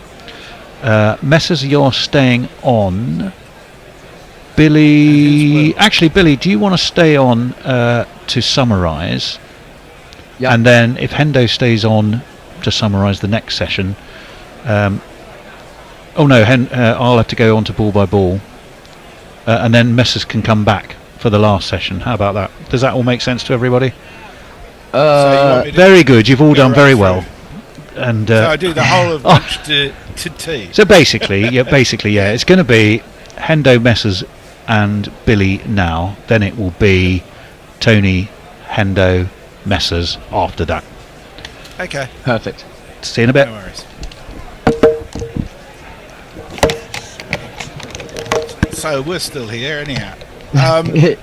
So I've got to say that I understand Tony's nervousness and yours as well, being some England followers.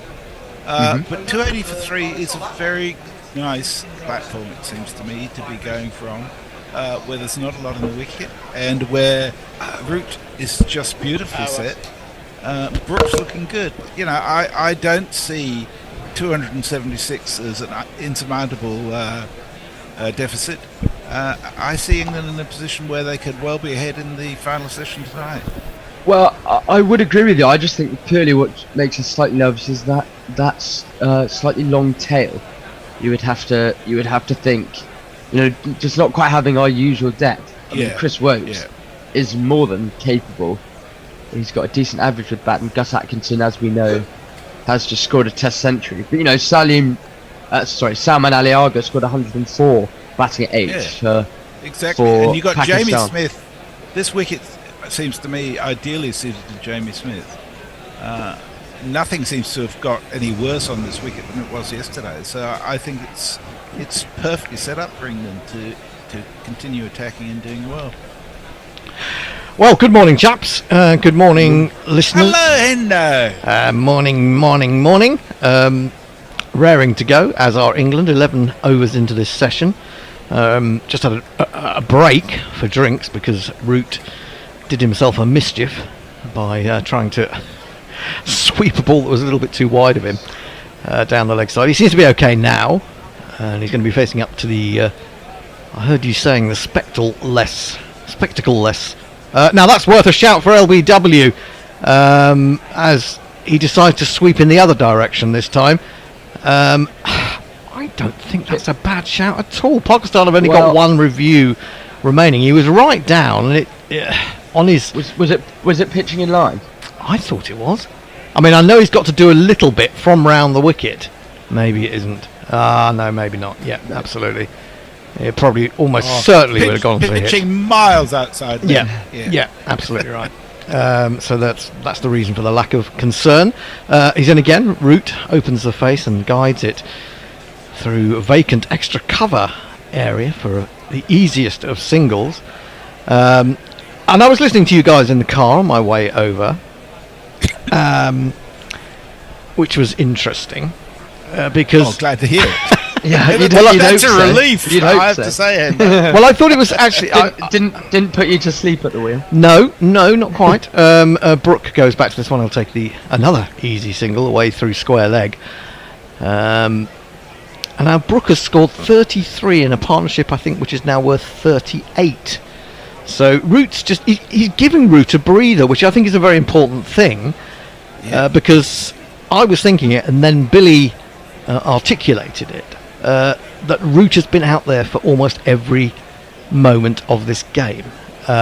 He's facing up to Abrar, goes back, and just plays defensively into the onside. I think that. And that injury was a cramp. Something that messes. Oh, was it? Oh, okay. Yeah. Well, I that's what I did say that earlier. Yes, I know. That's what I was saying. You articulated it. Yeah, absolutely. No, well, I was saying earlier that we saw the Pakistan batsmen struggle with cramp when they were in the kind of 80s. Yep. And then subsequently get out. A dive from the man at slip there, Shah Massoud. Just for a moment, thought that the reverse sweep that Root had played had maybe popped up off his boot. I think it dropped short of the diving captain anyway. It's the end of the over, 288 for 3. I suppose the thing you would say is that if you wanted anyone out there to concentrate through most of a test match, then Joe Root would be that man. But we do have to remember he's already on 87, and this is why I kind of echo Billy's caution about whether England can get anywhere near parity here with Pakistan is if they lose him, they haven't got anyone to bat around. Brook and Smith will play in the same manner. I think the pitch does seem to be still good enough to make runs on and make them at pace. But if you do lose a couple of quick wickets, and as we saw with Pakistan on the first day, they had that fantastic partnership, but then both of those players who took part in it got out, quite quickly, or quite close together, and it can change the complexion of the game. And it would probably slow England down as well. I can't imagine that Wokes is going to play the same way as Brook and Jamie Smith, despite the fact that on this wicket, Wokes is very capable of getting a good score. Yeah, he absolutely is. I agree. I think Brook and Smith together could be a destructive partnership, but I do just worry about Root with that bit of cramp. It's difficult to get rid of cramp, although they do have all these gels, as we were mentioning later on, to help them try to. Yeah, absolutely. I mean, goodness me. In comes Shaheen round the wicket to Brook. Brook pulls the ball. It doesn't really come on to him. Hits it into the ground. It's quite a comfortable save for the man at square leg. I have some instructions for you, Hendo. Yeah. Sorry. I'm Brendan Weber. Says Hendo, the wicket taker from Wimbledon, has arrived. Oh no! Please rescind your newfound powers for the next few hours. Well, I'm afraid that I'm on quite a few sessions over the next up until the end of the day, so I'll try not to do it England too much harm. Hendo took a lot of wickets in the ODI series. I think I took 5 in the opening 10 overs of one of England's games. Shaheen in, bowls a bouncer, and, well, rather than trying to pull it, Brook has gone back outside his leg stump and cross-batted it through mid-off all the way to the boundary. I was sure someone was going to turn up at long off, but they didn't, and it's one of these. 1 and 2 and 3 and 4.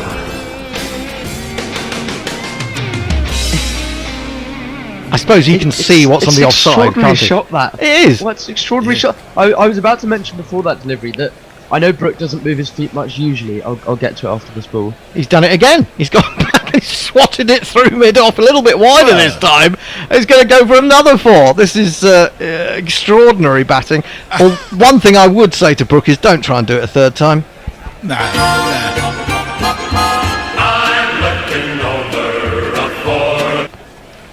Yeah, that's, if it doesn't get up that one's even more extraordinary than the first. I don't know why they don't have a fielder there. It's slightly curious. But no, Brook, he doesn't usually move his feet, but I have really noticed in this innings he hasn't been moving them at all, relying completely on his hand-eye coordination, which of course is fantastic.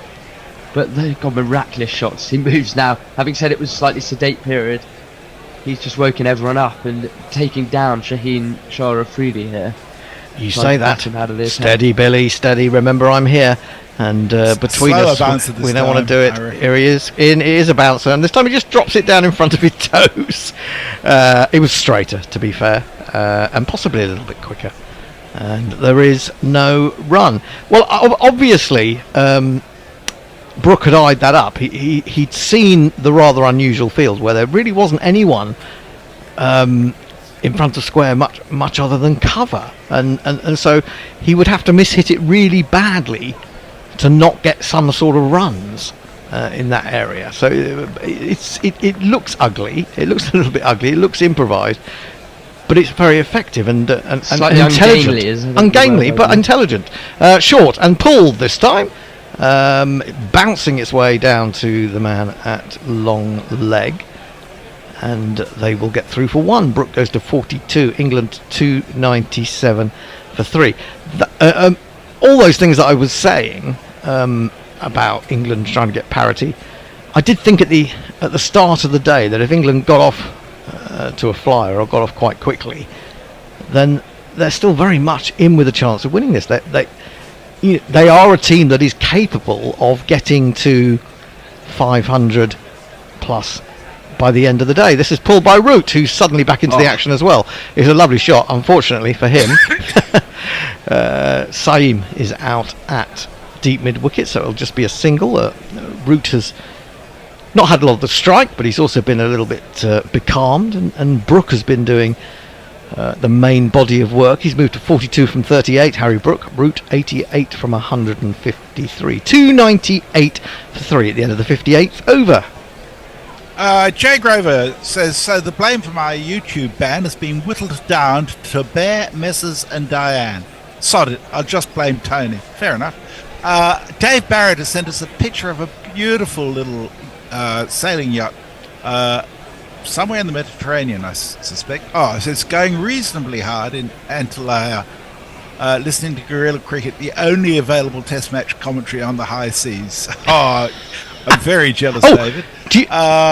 And Jay says, Ritz from Sheffield, we don't feel pain. Don't worry, Tony, I get it. I remember when you were a young test match sofa listener. Those were the days, my friend. Sounds like a song. Onto the back foot goes Root and misses it. Hit on the pad. Abra, the leg break bowler, is continuing to operate from round the wicket. So that pitched way outside leg stump. And Abra is in again. And this is pushed gently into the onside. Harry Brook is alert and calls through Root for the single. 299 for 3. We haven't seen any of Naseem Shah, guys. I've mentioned this a couple times. I'm just really surprised that he's not bowling at Abrar Ahmed's end. I just wonder if he might have a slight problem. I'm so surprised. But Abrar seems to continue to win away. I don't know if it's because they both prefer bowling. Him and Naseem and Shaheen both prefer bowling from the same end. Brook faces up and he misses this delivery and is hit on the pad, but he's hit on the pad so far outside leg stump it would have needed another set, if not more than one set, to hit wood. Abra has brought up his 100, 18 and a half overs, none for 100, which is a far cry from 2 years ago. He's in again. Brook goes back. He's going to take a single here as he eases it wide of mid-wicket. Abra, he's not wearing his spectacles, and I presumed that he no longer wore them because when he first bowled yesterday, he wasn't wearing the spectacles, and that was my main identifying feature for him. Onto the front foot comes Root, eases through mid-off. They'll take another easily jogged single. 300 up for England, 300 for 3. They trail by 256, I think it is now, 255. Root moves into the 90s. So he wasn't wearing his glasses yesterday, but apparently he was this morning. I didn't see it. He was, yes. Yeah. That's curious. Maybe he'd lost the contact lens. Yeah, maybe. Abra in. Brook forces after giving himself room outside the leg stump, well stopped by Afridi, I think it was there. It's a strange place for Afridi to be fielding, if that was him, at extra cover. End of the over, 301 for 3. Messi. Jay says, Hendo is on, reminding me to take me antidepressants. Cheers. And he says, Nigel Shelley Henderson gives me the fear. I've also apparently just ordered some pickle juice. Don't drink or do drugs, kids. Dear. Mark Arnold says, oh no, Joe can't become England's highest run scorer, turn middle-aged and then get crocked. That's going back a bit. Siddhu says, why are they running hard in 40-degree heat? It's not quite 40, but it's still pretty bloody warm. Martley says, does anyone else remember Choice soap with the jingle, Choice is a soap that gets into your skin? My granddad used to sing it to his wife. The paraphrase version. How romantic. Was he suggesting that she wasn't clean enough or something? It's very strange. Mr. P says, it's a bit worrying if we're talking about getting into the tail after a fourth wicket falls. And Mark Arnold says, if I could only find one picture of Choice soap and don't recall it. I do know that Queen Elizabeth's favourite soap was Coronation Street. Very good. Shaheen into Root, who comes onto the front foot as the left armour operates from round the wicket, angling it in, defends to mid-wicket. There is no run. 301 for 3. Root 90 off 157. Brook is on 43. The more becalmed Root, which is always a pleasure to see, becalmed in the sense that Harry Brook's going on at such a ferocious pace. But there was all the chat about Root not, at the start of Bazball trying to play in that manner. Yeah. And finally he went back to his usual self. And God. Makes a difference. Although that is an example of what he can do. He puts his foot down the pitch and drives it pleasantly enough. Doesn't perhaps time it as well as he would have liked. He'll get 2 rather than 4. 303 for 3. Talking of listening to Gorilla on the high seas, it just made me wonder. You may have seen about that cruise liner where people were going on a 3-year cruise, non-stop, and they ended up in Belfast having to have repairs for 5 months. I suppose if you got then they went out for one day and had to come back again. Yeah, do you know, that was the weirdest thing. I'll come back to that as Shaheen is in again, and it's a little bit wide outside the off stump. Root is kind of annoyed with himself that he didn't put that away, and now he just walks. I wonder if that was cramp. Yeah, it could have been that, because he turned away immediately and then sort of flexed his foot, didn't he? I think he went to grab his hamstring slightly, or calf, maybe. If you look here, he just flexes his foot. Yeah, look, he's just I will say the flexed foot is the answer to cramp in bed, generally speaking. Yes. Of those older people amongst us who get that kind of a thing. Shaheen in again, just one wide slip, probably 4th slip, would you say? Driven to shortish extra cover. Abdullah does the fielding. There is no run. Gorilla does geriatric health tips. Well, I mean, if you see Ian Botham, he's advertising some sort of vitamin for your legs on various channels these days, and he looks probably even more out of shape than I do. But that's it. Going back to the cruise, as Shaheen is into Root. Root drives, opens the face, deliberately so, to find the gap, and despite the dive from Abdullah, that is going to run away from the man chasing it from mid-off, and it's another one of these. Back to the cruise. I just wonder whether, if they're going for 3 years, why don't they listen to us? I mean, I know they're all American. But, you know. Go on. They're going to be very sick of each other's company after. You would have thought, because there's only 125 of them on. There's going to be many more staff than there are actually people, as far as I can see. It's an extraordinary amount to be on the. I assume they're stopping off at. They're stopping off everywhere. You know, every single which way? Place the route on 96 here. I was just about to say, to give Pakistan their credit, I'll say after this ball. He drives straight. It's a lovely shot. It would have been deserving of 100, but he's picked out mid-on. And he smiles. Like, oh, bugger. I could have put that away, but didn't.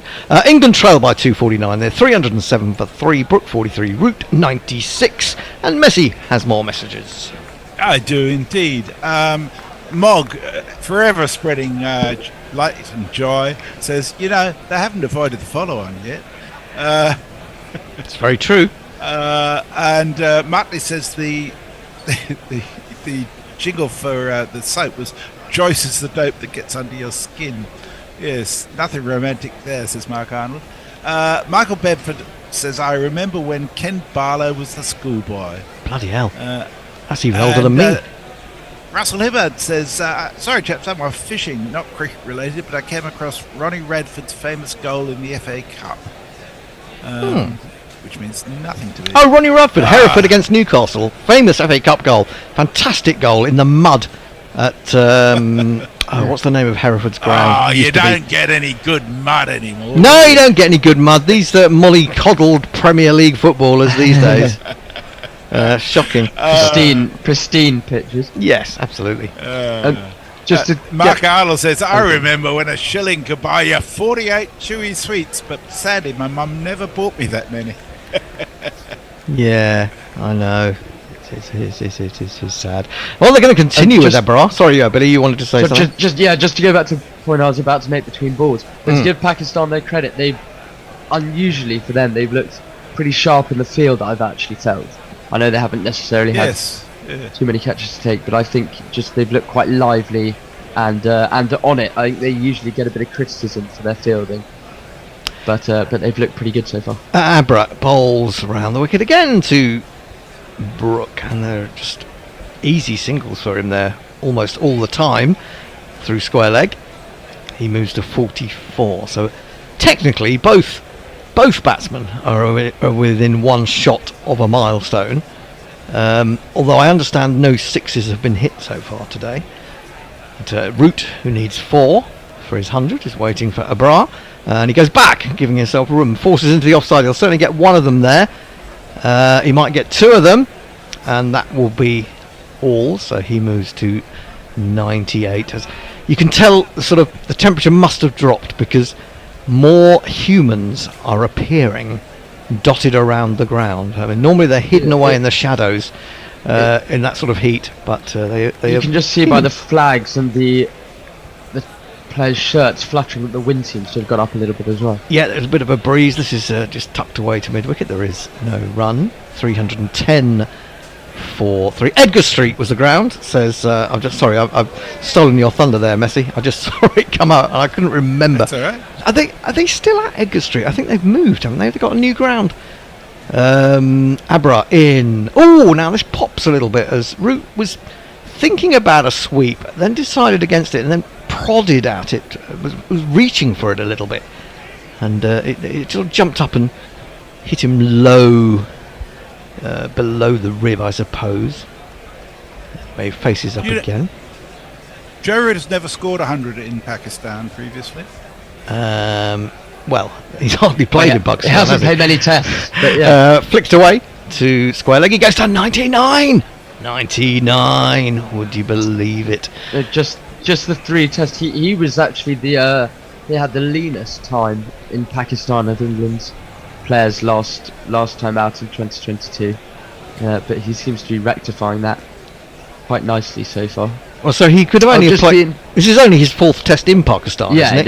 Yeah. Yes. Way outside leg stump, and normally I think Brook would have thought about a sweep there. There is a man on the 45, so he didn't want to be stressing for it. He instead accepts the single to square leg. End of the over, 312 for 3. I will be interested. Sorry, Messi. Go on. No, I'm just thinking I will be quite interested to see what tempo Root plays at if he managed to reach his 100. Because if he's struggling with a bit of cramp, you might think he wants to up the tempo and be a bit more aggressive. I would doubt that. I think he sees his role as supporting an aggressive batter at the other end. I mean, well, if he was in extreme pain, then it becomes a different matter, doesn't it? But if he can control the pain with painkillers or salt tablets or whatever they give them, then I think he will just go along as he has been going. Naseem Shah is going to bowl. Billy finally has got his wish. Honestly. Has he bowled today at all then?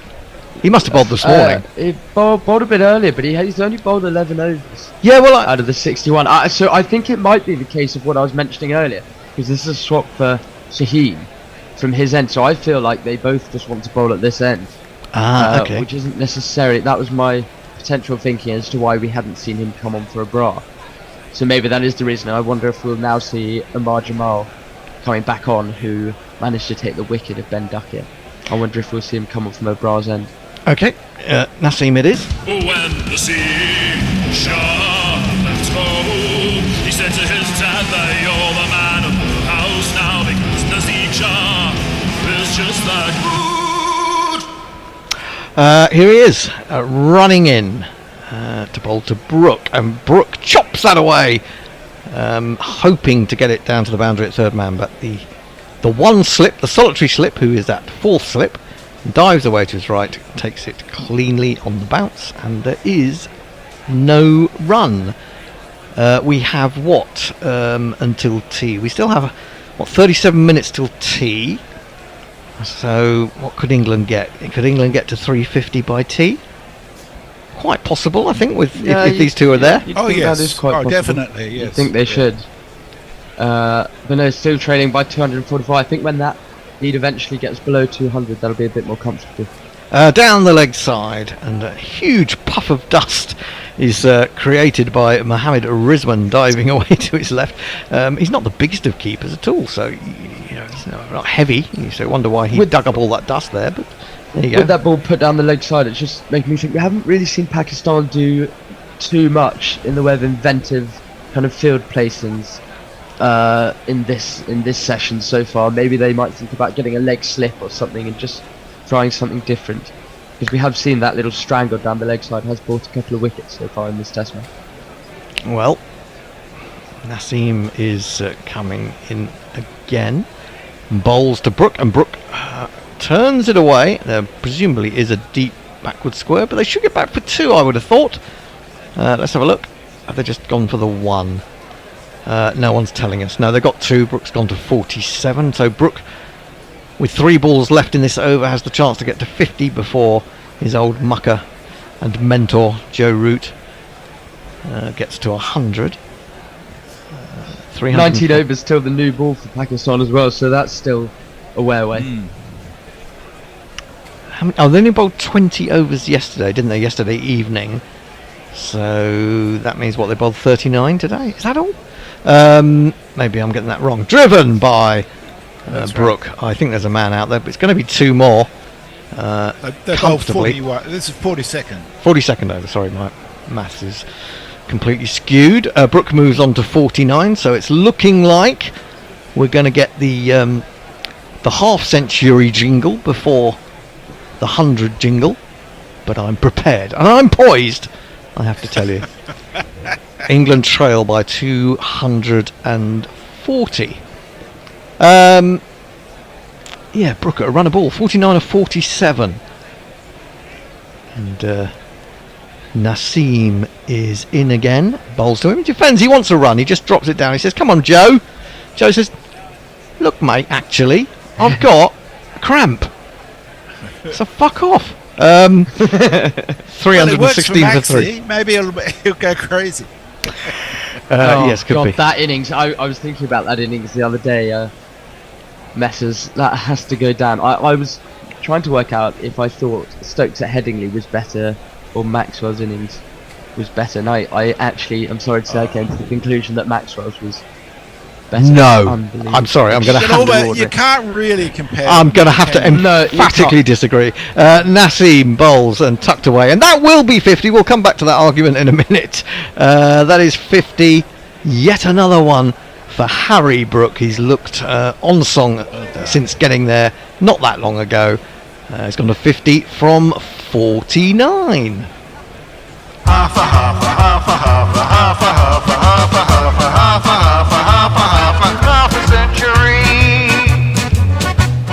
century. 7 fours, 49 balls. It's a 10th 50 to go with 5 test hundreds in and it's still a fledgling test career, really. 19 matches, 1,600 runs. Roger Biddy says Joe Root will get 75 centuries. That's a big ask, I suspect. Michael Bedford's still nostalgising, if there's such a word. Blackjacks and fruit salads were 4 for a penny. He's gone off on his own little tangent. He's in some sort of weird dream now, I think. Yeah. Yes, absolutely. Jersey Oak says this match looks like it's heading for a snore draw. No, I don't agree. It's not dull in the least. I think it's very interesting. Disagree. I mean, it could do. It could get to that point.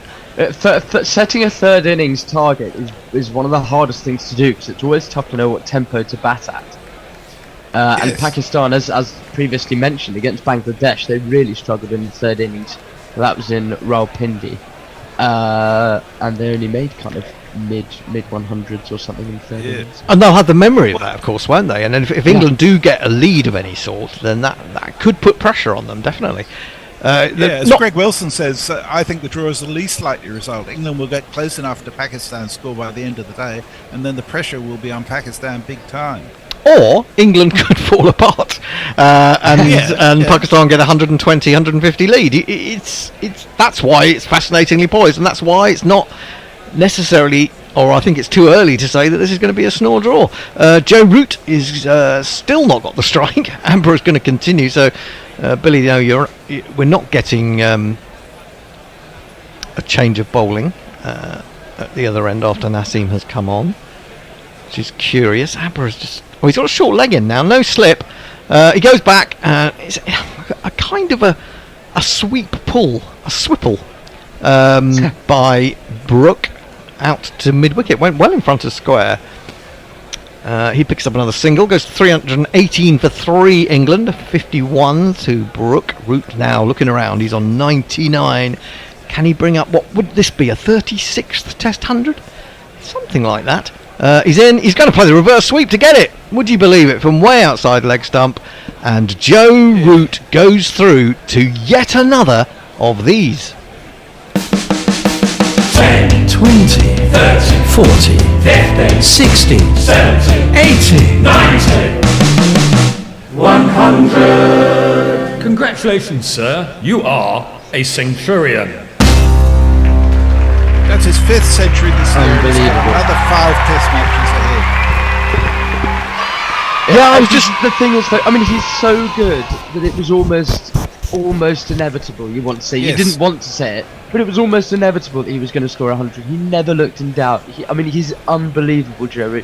You can't, you run out of words to describe how ridiculously good he is. 167 balls, 7 fours, and that's the thing with him. It's only 7 fours. He rotates the strike so brilliantly. You're always under pressure when he's at the crease. And Breton again, well wide of the leg stump. A flap sweep by Brook, who was trying to get it fine, but obviously hadn't realised that the man on the 45 has come a little bit finer, and it went straight to him. He's in again. He goes for the sweep shot. He's got that memory now. He'll hit it much squarer. Still pick up a single to long leg or deep backward. 320. This is extraordinarily negative bowling that's not even containing the scoring much. Well, that's right. I mean, it's, England can quite easily get 5 or 6 and over just by knocking the ball away, can't they? Oh, now, what are we looking at? What on earth was this? Well, he just got down to sweep and slightly misjudged that. I don't know if it's hit him on the glove. He's laughing, so I don't think he thinks he's in too much trouble. He looked like he set up. He looked like he set up as left-handed then. Or did he just turn very quickly and they didn't? I think he just turned very quickly. But I wonder if he just hit him on the glove. No, he was set up as left-handed. I just saw the whole replay. That's bizarre. Was that Root? Yeah. Or was that Brook? What's going on? Oh, is it something to do with his cramp? Oh, it could be. He's playing left-handed. Nope, no, he's decided. I'll switch back to right-handed. Rooty. He plays a lovely reverse sweep. He's going to get only 1 for it though, to deep backward point. But he's confusing everybody at the moment. It's almost like Ronnie O'Sullivan. He sometimes switches to hold the cue left-handed when he's playing snooker. 321 for 3. That was very odd. I think we're due a change, aren't we? Yeah, I think we are. So, what is the lineup for this final session? I'm off, I think. Billy has been brilliant, and he's away for a short break. Okay. Your social and Messrs. Like Boxer in Animal Farm, we just keep whipping him to work harder. But he's going to work harder as a summariser. I was referred to as a cart horse earlier today, so that's appropriate. Well, that's extremely harsh. I think you're a thoroughbred. Oh, thank you, Hendo. Back at you. Sudahu says, yeah, England have no memories of falling apart. And he says, damn, Hendo beat me to that. Michael Bedford says, I'm sure the nurse steals most of my pension money. And Stephen Kelk just passing through to say, Root! That's all, carry on. In comes Nazim Shah. It's defended by the cramped Joe Root, who must be hoping tea time will come around fairly soon. It's in about half an hour. That 100, of course, is 35th, which leaps him above a whole bevy, Hendo, of players who were on 34 with him, the 34 Test 100s. He's overtaken Jaya Wardner, Brian Lara, Sunil Gavaskar and Yunus Khan.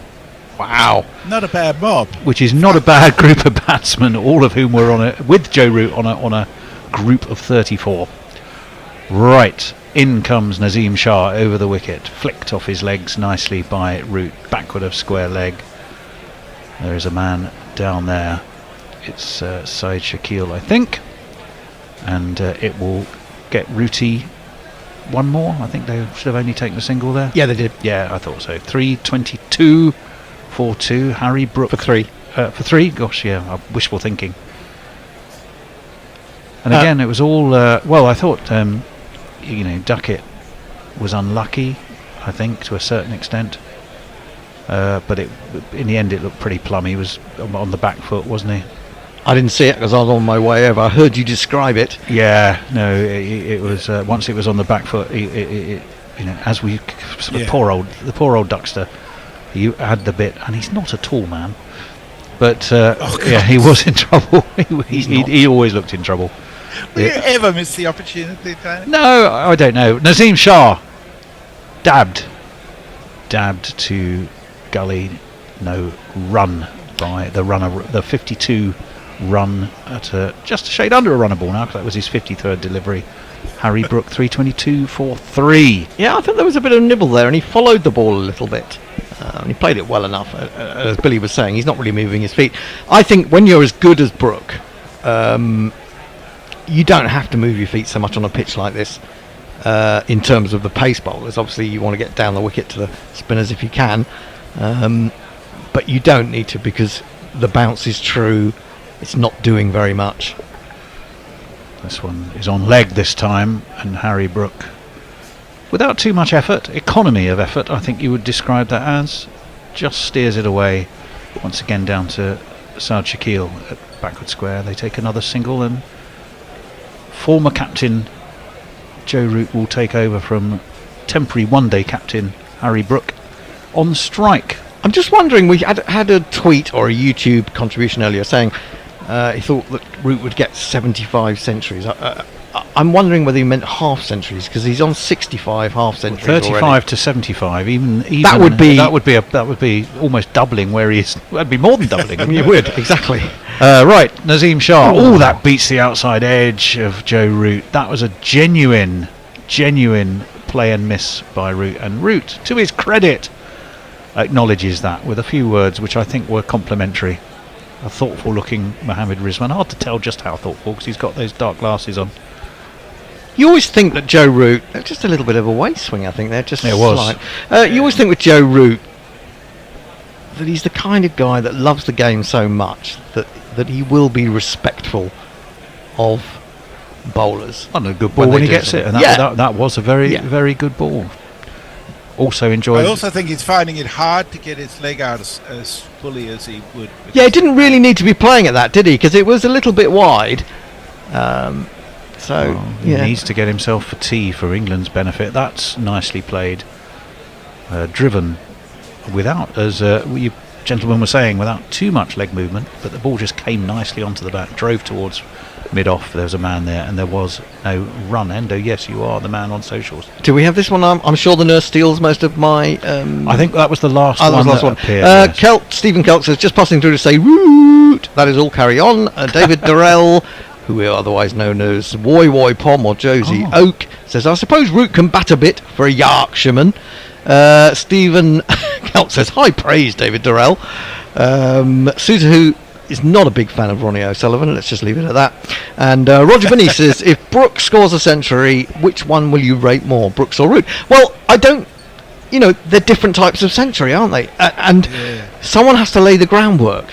You often see this situation where you have a partnership where one batsman has been very, very solid and scored, 110, and then some bloke has come in and scored 150 in no time, and everyone says, oh, what a great innings, why was that other bugger so slow?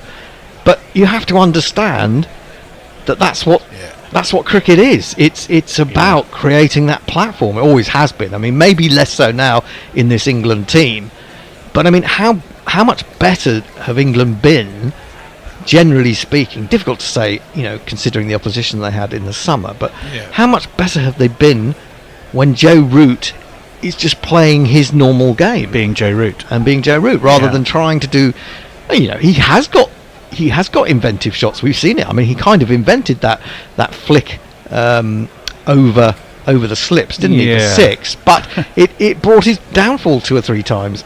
Certainly, it's not something you should be doing before you've got. It's the shot that whenever you're out to it, you're a villain, and then whenever it works, you're a hero. Well, So- I think it's when so you some use good it, figures isn't it? for you here.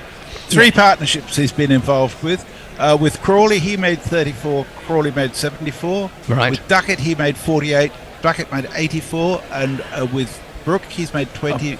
Brook has made 33. Ahmed is back into attack. Harry Brook attempts a reverse sweep. Bless you. Blimey, Hendo. Must be COVID. No. Thanks for that. Always the optimist. Right, this one's pulled down to backward square. Nazim Shah Fields. Should be one more to the score. Did they not take? Yes, they did. They must have taken a single for that. Harry Brook eases himself onto 54. England move on to 324 for 3. In comes a bra. Yeah. Reverse sweep by Root. He doesn't get hold of it. Really just goes to the 45. Pakistan get into a bit of a muddle with the throw and the overthrow, but fortunately Shah Massoud was making sure that the backing up was done and there was no run. It's interesting, isn't it? I wonder if Pakistan ought to be taking advantage of the fact that Root is finding it really hard to get it away, and just putting the field where it's tough to take singles that are anything other than a dawdle. Just sort of making it that much harder to score, because it feels like the scoring is still really easy at the moment the way the field is set. Well, it does. As we say, it's the contrast between the last game here and this one is interesting, because it was comparatively low scoring in 2022. It was the lowest scoring of the 3. This one's wide of Brook's leg stump from a bra, throwing it out wide again. It was easy enough to pull down to fine leg, fielded by Nazim Shah. They'll add one more again to the score. Happy enough, I think, England. They'll be happy to take 1s and 2s, keep the Root limbs working. And he reverse sweeps this time, just around the corner. I would imagine just a single. He'll move on to 104. England to 327 for 3. Just to say that we've had a super chat request from Brian in Brisbane, $2 Australian to ask Tech Tony to nudge the YouTube screens. I've just done that. Thank you, but there's something not quite right. There's a sort of like a small version of me imposing on No, that's a Messi. small version of Tony, actually. No, that's not. That's me. Oh no, it is Tony. Yeah, you're right. I'll have a look in a second. It's a mini Tony. It's a mini Tony. Well, we had the 3 Tonys the other day, didn't we? The 3 on the first. On the Wasn't first. There were the 3 endos, actually. Wasn't that sort of like the 3 tenors? Probably all of a similar scale as well, to be honest. But Isn't that just 30 quid? 3 10, very good. Not Pavarotti, Meta, and Placido Domingo, wasn't it? That was the 3 tenors, if my memory serves. Right, Nazim Shah is going to be back into the attack. Hendo has some more Sutu messages. says, Root respectful. Is this the same guy that played golf with Michael Vaughan, Kevin Peterson and Piers Morgan whilst Yorkshire played a relegation match? Well, that must have been last year. It was. It was, and it wasn't well received by the County Cricket Matters community. I'll go and remember that. This one is defended, but he'll take a single, just pushed in front of him, and the easy run, which they take. That said, I mean, not very much is well received by the County Cricket Matters community on Facebook. So I see. And I don't absent myself from that. I go on there to moan sometimes. Well, it's a community I very much enjoy being part of. That said, you could apply the epithet reactionary and be fairly accurate a lot of the time. Yeah, I'm a bit. Averse to change might be another way to describe. But I genuinely do enjoy their company. Meaningless change. Yeah. Well, fair enough. No, that's a good qualification. Right, Nazim Shah up onto his toes goes Brook, drops the bat down towards gully. They'll take a quick single. Nothing wrong with. Well, there wasn't anything too wrong with the way Joe Root was backing up and making sure England took the quick single. There seems to be plenty wrong about the way he sort of hobbled like a stiff-legged old man once he got there, Hendo. Well, I guess I don't know why I looked at you when I said stiff-legged old man. It wasn't intentional. Sorry. Well, no, I am. I'm a stiff-legged, stiff-backed, stiff upper lip kind of guy. Just about everything is stiff. There are a few things that aren't. You sound like an advert for bodily Viagra. Yeah, absolutely. I took one too many Viagras and literally everything was stiff. Stiffened up. Nazim, in he comes. Nothing stiff about him as far as we can see. And that one is cut away by Joe Root. Out through deep extra cover, but it's not going to make it all the way to the boundary. It is fielded by Abrar Ahmed in his floppy hat. They did come back for 3, though. So again, and it was a beautiful looking. It was a drive. It wasn't. Or was it 2? It was a drive. He got it. It should have been 3. Was it 3? They did get 3. Yeah, they 3. So it was again good running by a man who seems untroubled by his cramp until he's actually finished a bit of running, and then does seem troubled. There's something soothing about watching Joe Root's stroke play. It is just majestic is an overused word, but it really is when he does that sort of. I think that when he's playing that drive well, that's when he's at his absolute best. Sometimes he doesn't play the drive as well as he might when he's not in top form. But with 108 runs and the season he's had behind him, he's in great nick. Over the wicket comes Nazim Shah. Brook again, that no real foot movement, just waited, dropped the bat in front of the off stump. There was no run. I think I heard the gentle padding of Ursine paws.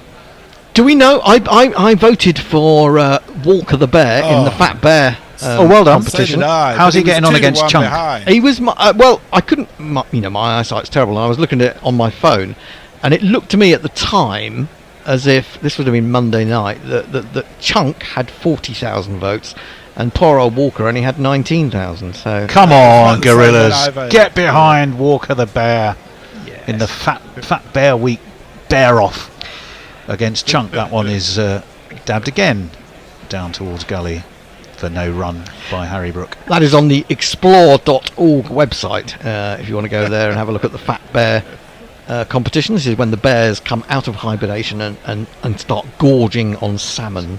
Well, in prep for hibernation, isn't it? Pre-hibernation prep, pre-winter. I thought it was after. Oh, is it? No. It's getting themselves ready to go and then put their heads down and basically sleep through winter. So it's like the ultimate after lunch siesta that lasts several months. If you want to look at it that way, yes. I'd like one of those. Well, exactly. Nazim Shah. Oh, that's flicked nicely, but straight to backward square, so there'll be no run. Shah Masood, I think, the man stationed there. 3:32 for 3. A lot of threes in there to get your tongue around. There he is. Here's announcing his arrival. Walker the Bear. No, we were just saying you've got about 19,000 votes. He's got about 40,000. No, I think that's over anyhow. It may be over. 2 bears remain standing. Let me do some YouTubes because loads are coming through. Muttley says the 3 Tonys sounds like the 3 leaders of the mafia. Yeah, I know it does. Yeah. Oh yeah. If you find one of us hanging beneath Blackfriars Bridge, it was Bishop that did it. Tiny Tech Tony, still bigger than a Duckett. David Durrell says, as I said the other day, Tony would have come third in a Tony lookalike competition. Why is Ronnie O a twat? He just does his own thing and will be an amazing old guy. You just missed a delivery there. They did. Sorry, I was yes. Just did they take a single? Yes. No, they didn't. It came off the pad. It was well outside ball off the pad. Thank you, Hendo. And Suter who says next over because he's a prick to other players. Okay. Right, Abrar Ahmed. I've got good news for you, though. Reverse swept by Root. It'll be down to deep backward square.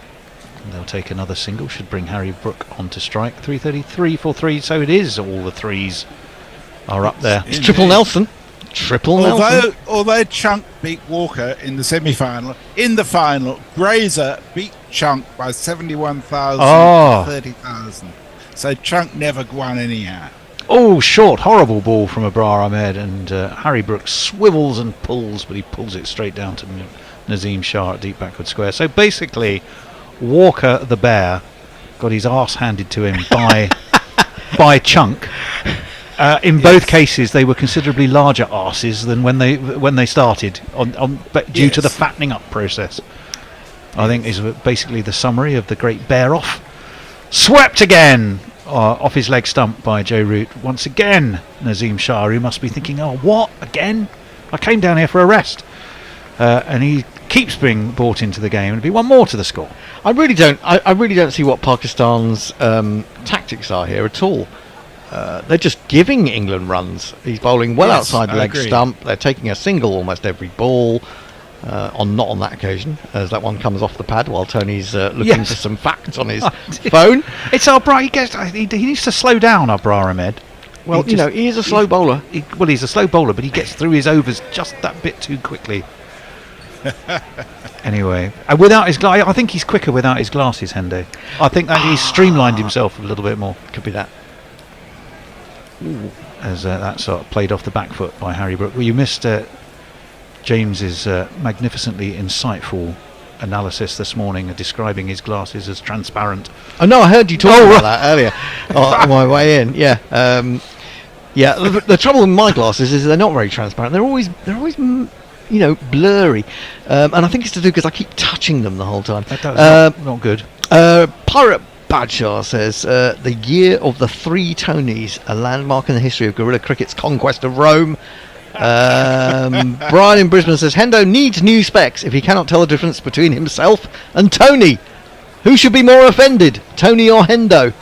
Well, I think it's fair to say that we're both exceptionally handsome men. I was about to say you could look at that another way and say, who's the better looking, and it would be minimal. If you sat George Clooney, you and me.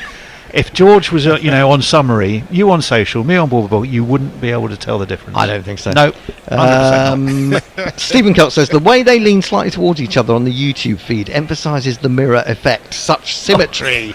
Right, Nazim Shah, over the wicket he comes, dabbed by Joe Root, down towards deep backward point, and again single. We've seen. I'm running out of dabs, cuts. Gentle pushes. England seem to be sort of playing within themselves to a certain extent, aren't they? It's a little bit like the boring middle overs of an ODI, isn't it? Because Brook has slowed down a little bit now, 57 off 65, and I don't think we've had a 4 for some time, despite the fact that England are still going at 5 and over-ish. And the last 10 overs are going for 48 runs, so it's not exactly economical. In comes the lustrously coiffured Nazim Shah, defended in front of his off stump very solidly by Harry Brook. No run. So I guess England will get to tea and they'll reassess. They might come out all guns blazing after the break. They've got to get another 20 to get past the follow-on figure. Although I'm not sure that Pakistan would impose it anyway. It would take a massive collapse now anyway for them not to do that. Yes. One of the worst collapses in England 220 history. then, you would have very quickly worked out, is what England trail by with those 20 runs to follow on. Up onto his toes goes Harry Brook. Guides this to backward point. Will add to his tally to the tune of 1 Nelson's for Joe Root. He needs to get himself off that pretty quickly. Not that I don't think they'd be bothered about that in Pakistan, will they? But he's only 21 still, of course, Nazim Shah. He seems to have been around somehow longer than. Well, he started at 16, didn't he? He was 16 when he started, to be fair. He was very mature, certainly bodily. He was pretty well built. Well, he's still very well built, and he's barrelling in here and is defended again nicely by Joe Root out to short extra. And there is no run. 2019 he made his debut against Australia. He was the 9th youngest player to make their debut in Test cricket at the time. He got a few things to his name after that. December 2019, in his second Test, he became the 2nd youngest bowler to take a 5-wicket haul in a Test match. And also the youngest pace bowler to do so. It's more of a struggle for him now, and I think that, a lot of players find this. They burst onto the scene, no one's really seen them, and then it becomes more of more toil. Pulled by Joe Root. Is it in the air? No. Well, it doesn't matter if it was. It was beat backward point, which is Saud Shakil, backward square leg, which was Saud Shakil, and has gone for 4 runs. It's Nissan Shi. It's Nissan Shi. And I'd love to know, without trawling through the Cricket Vogue commentary, how long it's been since we had a boundary. I think it's been quite a while. He wasn't in total control of that, you have to say. That's why I think he glanced up a little bit anxiously and that's probably why Tony was a little bit worried as well. Yeah, because he did look a bit troubled, didn't he? A little bit of top edge involved. 341 for 3. 15 runs now to that follow-on figure. We do have a gully cover, extra cover, shortish extra cover, mid-off, mid-on. Square leg, that's nicely driven straight to cover though. Oh, what's happening here? Well, there's a very sharp throw. I think they possibly neglected to run there, or decided that not running was the sharpest, best thing. 341 for 3, 68 overs complete. 7 overs it was since Root drove a Freedy for 4. The youngest bowler to take a hat-trick as well, by the way, Nazim Shah. In test matches. Yeah, indeed. Muttley says, I looked at the Bear voting, but Walker wasn't there to vote on. I think you were too early, Muttley. You said that the other day. By the time I got home and was looking at it, it was fine.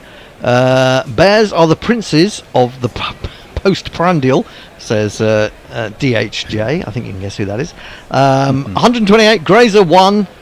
It finished on the 8th, trying to find where the mighty Walker finished. Mini Tony the Tech's response to his talk of Duckett's stature. Oh, I see. It's the text response. I misread that. That's why we've got a mini Tony on the on Messi Jez's little corner of the screen. Right, very confused now. Pulled by Harry Brook from Abrar Ahmed down to deep backward square. Oh, I am. Why is now any different, Tony? Sorry. I don't know. I don't know why that is. Why somehow YouTube's been bumped over a little bit again. It's not been an easy day tech-wise. Not been easy. No. It's been. We had its challenges. Had its challenges this morning. If the room smells ever so slightly of beer, it's because I had a bit of a strop this morning and chucked a beer can away. What? I was trying to get a screenshot of it, but it was too slow. Defended off his legs. Well, pushed off his legs really. Out towards mid-wicket. They should come back for 2. Again, economy of effort from Joe Root. So economy of effort in the shot, economy of effort in the jogging of the 2 runs. But that keeps that scoreboard ticking, Hendo. Keeps it moving over. Well, he had time to play 2 different shots there. He started to come forward to play the sweep and then went back. That's a horrible looking ball. He'd get a single. He's going to have to hurry here. And he does. He was attempting, I think, to pull it a little bit square. It ended up going to a wideish mid-off. The throw came in and Root mid on, thank you. And Rooty had to really put the afterburners on, and they're not particularly in the best of order right now. We're having another look at it. Well, that will have loosened up his limbs a little bit. He certainly had to get a move on. It's amazing what the fear of losing your wicket will do. Yeah. That little bit of extra adrenaline. Around the wicket comes Abrar Ahmed. It's quite round arm, that ball. But it did hurry Brook up just a little bit. He collects his thoughts by fiddling with his gloves a bit. And talking about the tactics of Pakistan, I'll go back to that after this ball. Abrar Ahmed. Oh, that kept low, and Harry Brook had stepped back. Not a pretty shot at all, but it was all hands to the pump just to drop a bat on it in time, because it kept very low and would have scuttled his middle and off stumps if he hadn't have got the bat down. That's beautifully swept. I bet that's probably Nazim Shah down there. No, it's not Nazim Shah this time.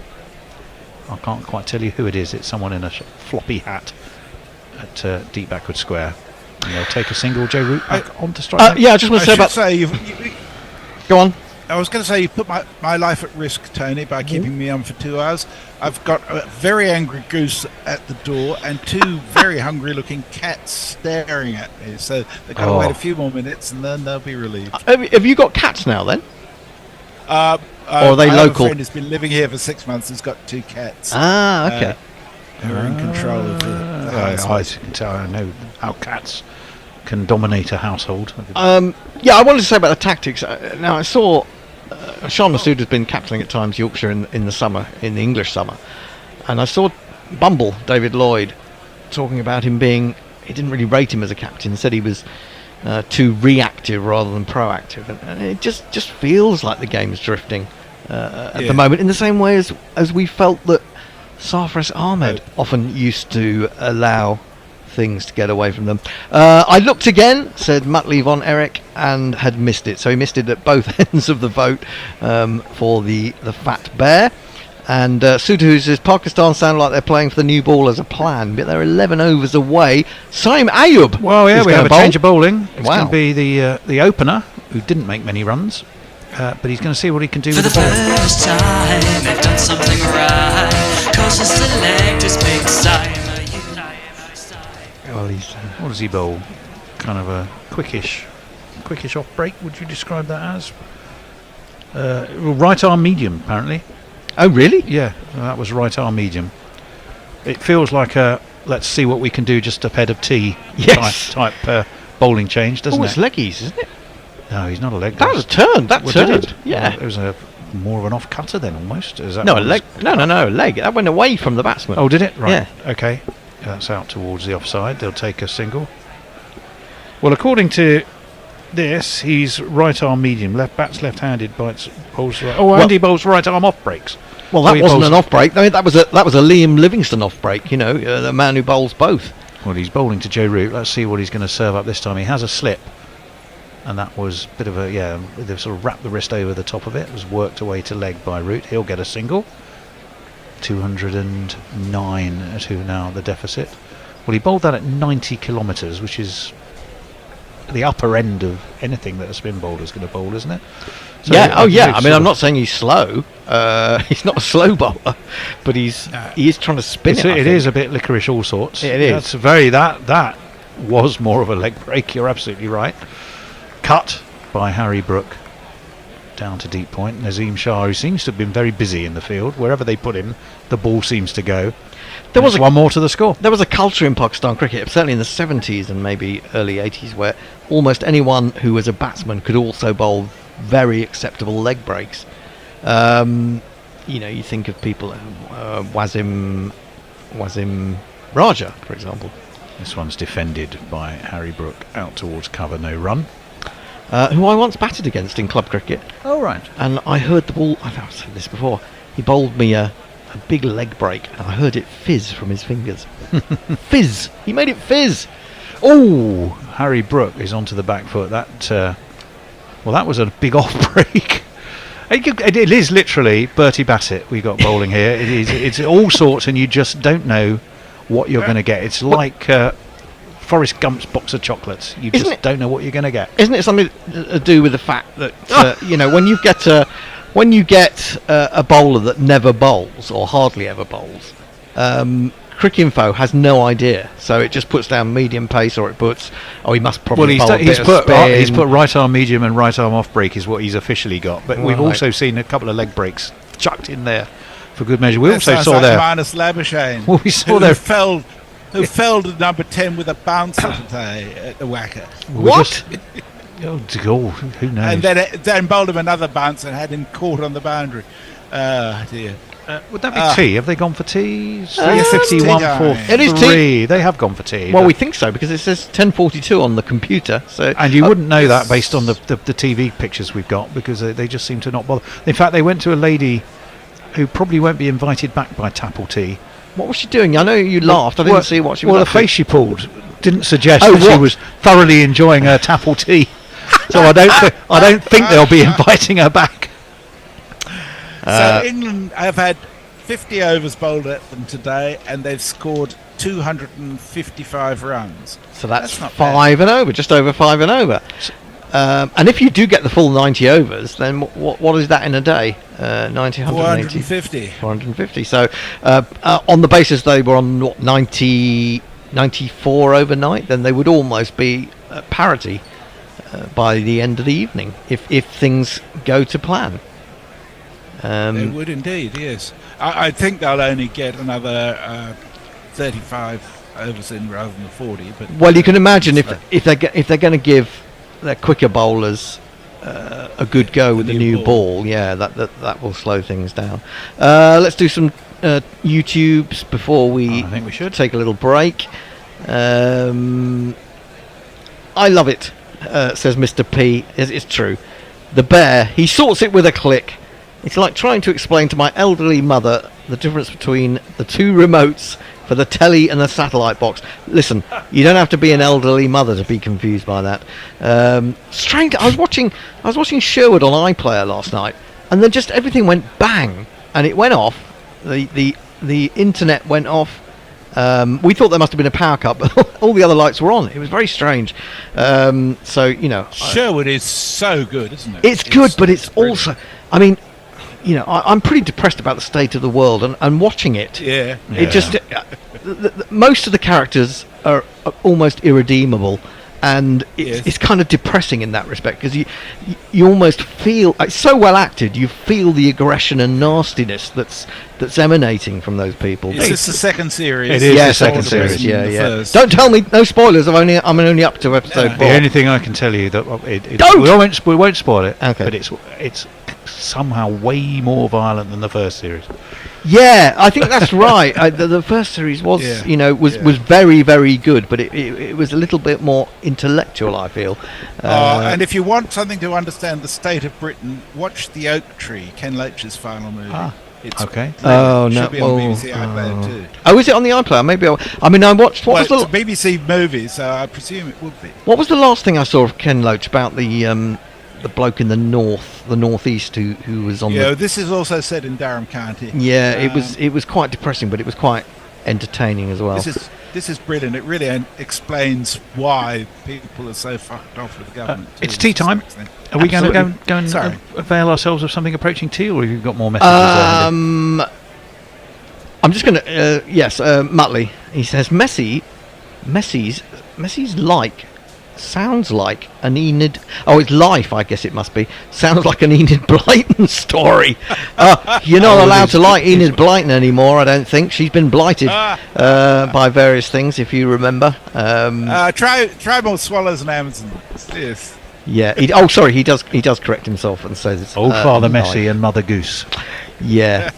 But I'm a bit worried. If we got 2 cats and a goose, are the cats not interested in a bit of goose action? And the cats never go outside. They stand at the window and they watch the geese and the ducks and the other animals out there. But if you open the door, they run away. Right, because they want to know the outside world. Because because they know that there are all sorts of things that can kill them out there, I suppose. Yeah. 3:51 for 3. We're going to go in for tea, I think. And we will see you in... Tea for geese too, yeah. Cat tea time, goose tea time. It's tea time somewhere in the world. And we'll see you in a bit. Right. I'm going to have to put on some sort of podcast, aren't I? For a little while. I'm pressed the Wirecast thing. Where is it, Bear? Oh, it's not Wirecast. Which one? It's not that one. Hang on, where is it? This one. There we go. The Bishop and the Bear. Who are you talking to this time? Who are you talking to in the bear? Is this Atif? This is the one with Atif. Oh, I'll resume. There you go. No, I can't hear anything.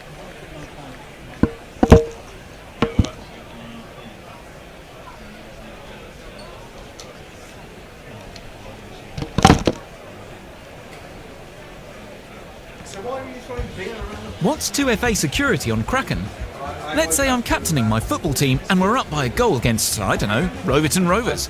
Do we relax? No way. Time to create an extra line of defence and protect that lead. That's like 2FA on Kraken, a surefire way to keep what you already have safe and sound. Go to kraken.com and see what crypto can be. Don't invest unless you're prepared to lose all the money you invest. This is a high-risk investment and you should not expect to be protected if something goes wrong. This episode is brought to you by the award-winning Thought Park.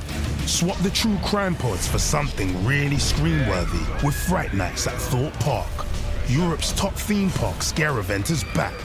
Take on spine-tingling scare mazes, explore blood-chilling scare zones and shows, and summon the nerve to ride roller coasters in the dark, including Hyperia, the UK's tallest and fastest coaster. Book now at thoughtpark.com.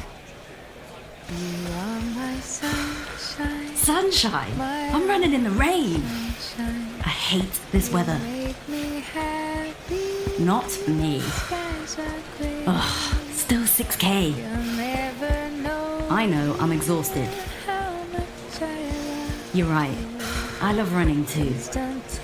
If you don't hate running a little, you don't love running enough. Run with Nike. Visit nike.com/running to learn more.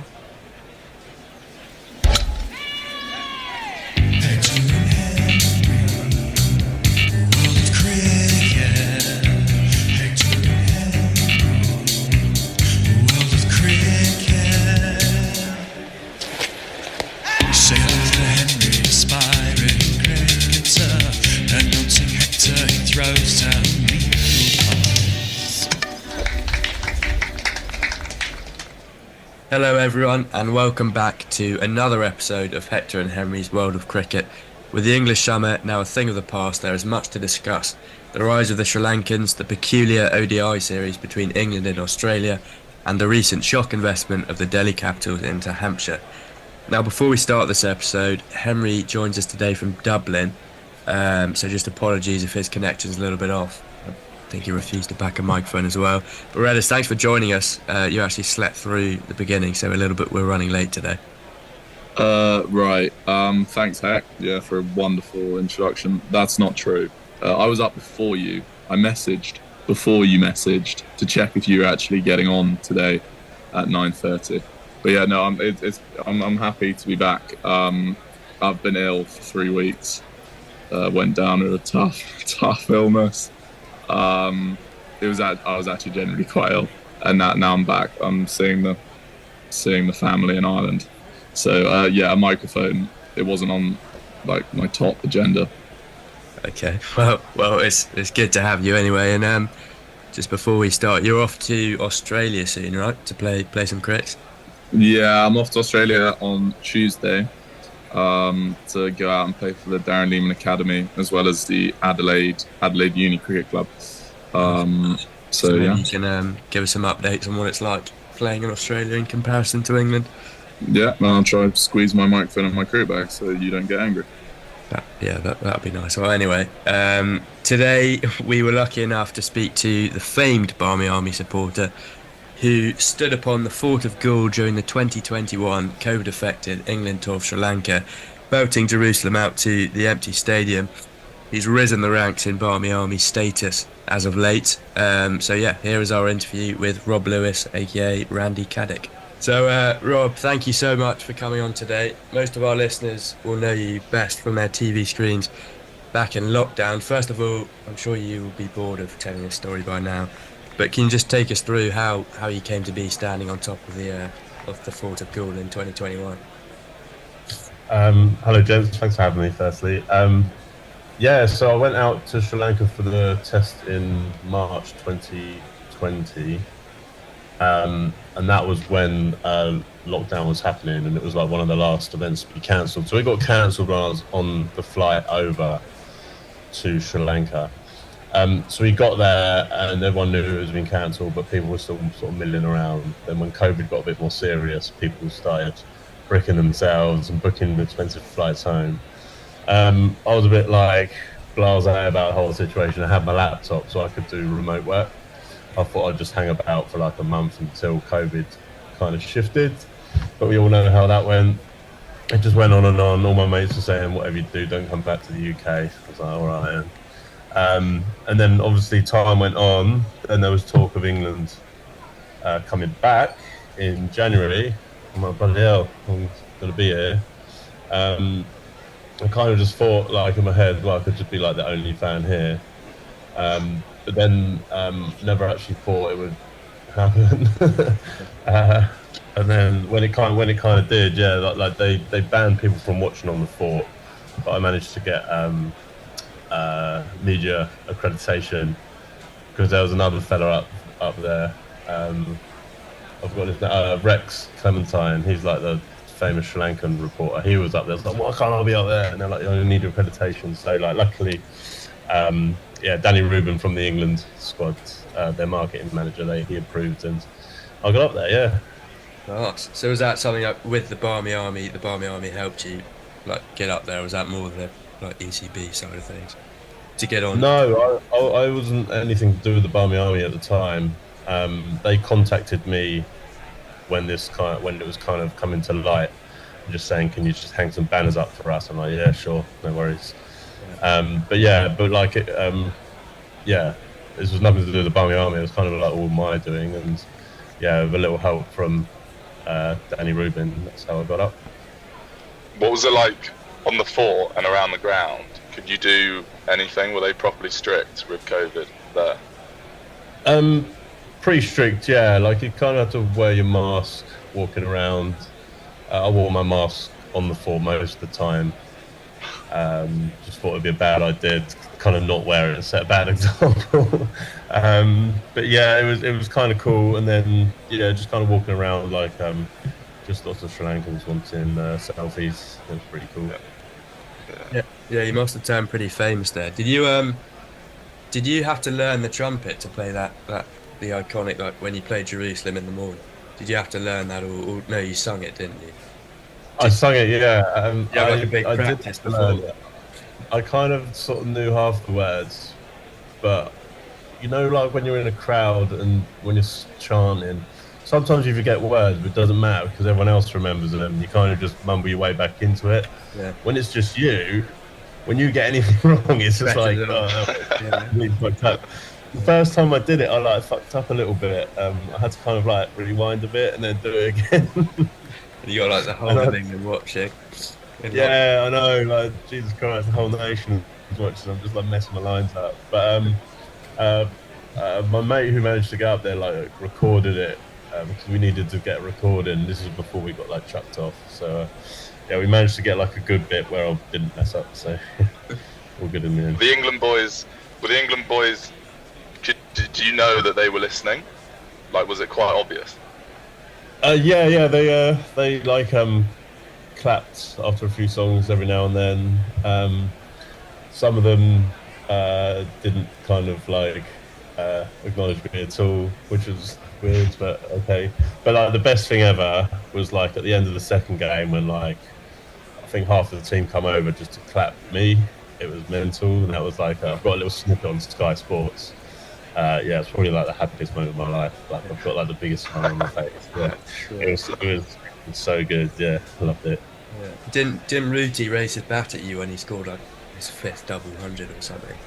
I thought. Yeah, he did. Well, he scored a double tan, and then he scored 180 in the next test. Like he was just batting on another wicket. Like no other England batsman got too many runs that series. Just Ruti just kind of like showed his class. But yeah, it was a nice moment because I was actually when he got his ton. That was on the first day, I think, and I was struggling to get in the ground. So when I did manage to get up there, like it was nice that he got a double ton because it gave me time to get up and then give him a clap. Yeah, that was unreal. And you mentioned that the sort of reception after, obviously you were on Sky Sports and the Barmy Army were sort of working with you, and then you were like famous in Sri Lanka for the time being. What was the reception like, just generally online on social media after that? Was it as big as it had seemed at the time? Yeah, it was pretty mental. I actually remember telling my boss I can't do any work today. I've got too many media responsibilities, which made me sound like a right knobhead. But I was just kind of going like, I'm not going to be famous for that long, so it's kind of just fun to stay with it. Yeah, but I was also raising money for a dog charity out there. So one of my reasons for trying to get on as many kind of podcast interviews as I can was just kind of promote this and trying to raise a bit of money. So we managed to raise like $3,500 for the dog charity, which was pretty cool. Yeah. So like selling. What's the charity? Yeah. What's the charity called? We Care. They're just one of quite a few. Like obviously, there's a stray dog kind of problem in Sri Lanka. They're kind of everywhere. They need to be nurtured and they get hit by cars. It's kind of like a prevalent problem. But like there's these charities that do like such amazing work. I'm like in awe of what they do. So it was nice to kind of give something to them. Nice. Are you still involved with them now? Yeah, I still talk to. So Janie is the girl that runs it.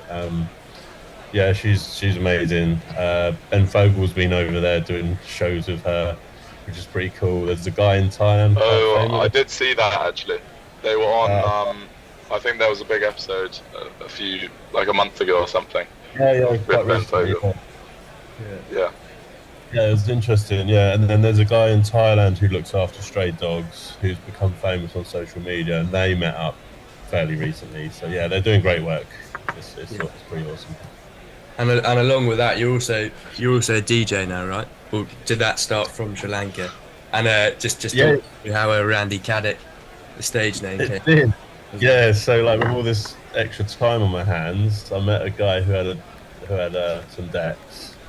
Started to learn, played at a few bars and stuff, and I'm like, yeah, I still play now. I've played at this club called Tracks in the south of Sri Lanka, which is pretty notorious, which is like, it's great, it's got a great sound system. That was pretty amazing. But yeah, like I wanted a cricket themed DJ name. So me and my friends just chucked a load of names in a hat. Like they were just like, some were rubbish, some were just absolutely ridiculous. Yeah. But somehow kind of Randy Caddick was in there, and it was like the funniest. So yeah, we got that. Yeah. Stuck ever since as well. It's so funny. Yeah. Do you DJ when with all the Barmy Army? Like, do you reckon you'll do a bit in Pakistan on a night or something?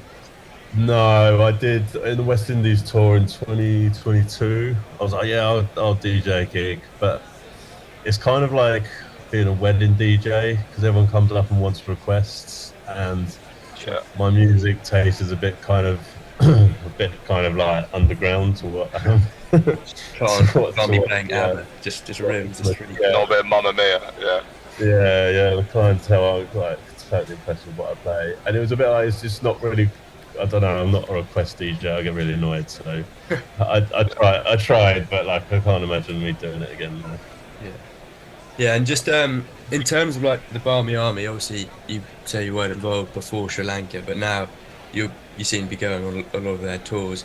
Just how does that whole system work? Because everyone sees it as just this sort of fan base, but then behind closed doors they're organising all these tours and doing some charity stuff. Just what's the whole setup like there, and are you involved in like admin sides of it? Yeah, so it's been great meeting everyone from the Barmy Army. So it's run by Chris Millard and Adam Canning, who are great guys, and then I've all the sort of staff. So the social guy Chuck, he's amazing. Gravesy, Harry, obviously Finchy the trumpeter, Rodney the merch guy. Like there's tons of people behind the scenes. I love them all. It's great. And it is a business. They have Barmy Travel, so they're essentially a travel agent, and they like organise everything. And they obviously put a markup on the price, but if people want everything kind of their trip sort of insured, staying in nice hotels, then they pay the premium. Like it's just what they want to do. Like it's great, but there's many independent travellers. Like the best bit about the Barmy Army is meeting people. So I've only been on a handful of tours. Like I've not been on too many, but there's people that have been on so many tours. Like honestly, like six Ashes Away tours, and there's some like really awesome characters. They have amazing stories, and it's fascinating. Like it's awesome. They have like stories of partying with Graham Thorpe, which has been obviously a topic of conversation lately. Where he's just crowd surfing in the pub in Australia. Like, oh my god, they used to get so close to the players. You kind of wouldn't ever do that now because of camera phones and social media. Like it's a dangerous game. But like listening to those stories, it's just like, it's so good. Yeah, that would just be unreal. Do they ever come out for a drink or see you after a game, or does that not really happen anymore? Yeah, they do. So some people kind of know players personally. My two friends, Tiny and Sophie, they know. Well, we're back, and not before time because Abra Ahmed is coming in to bowl, and there was a sweep played by Brook there. He made no contact. And there's just a worry that it might bowl him around his legs. As it is, it's gone for buys, I think. And three of them, probably three of them. No, in fact, he did get some bat on that. So he goes to 67. Let's have another look at this. He's only just got an under edge to that. It's not missed the leg stump by a great deal. So it could have been a little bit of A little bit of good news for Pakistan right at the beginning of the final session of the day. Now Root gets up that end and tries to play a reverse sweep. I don't like it when Root plays too many reverse sweeps. I really don't. I think he's over 100 now. I'd I rather he know. got himself in after tea. Well, yeah, exactly. He's gloved that, and I mean that can go anywhere. But in again, he waits for this one. That's much better, and then just chops it quietly down to deep backward point, and they take a single. Ooh, we've got lots of players on GPL today. Oh my goodness me! 24, 48 entries. 49 was 48 entries. So what's that? 24 quid on top of 195. 229? 219. This is pushed. 219. This is pushed past the man at short leg, but it's backed up by mid wicket, so they can't take a run. Oh, in fact, those runs have been taken off Brook now, so he didn't actually get a bottom edge to that. He's going to sweep that all together more successfully, all the way along the ground out to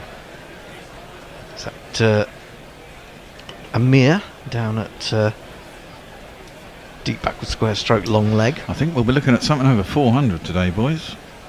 Yep. And what do we got in terms? There's a fair few over 400. Root leaves this one outside leg stump. He was thinking about turning it, but it got a little bit wide. He didn't want to just tickle it to the wicket keeper. That is the end of the first over after tea. England are 356 for 3. Messi. Welcome back, Bear. We appreciated your remote assistance early this morning. Well, I woke up. I put my phone on silent. I couldn't. I actually fell asleep at about 9:30 on the sofa and woke up at nearly 1 o'clock. Then I couldn't sleep. Then I went to bed about 3. Woke up at 6:30. Looked at my phone, which had been on silent, and there was about 40 missed calls from Tone. Yeah, I wish I could have done a screen recording of Tony tearing his hair out, burying his head in his hands, tossing something at something, a can of beer, I think. He wasn't a happy bunny at the time, but it all worked out. He forgot to share the screen share, didn't he? Which was... it was all right. It was okay. Mutley says, welcome back. That was a quick break. Well, tea usually is, you know. Pretty quick.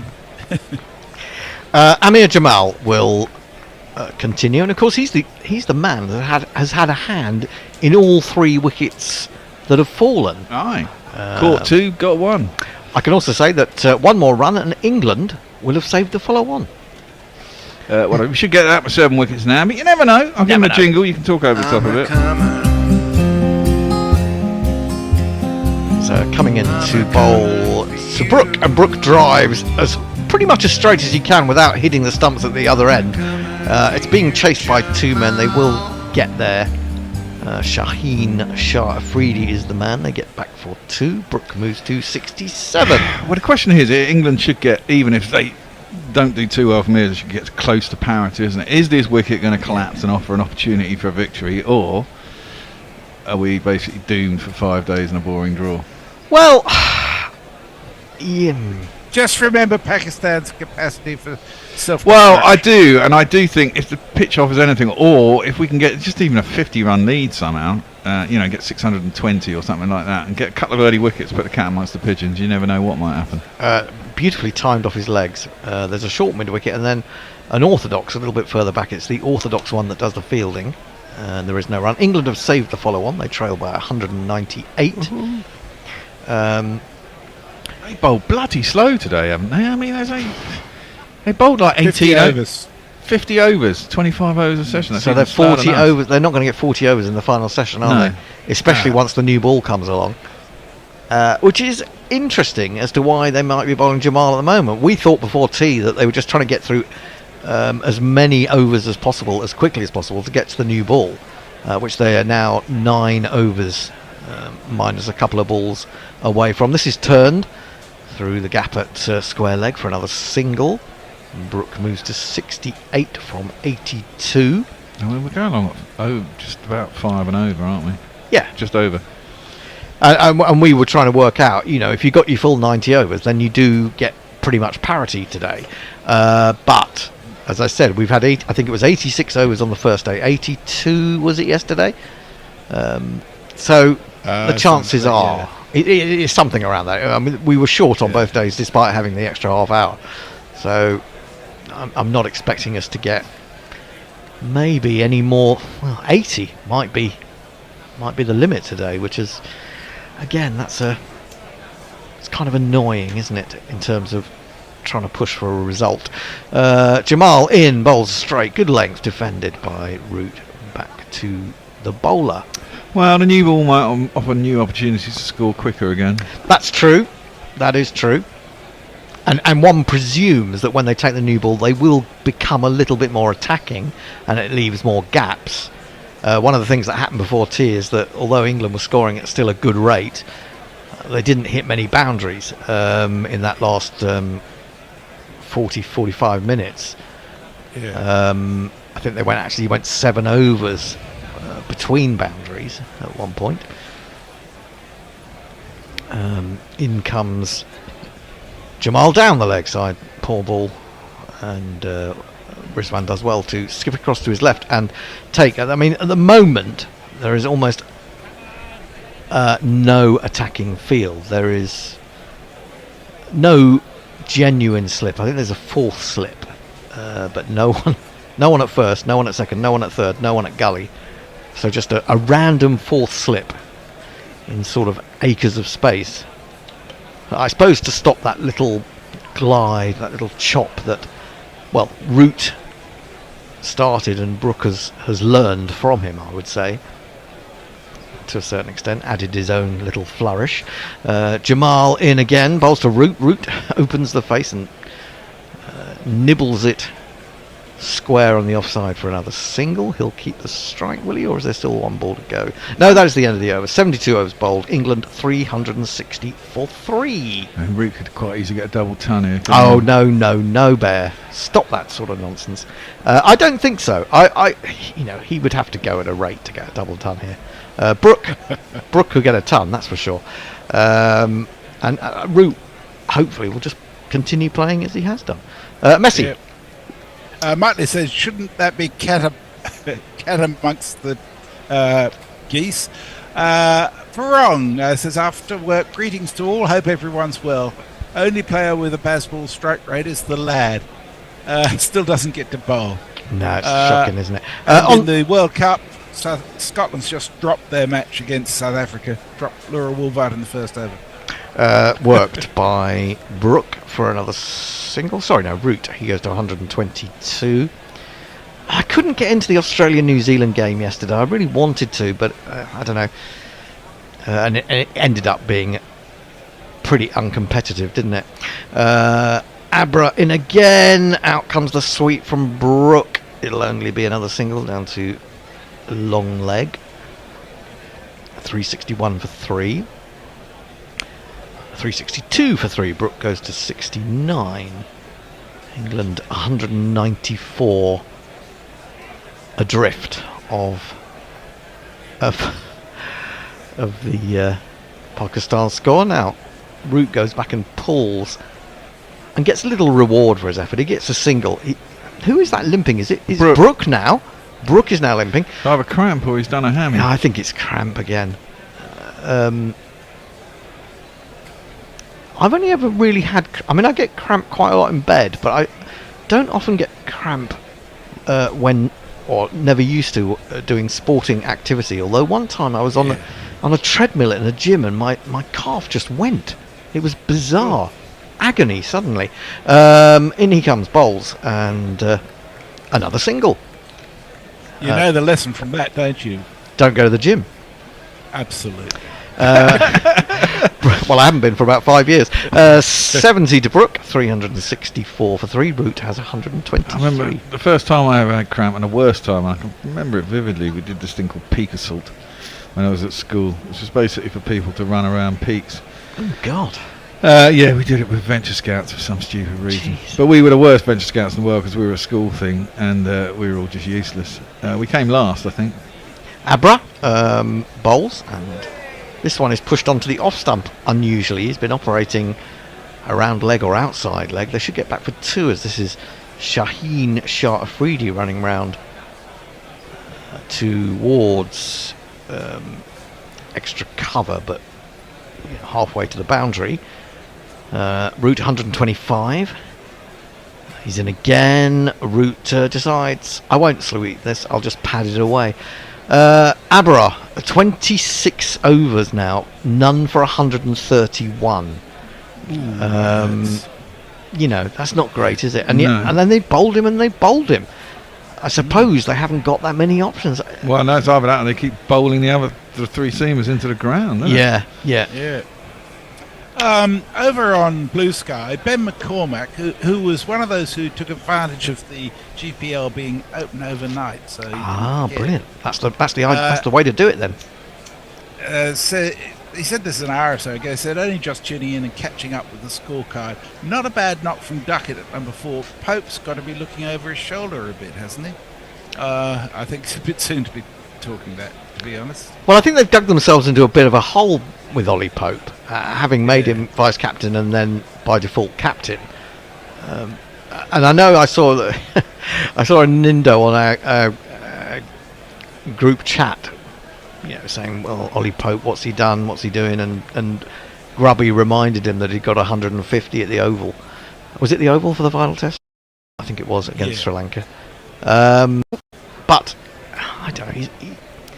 He's gone. At times he's been convincing, but only when he's got confidence. When he's got confidence, that edginess goes out of him, and he begins to play in a more relaxed fashion. The shots that we knew and loved from his early appearances comes back in. And I think also with Bazball, he's been forced to over improvise as well, and I think that's been to the detriment of his technique.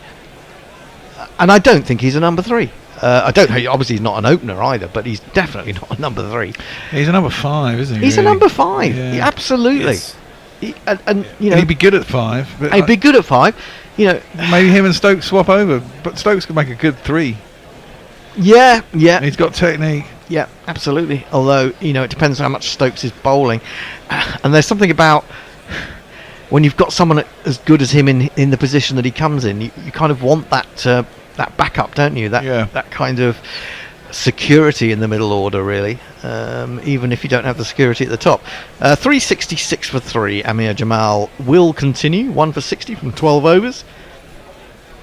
England trail by 190, and even more people are appearing from the shadows to watch this game.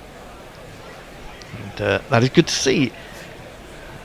So Jamal is running in and bowls to Brook, and Brook gets turned around by that a little bit. Maybe he was trying to play it too early and work it into the onside, and so his bat turned a fraction of a second too early, and but no harm done. He went straight back to the bowler. There is no run. I saw a quote during the break about Joe Root from Alistair Cook, who he has now overtaken in terms of test centuries. Or was it test centuries, or was it in terms of actual runs? He's gone to the top of the table, hasn't he? Runs, yeah. And he's saying that, well, Joe Root is a genius. I'll come back to that. Pakistan, desperate for a breakthrough. This is turned to mid-wicket by Brook. He says, not just a genius, he's a genius. He's a consistent genius. And that made me think, are all geniuses consistent, or do they just have little flashes here and there? Surely the idea of being a genius implies that you are consistent and very, very clever. That's what I thought. That's the whole point of it. You're always right, and you're very, very good at being right. Because otherwise it would just be a flash of genius, wouldn't it? As opposed to being a genius full stop. Well, but geniuses can have crazy ideas and brilliant ideas, and some of them are good, and that's what makes them geniuses. Jamal in again, bowls, and he brushes this past the diving fourth slip and bowled Mohammed Rizwan. Wait, maybe he's stiffening up a little bit, so he thought he'd go for a run down towards third man. In the end, he finds a teammate doing it, and he's run for no reason at all. They'll get 2. Brook goes to 72 from 87. England 368 for 3. We have a super chat. Yay! He's back. Jay's been unbanned, or he's got super chat to work. He sends us £2 and just says, "Hey up."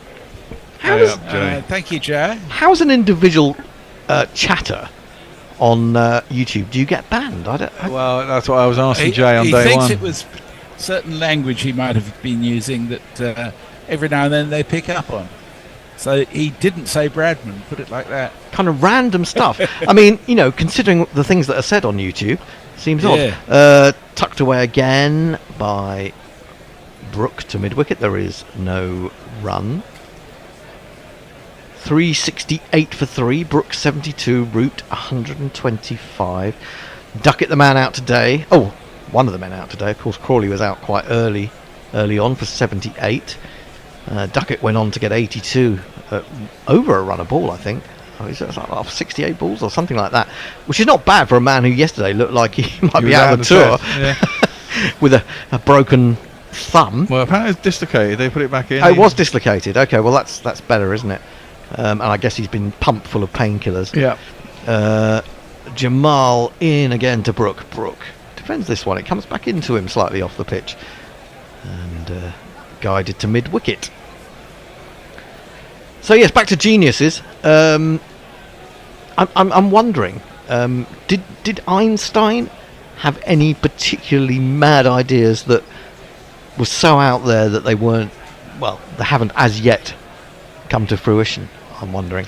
No, but I think lots of people did. I mean, you look at Michelangelo. He had some fucking brilliant ideas, but his ones when it came to flying were fucking useless. Well, but before his time. Yeah, Einstein came up relatively quite early. He didn't really do anything major for the rest of his career, but I guess... He sat back on his laurels. Yeah, well... Short and well played, opening the face, down towards third man. There is a man there. Will they go back for a second? No. The throw is in the air pretty quickly, and although Brook had turned and moved a few yards back, Root decided that they probably shouldn't.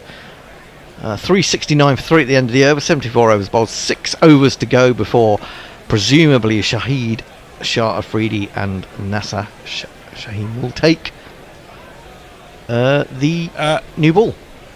James Hopkinson has kind of come up with some alternative words for nudge for you, including nurdled, cajoled, eased, guided, diverted, persuaded, tapped, etc. Jay just says chats, chuffs, anything but Bradman. Stephen Kelk says, I'm on the train with Wi-Fi, and to reduce bandwidth I had lowered the resolution of the YouTube feed to minimum. Now I have no chance of knowing which Tony is on screen. Well, here's something for you. You could actually not do YouTube and listen to us from the website, so then all you need is audio feed. But then he couldn't chat with us on YouTube. Yeah. Oh, well, you can chat with us on YouTube. You can stop the video on YouTube, and still the chat stays up to date. And Mog says, keep in mind that a genius might only be a genius in certain areas and a fucking dunce in others. Absolutely. I mean, the bear is a genius left-arm spinner, but he can't catch.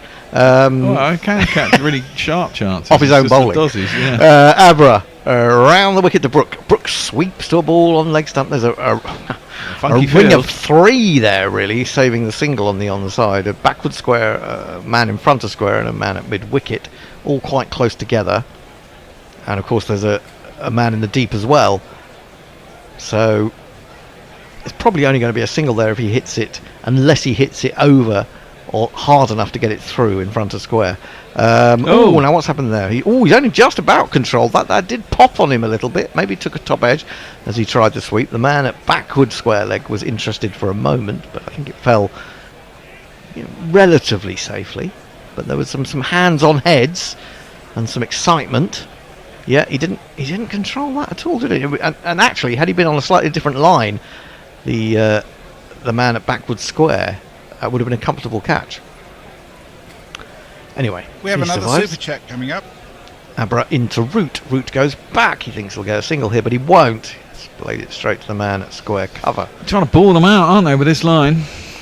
Yeah, but as I say, I think it's force the mistake because England still want to get on with it to a degree. Yeah, and England so far have played that quite sensibly. I think they haven't tried to do anything really stupid. Tries to play the paddle sweep there, does Root. I don't know whether he got bat on it in the end. It just rolled he might square have a bit on of the cramp onside. as well. Oh God, they're all cramping up. Well, I'm not surprised. He's been out there for the whole game. Yeah. Give or take 8 balls, I think. Abra in bowls, and with a little bit of turn, he plays this into the offside. Again, there is no run. The square cover does the fielding. 370 for 3. I remember the sort of the surprise and the shock in, was it 77? Abra is in, defended on the front foot by Root. There is no run. And I think it might have been when Boycott got his 100th 100 at, was that Trent Bridge? Or was it Headingley? Headingley, I think it was. And they were sort of surprised because they worked out that Boycott had been on the field every day of the match. But actually, that doesn't necessarily mean that much, does it? Because you can have long periods off the pitch. I'm just trying to think. I'm just trying to think. Did he bat so long that he was actually and then fielding, and then batting again and not out? That he was there for the whole 5 days. Someone will have to remind me about that. We got 2 fucking huge super chats. Oh, huge Mark ones. Arnold has sent us 10 quid. Says, thanks so much, guys. I thought it was about time I sent one in. Thank you. And Jay sent us 20 quid. Now I'm back on YouTube. I refuse to let Mark Arnold out. Backsheesh me. Oh, well, let's have a bidding war. Yes. What can you do about that, Mark, eh? Jamal starts a new over, bowls to Brook. Brook defends on the front foot, and it makes you wonder, what are England thinking here? Just keep going as we are? Do we up the pace? Do we wait for the new ball, and then hopefully there'll be some more gaps and we can play some more shots? Well, I just think you play what's in front of you, don't you? That's like a football pitch. You just go, okay, they've just come out after tea. I guess it's half an hour to settle in. You don't get another 2 hours. Score's pretty decent at 370 for 3, and there'll be exactly that. There'll be opportunities when the bowling gets easier. They'll switch to the new ball, and their bowlers will be tired going into this final session. You've got to look for the bad balls and score heavy. Jamal, well outside off stump, chops this with quite a lot of vigour, but doesn't really time it. He'll get a single out to deep cover nonetheless. Brook goes to 75, England 371 for 3. I mean, it's nice when you see it rattling along. I just worry. Who was it? Someone said, I think I heard NASA saying, you know, people get bored if you have Test cricket on a wicket like this. If it doesn't break up and it doesn't do anything, and ends up being a dull draw. Well, that's absolutely true. Yeah, I mean, 5 days ending in nothing on what looks like a really flat track. If it doesn't break up, it'd be not right, man. It does need to break up a little bit at the Just very needs to least. offer a bit of up and down for the seamers. Yeah. And a bit more turn for the spinners, really. Jamal bowls him a bouncer, and he's he's perpendicular that into the onside in the air, but it's fallen safely enough. But Root was in no control of that, to be honest. He looked like he was trying to pull out of it right at the end there. Do you think so? Yeah, it looks like he kind of let the bat go, didn't he, and let it get soft in his hands. I think he was a bit surprised to get the bouncer. He starts to come forward, and then toe ended it horribly, didn't he? Very lucky. You might want to let Billy in, Bear. He's in. Well, he was in. He's not now. No. I let him in straight after lunch. Tea, even. Just signs, perhaps a few signs in recent times that Root's concentration may be wavering a little bit. Jamal in again to Brook. Oh, this comes back into him, and he's been bowled, has he? Oh, well, no. Oof, the bails didn't come off. The bails didn't come off. It dropped down, maybe hit his foot, rolled very slowly, and he reacted to try and knock it away, but he didn't manage to do that, and it did hit the stumps. It's come down off his breast. He's trying to kick it away, and then it's hit the stumps, and the bails have stayed on. He's actually kicked it towards the stumps, I reckon. No, I don't. He did, no, he didn't make any contact, I don't think. It was just the spin of the ball rising up onto his breast from bat, and then spinning backwards. But so a couple of lucky escapes, and Jamal will be thinking, hang on, something's got to go right in a minute. Been very unlucky in this over. Could have had either or both of these well-set batsmen. Well, you are going to have tricky little moments. They got to get through it, haven't they? They have indeed. Jamal short again. He thinks this is the way to go. That was a little bit wild and way outside off stump. So wild, in fact, that the umpire has given it as a wide. Jamal's been bowling a pretty good length and line, I think. And that first ball to Root that he mishooked was a good one because it was a surprise. Now he's bowled, 2 or 3 in a row. It's not such a surprise, is it? 1 for 66 he's got. I probably think he should have had at least one more. And he has been the man in the field who's kept Pakistan in this game to a certain extent. Here he is again. Bowls to Brook. Brook tries to brush it away past Gully. They hair through for a single on the misfield, which might have been unwise, but they've got there safely enough. 374 for 3. Brook 76. Root 126. Do we want Jamie Smith coming in against the new ball? That's the other thing. We're 4 overs away from it at the end of this over. I don't think any batsman should fear this wicket. I agree. They'll get out there. They'll be told it's doing fuck all. Well, you watch the ball, get yourself in. There's plenty of runs to score. Any good batsman's looking at this pitch like that. There might be someone going, well, the pitch is breaking up a little bit and it's doing a bit of this, but generally it's as flat as a pancake. Jamal into Root, and this one comes back into him, and he's trying to drive a ball that's not really drivable, and comes off the face of the bat into the offside, but with no real pace. Is that time for a change, or have I got one more? No, it's time for a change. Time for a change? I'll just do some messages during the change. Jay says lots of geniuses only have one good idea. Sadly, that's one more than me. Stephen Kelk says listening to audio feed and chatting via the suspended YouTube chat. Brilliant. Is James Hopkinson's let it go soft in his hand. Pawn bot anywhere? Hey. Stephen says the pawn bot's never too far away. Stephen Kelk says you must never type pawn pot 3 times into the chat, because if you do ... Okay, I'll be back with you in half an hour. Right, we welcome Billy back to ball by ball, I think it is. Hello. Yeah, thank you, ball. England going on nicely here. Brook has almost gone to 76 without thinking, it seems. Root 126 still there. He's pretty much played every single moment of this test so far as Abrar Ahmed comes into Brook, who goes for another reverse sweep, almost more of a switch hit that from Harry Brook. Gets into a rather awkward position, but it hits him on the leg for nothing. Your assessment of the game, guys, where do you feel like it's going at the moment? It's interesting how the run rate dropped a little bit, or quite a lot actually. I mean, if you looked at lunch, you looked at the morning session, they were going at 5.5. Brazil once more, and Brook doesn't play shots. That will be a dead ball. It just goes off the pad. It's trickling down to about where fine leg would be. Yeah, they were going at 5.5 up to lunch, and then from lunch to tea that dropped to nearer to 4.5, and I think that emphasises how important this partnership is to ultimately the shape of the game, I think. Yeah. So they've been a little more going cautious. well at the moment. Yeah. Brook sweeps there. He'll get a single. A hard sweep for one. Didn't quite time it, and he'll rotate the strike nicely to Root.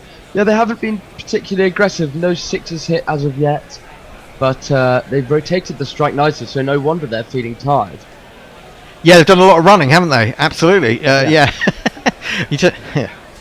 Brian round the wicket is continuing this ploy, and it's just been swept by Root. Gets down on one leg, and that'll be a single. I think also that maybe there's a tactic here in that England, as much as Pakistan are waiting for the new ball, England are waiting for the new ball, and if they can have these two still out there when the new ball comes along, they'll think, right, well, at least for a few overs Pakistan will attack, so we will have more gaps in the field. Yeah, that's very good observation, and Brook gets another awkward position. Just England constantly sweeping at the moment, with Abrar going from around the wicket. It's slightly awkward having to go against the spin, and that hits Brook almost on the hand. It looks like he's taking his glove off to give it a blow. It must be very hot and sweaty out there, and it did hit him in the ribs, really.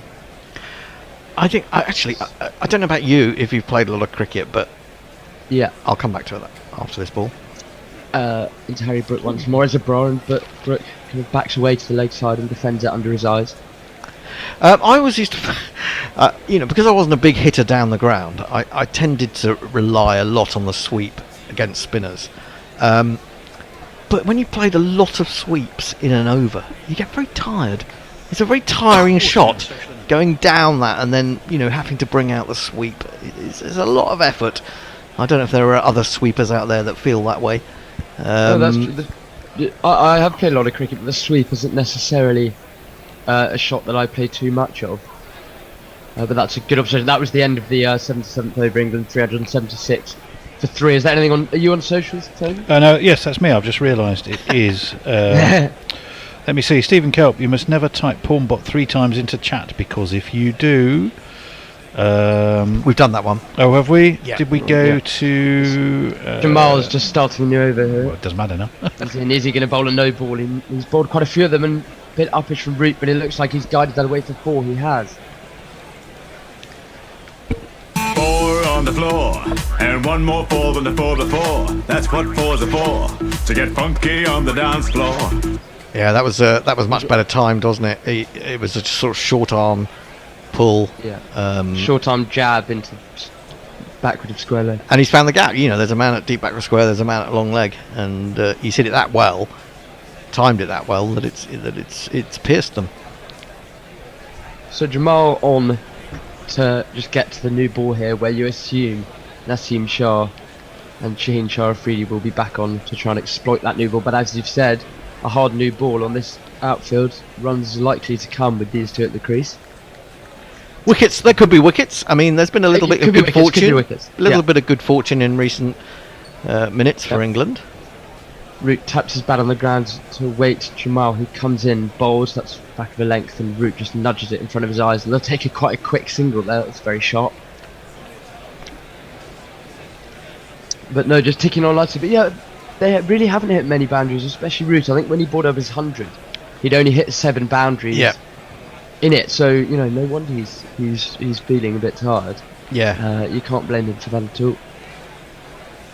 And singles are not too wearing, especially if there's some easy ones. But it's the 2s and the occasional 3s that begin to hurt. I would argue. But the pace single and the tits long out is extraordinary. It's 381 for 3 off 77 overs. It almost seems like how we'd expect them to go about it, but nonetheless, it's ridiculous. That's short and wide from Jamal Brook. Cuts hard as there are men out there is. So it will only be a single. A nice shot for 1. Cut right under his eyes from wide delivery by Jamal. Yeah, and I think we were talking on the first day, and Grubby and I were kind of reversing roles. He was being quite critical of England's bowling, and I said, the margin for error on a pitch as good as this is very small. And I think, now that we've seen England bat on it as well, what have we had? We've had nearly 900 or more than 900 runs already for 13 wickets. I mean, I have to say, I personally didn't think England bowled very well, particularly Bashir. I thought his lengths were all over the place. But you are right in the fact that, they're undercooked. They, as has been mentioned, they were playing in Bristol 8-9 days ago, most of them, or however long ago it was. Well, I was wondering. So that's difficult. I was hoping that Duckett was going to get 100, because I was then going to see if any statisticians out there could find out whether there had ever been 2 successive hundreds from a batsman in different formats of the game played in more wide-ranging temperatures. That's quite a set of criteria. It is a fair, but I think it's the kind of thing Andy Zaltzman would do. Yeah. Niche sat there, like Root faces on 132 and pulls. Oh no, must have gone straight into the ground. It was difficult to tell. A kind of short mid wicket or short square leg almost fielder. They've got a couple of those catches in there. They've had them in for most of the day of Pakistan, but it hasn't really. Well, that's where they took the wickets of Pope and Crawley, was it?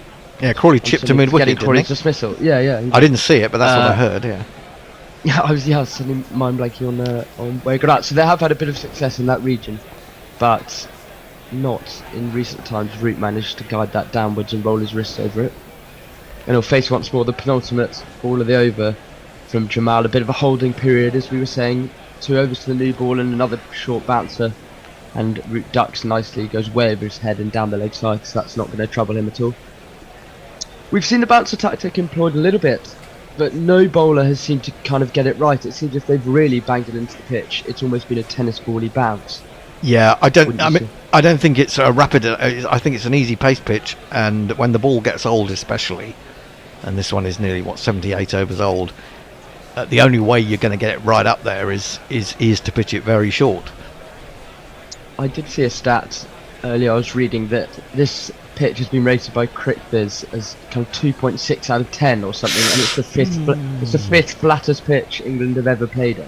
Since presumably. Since records began. Since records began Since records began, and Root just pushes the final ball at the over from Jamal into the covers for no run. Yes, since records began, I think. But the flattest was Hamilton 2019 or something. Are these things measured? I mean, how do you measure flatness? I don't really know. Or is that something to do with ball tracking? I guess. Okay, so I don't know. How long have we had ball tracking? Only maybe 20 years. Not even 20 years. Yeah. So still pretty flat though. Pretty flat. Right. Few messages. I think we mentioned Mark saying we go above and beyond, but that's very kind of you to say that. And thank you. Pornbot says a disinterested Mr. Handjob who's trying to arouse him. I want the Pornbot to be Tony Todd, says Leah, who I had to look up, but apparently is the actor who plays Candyman, amongst other things, bit of a horror film specialist. Jay Grover, Mark Arnold messing with you. I've just been off YouTube for a bit, so need to pay the troll toll. Somewhere like Mumra from Thundercats, the Pornbot is stirring in his dark room. Well, you're assuming he lives in a dark room. He may not. Surely the Pornbot lives in a lair. Yeah. I would have thought. William Presley, did you see the banner with Andy Saltzman in the ground? Yeah, we did. He looked a bit like Lord Kitchener. He seemed to be pointing in a sort of a Kitchener-esque way from that old First World War poster. Jay Grover, lengths all over the place. We need you, Pornbot. Hopefully these are replays. Yes, they are. And Jay, Stephen Kelk, as you know, I am not the Pornbot. But my childhood nickname was Mumra. Bumrah? No, Mumra. Oh, with Mumra. a M. Like Bumrah, but with an M. I don't M. know who. Do you know who Mumra is? No. Jasprit Bumrah's mum, maybe? That's the only thing I can think of. Yeah, that was what immediately sprung to mind. I've got to ask Leah a question about German. I saw yesterday something on Facebook which said the literal translation of a cat in German. I'll come back to that. Abrar Ahmed continues this around the wicket point of Brook, who will sweep this. There should be a man out there, you'd think, and there is, so it'll only be a single. Figures of not pretty reading for Abrar, none for 130, Thor just on his 29th over. The literal translation of the word that is used for a cat is front room tiger. And, and I think that's brilliant. I hope it's true. Please let me know. Oh, Brook gets into another awkward position, trying to get this sweep a bit finer, but doesn't succeed. So, Root, sorry, that was this time, trying to get a sweep finer, but doesn't. So it'll just be another single added to the total. Sometimes translations can be quite literal. It's the one. Do you know what a bat is in French? As in a flying bat. A flying bat, yes. No, about a cave. It's a chauve-souris, which literally means a mouse without a tail. Oh yes, Yeah. yes. Very good, Abrar around the wicket once more. Brook tries to sweep. No, Abrar, you're not going to get an LBW from that angle. And so that they'll trundle through for another single. I think that was leg buys, but maybe he got a bit of bat on it. We'll await the umpire's signal. I thought it was a leg buy.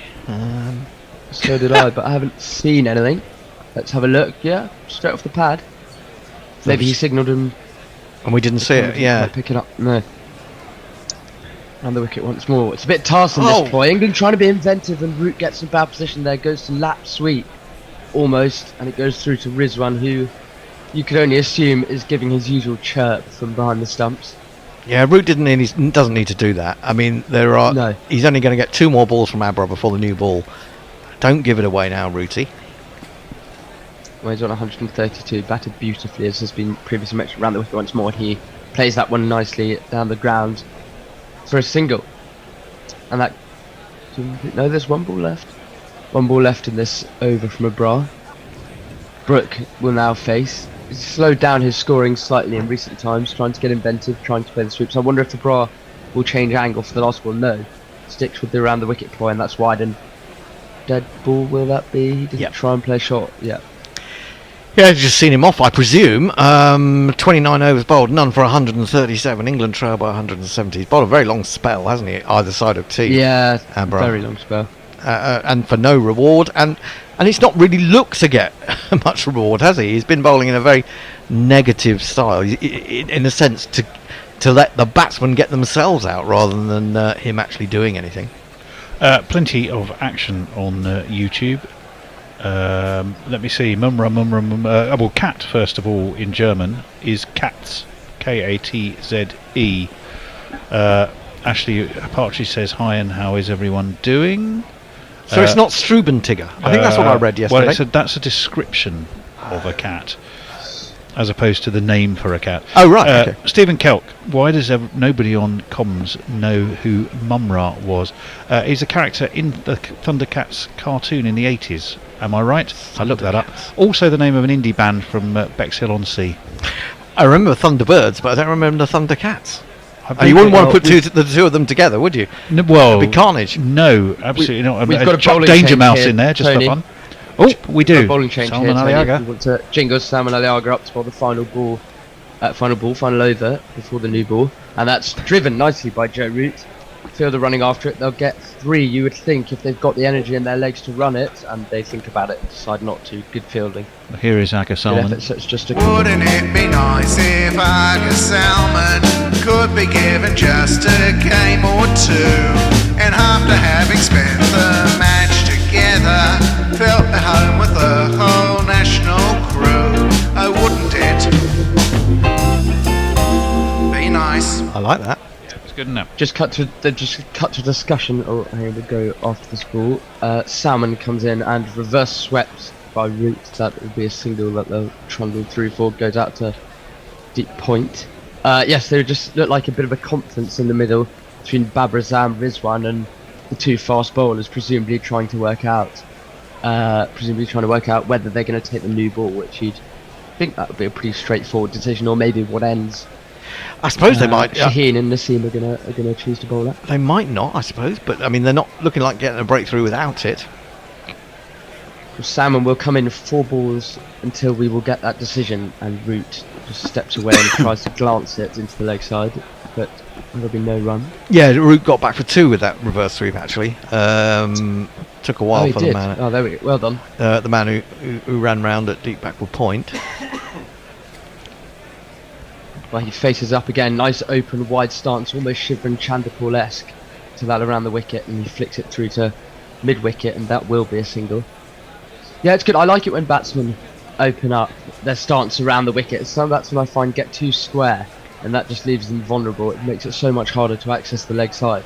But Root, of course, being the talent that he is, and now England's leading run scorer of all time, plays it perfectly. Yeah, you see that a lot to left armers as well, right-hand batsmen to left armers. Yeah, Salmon comes in, Brook just flicks it into the leg side, and they'll run through for another single. That's a bit of a sharper one, but they'll get through with ease. Root's cramp seems to have disappeared, guys. I was listening, not watching in that last stint. Does he seem to be struggling after tea? Or no, not so much, I don't think, because he's looked a little bit freer, I think. Well, last ball before the potential new ball, and it's driven back to the bowler for no run. So now we will get that decision. We'd assume that they will take it. Will we see the 4th umpire come down the stairs with the big box of new balls? It's interesting. We got any YouTubes? We have quite a few, yes. Let me see.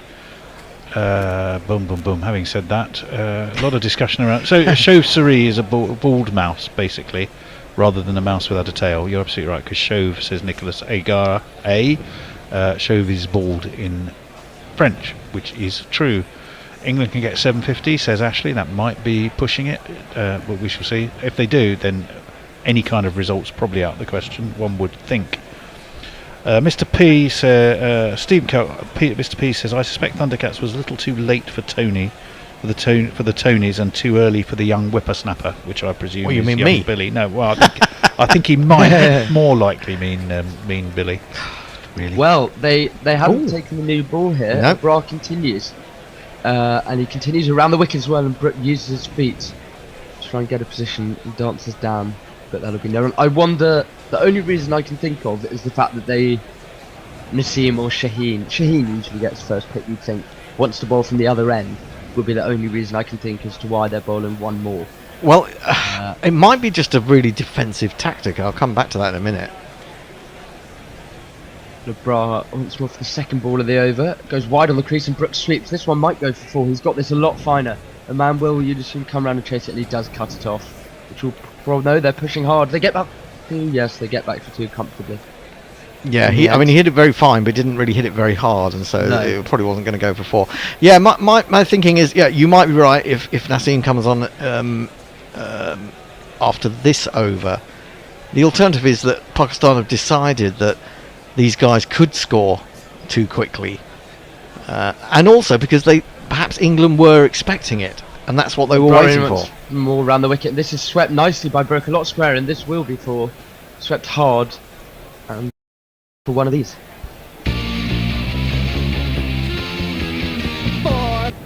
It might. I mean, with a ball like that, it's not going to help. But if he is going to toss it up a little bit, maybe an outside off stump or on off stump, it might persuade England, to take a few more risks, come down the wicket because they want to increase that scoring rate. I mean that.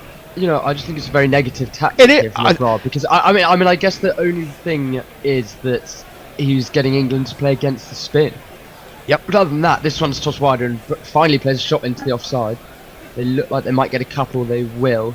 Really nicely timed from Harry Brook. He's looking very good at the crease today.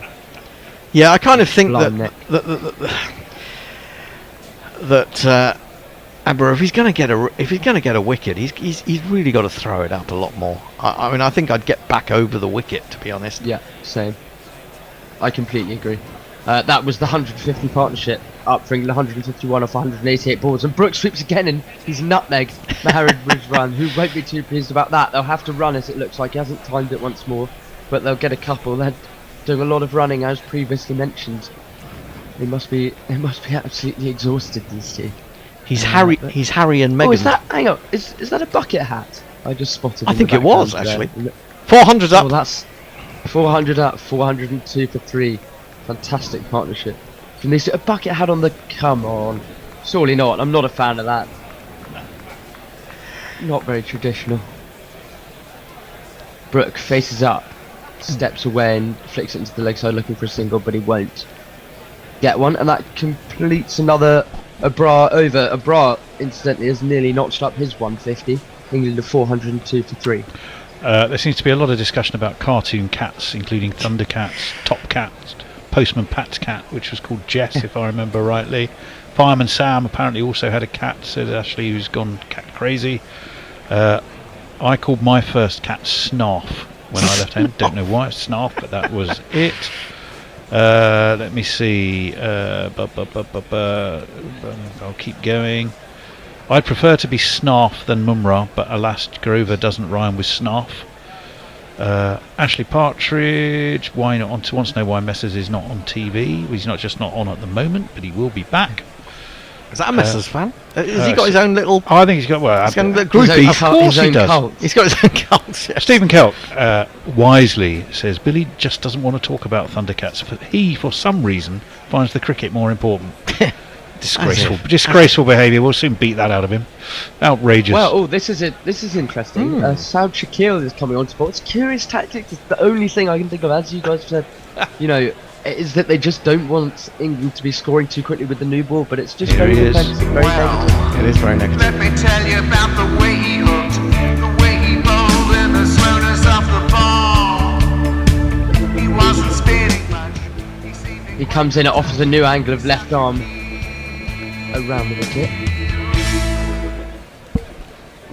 It is curious, I've got to say. New ball available, unless they're thinking already take it for tomorrow, but that's way too early to be thinking like that. I think it's just in the first hour after tea. Well, he bowls to Root from around the wicket, and this is driven off the back foot. Might get a couple into the vacant cover region. No, they'll just settle for the single. Brook incidentally is into the 90s. 90 off 112, so he's gone on a very good strike. Yeah, it's very negative, but this Saj kill move does at least offer a different angle. Around the wicket, it seems more, you're more likely to see an edge maybe. And they do have a slip in, Pakistan. He's got to actually throw it up to actually get it to turn first. As he comes in and bowls to Brook, that's all slightly darting in, a bit of an arm ball it looks like, but Brook plays it nicely for single out into the covers. Yeah, I mean, you kind of feel for Pakistan in the sense that this is a bit like what Bumble was saying, that the fear is so strong, having lost those test matches, that they haven't got the confidence to go to their quick bowlers and try and take wickets. They want to buy a wicket, that's all they're thinking of, really. Well, Shakil comes in once more, slightly wider on the crease, and this one's blocked back to him by Root. I mean, how many more overs are we going to get tonight? Let's have a little think about it. Well, scheduled it'll be, nearly 30 you'd have to think, because they never get all the overs in. Each day they've usually gone on to about 1:30, And what time is it now? Right? I think Saj goes into Root. This is wider and driven nicely by Root, but there is a sweeper out there, so they'll walk through for a single. Literally walk through on that occasion. Root might have to make sure he gets back into his crease, which he does. Yeah, it's 5 to 12. So I think they've been playing till about 1:30. So you'd think there's another, 24. Yeah, that's been the way it's been going. 24 so overs, maybe 20, 22. 1 o'clock finish and then the extra half hour. Yeah. Has been Shakil the into previous Brook form. to finish the over. That's on the leg stump, and Brook calmly places it into the leg side, and they'll walk through for a single to keep the strike. He moves on to 92. England 406 for 3 to complete the 82nd. Well, they're just playing with England's patience, I think. Okay, England are still going at a decent rate by picking off these singles, the very occasional boundary, but they're not getting away. And these, well, certainly Brook and Smith to come are players that want to smack the ball around if they possibly can. Well, and so they're playing on England's patience and how long they are prepared to just pick off the singles. And so it's going to be it's down to ego to a certain extent. Playing on the batsman's ego. Will he want to play those big shots? If singles are not very rewarding as a batsman. I mean, they're very important, but they're not rewarding in the sense of that great feeling of smashing a boundary. Yeah, it will test England's patience. But, Super chats, chaps. You'd say, oh, very good. Couple of very good super chats. I haven't got time to jingle them. Yes, I have. I'll do that very quickly. The very short one. Metal in both legs says cooking fat. Jay Grover says eating crisps. That's why I'm fat. I have no idea why, but thank you both for the super chats. I'm certainly not complaining at all. Also, Ashley Partridge wants to know. I'll tell you after this ball. Well, Abrar Ahmed's finally switched to over the more conventional over the wicket, and Brook plays that under his eyes. I think this is a much better tactic than tosses up. Go on, Tony. Well, I was going to say, Ashley Partridge wanted to know Harry Brook's highest score. I can tell you, it was 186 versus New Zealand in Wellington. Interestingly, in a partnership of 302 with Joe Root in the first innings. He's into Brook once more, and Brook's patience has been tested. He goes down the ground. Has he got all of it? Yes. He has. England's first six one of the innings. Yes. Well, there we go. How do you like them apples?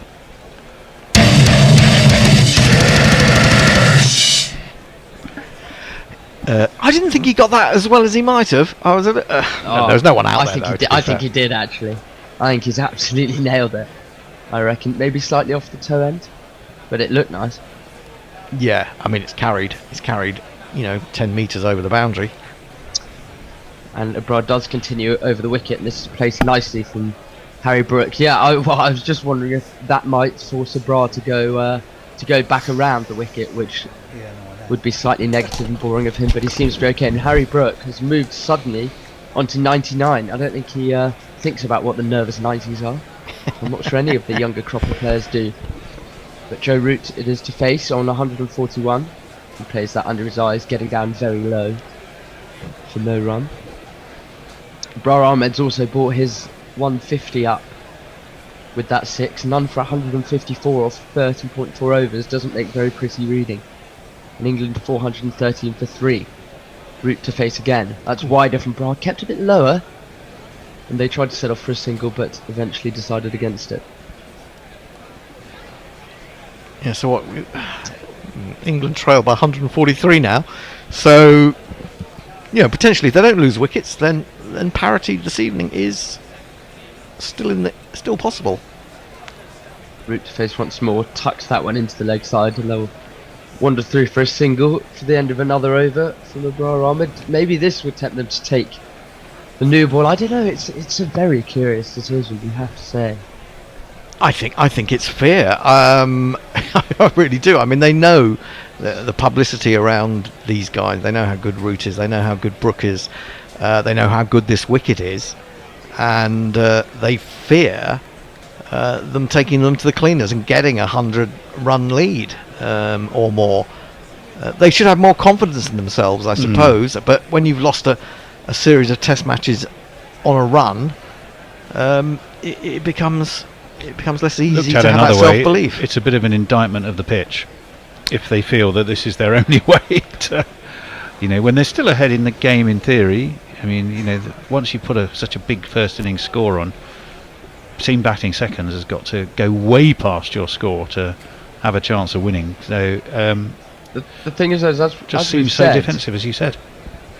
I mean, as we'll get into it after this ball, as Sajkill starts a new over, and he tosses that one up, and it's driven by Brook down the ground, and they'll wander through for a single. The thing is I don't know about you guys, but let's say you're Jamie Smith here. I mean, this has been a mammoth partnership, but it means that he's sat with his pads on for a long time in the dressing room, and from my experience of doing that, I personally don't really like it. I mean, they're very used to it, but I feel like you're just waiting to go out the whole time, and every ball you might suddenly have to get up and go out and bat, and mentally that's almost quite tiring in the dressing room. And I just think Pakistan need to recognise that if they take 2 wickets, they're right back into it. We're still 140 runs behind with a longer tail, as we've mentioned. Brook on 99. Can he get to his 100? He cuts. Will they go? Misfield. Misfield, they will get it. He'll come back to 2 as well. He'll scamper back. Fantastic 100 for Harry Brook. Moves to 102 off 118 balls. Phenomenal. Well done, Brilliant him. work. England clapping in the dressing room. 10, 20, 30, 40, 50, 60, 70, 80, 90, 100. Congratulations, sir. You are a centurion. Well, Harry Brook, he just gets better and better, doesn't he? Loves batting in Pakistan, as previously mentioned. And he's in brilliant form. A more muted celebration in the England balcony. And look at that. He's only hit 8 fours in that 100. 8 fours and a 6. And he's up to face again to Sajkill once more. He comes in from around the wicket, and that's short, and Brook cuts harder this time. Looks like there'll be a sweeper out there, and there is. He's timing it very nicely, as well as you would expect from a man who now moves to 102. And they're very much trying to conserve energy when they take these singles now, aren't they? They're just jogging these singles. They're aware that they're compiling runs rather than getting them at pace. Yeah, Shakil into the 4th ball of the over, around the wicket, tosses that one up a bit, and Root flicks it against the spin down to long on, and it will be collected by Dean Shah Afridi. So that little conference that we saw in between overs just before the new ball, that's what they're obviously discussing. Should we take it, should we not? And I for one assumed it would be an obvious decision too. I suspect if they can get 1 wicket here, they will take it. I mean, if they can cajole one of these players to make a mistake, I think they will bring them on. They've got to bring them on for the new batsman, certainly, even if it's only for 3 or 4 overs. 2 balls left of this over. Brook faces and drives nicely. That does get through the covers. Fielder races round, but he won't cut it off. It doesn't look like. No, he won't. 4 more for Brook. It's just another score. It's just another 4.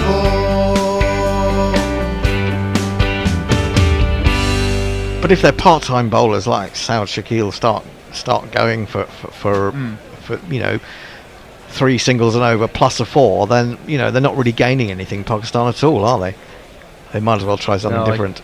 I completely agree. Well, he persists with being around the wicket, and that's a better delivery. Comes in and Brook carves it through the covers once more, this time for a single. No, I completely agree. There's no point ticking along, letting England tick along like this. You may as well take the new ball, but it's 424 for 3 off 84 overs. And so these two aren't looking like letting up. Anything on social? Well, I'll come on to that in a second. We're due a change. Endo, you've got a choice. The Bear's ready to step into your social shoes for the next session. Otherwise, you will have been on all afternoon. Or if you're happy being on all afternoon, the Bear, I'm sure, is equally happy to go and put his feet up. So the choice is yours. Well, I'll stay, but I need another beer. Bear, can you get me another beer from my Right, there you go. collection? That's that decision made. Thank you very much, Billy. 424 for 3. In that case, I can tell you, Endo, it's somebody talking. It's a comment. I can't remember who it's by. Ben McCormack. No, not Ben McCormack. The next is Mr. P.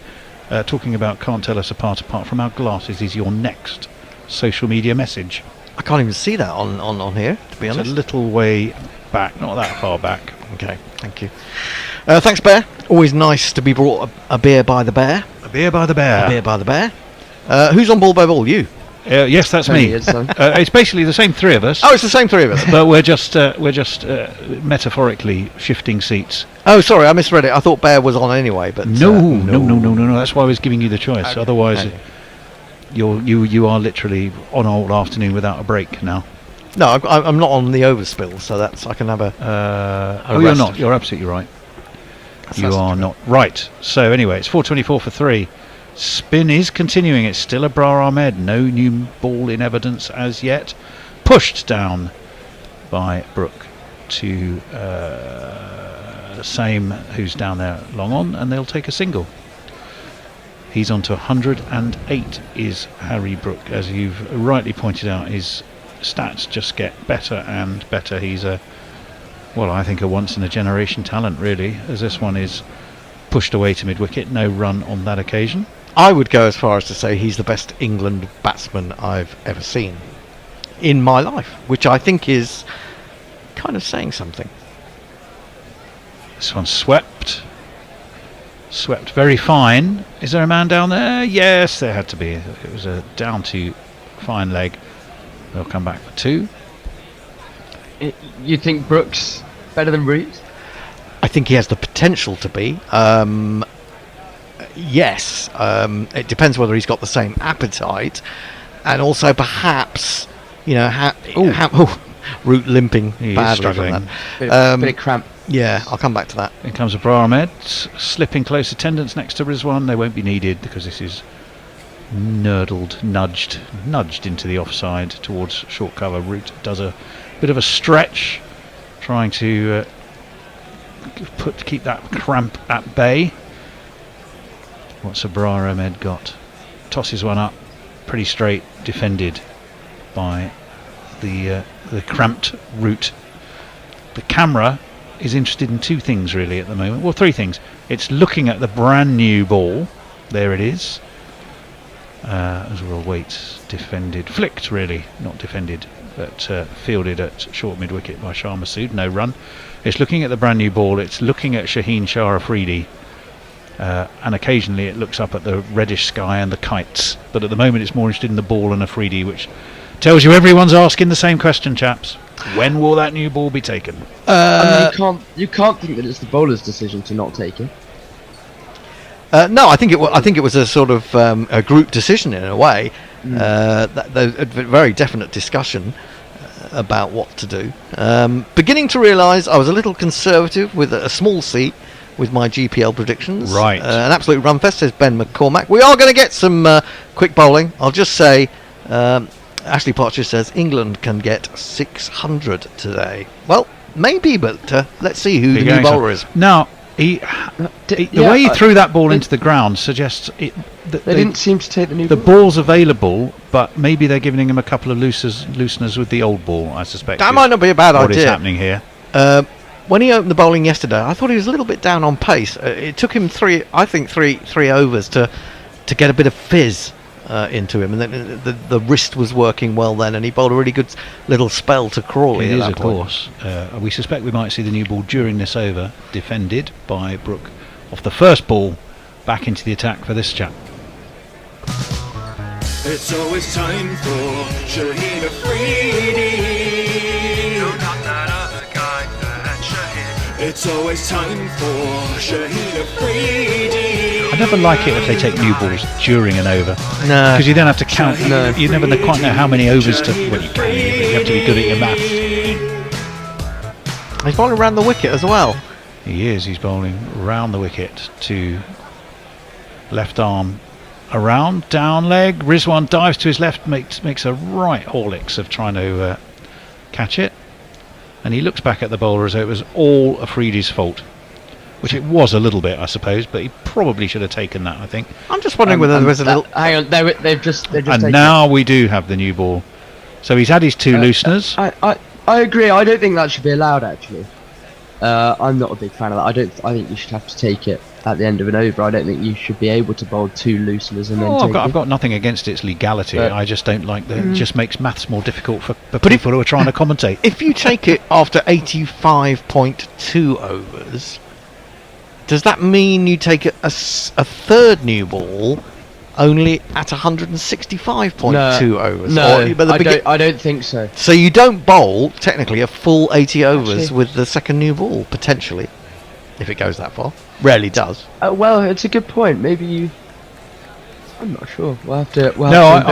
I think you have to have the full 80 overs with the ball. It's Yeah, up to you if maybe. you choose to give yourself less time with it.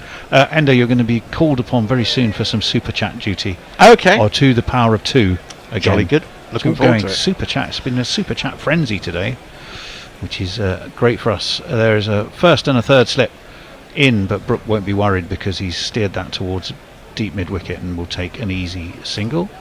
Well, that's what Shaheen Afridi were trying to do with those two opening balls. Loosen himself up, but also not go for any runs by cramping Brook from round the wicket.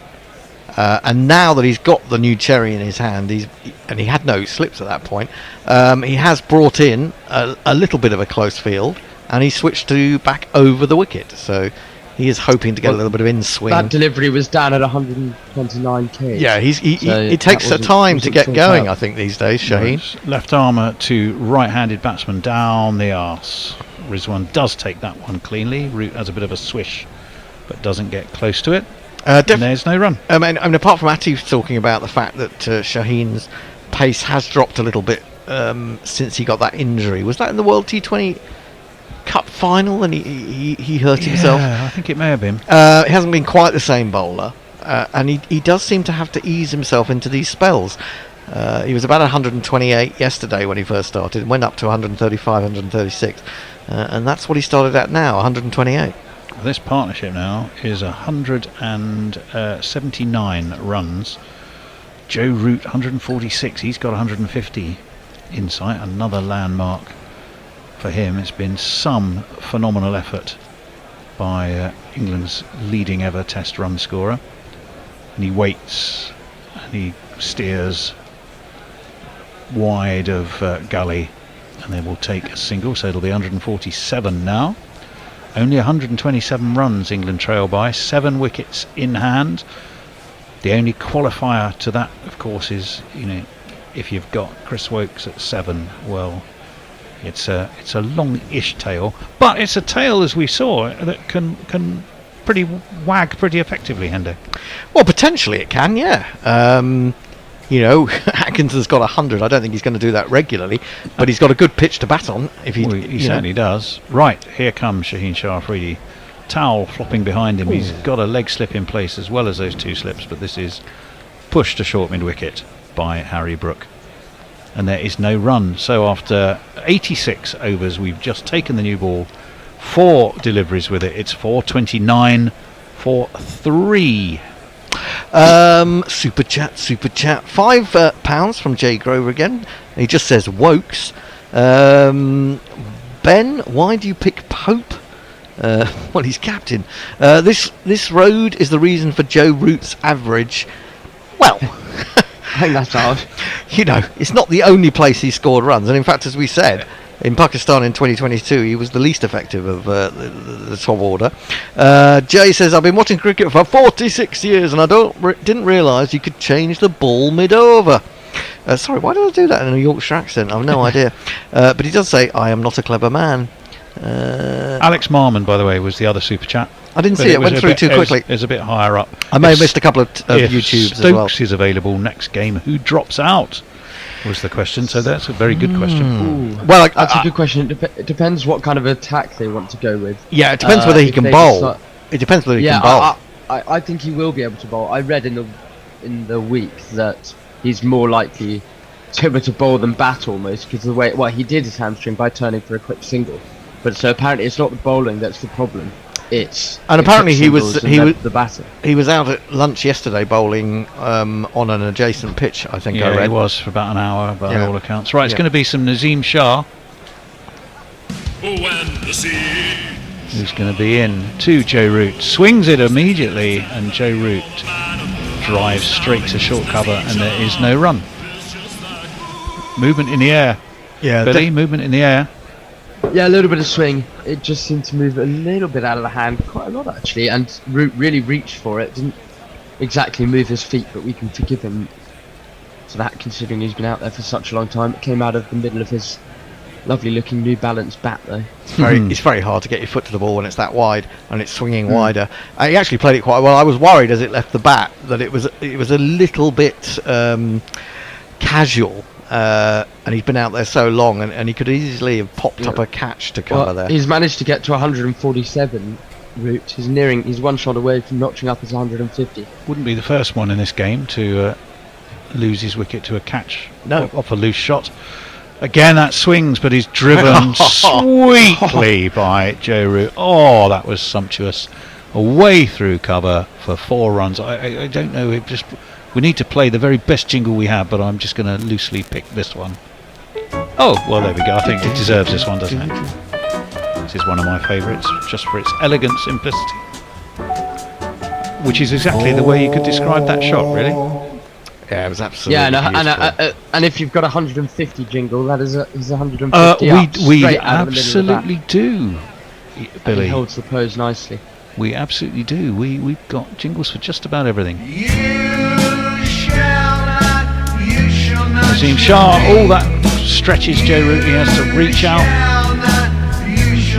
guides it to backward point, and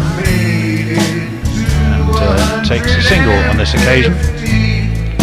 Moves on to 152. I wonder whether Joe Root's getting a little bit bored. I was more worried we're playing a "You Shall Not Shift Me" jingle, and I was worried about he'd be out during the actual playing of it. But he survived that. I'm sure that's happened in Guerrilla cricket history. Yeah, I mean, a fantastic effort. 152 off 236 balls, as previously mentioned. I mean, how many balls has he actually been off the field for? Because 8 balls. Second delivery, 8 balls. In comes Nazim Shah. Oh, what a ball that is! That nipped back. I thought that had bowled Harry Brook, but it hasn't. Its hands are all on head. I'm not surprised. How much did that miss off stump by Billy? Almost nothing, I think. I think it just bounced straight over the top. I think so. Yeah. He's got this ball. He's got this ball to do a bit. It's jagged back. I thought it bounced straight over the top. Yes. Oh, well, that. I mean, it's a fantastic lead. Yes. Oh, it's higher than you look. Well, from behind the wicket. Once you get that view, you go, oh, no dramas really. From in front, that really, well, Harry Brooks kind of emphasised showing Joe Root which way the ball moved.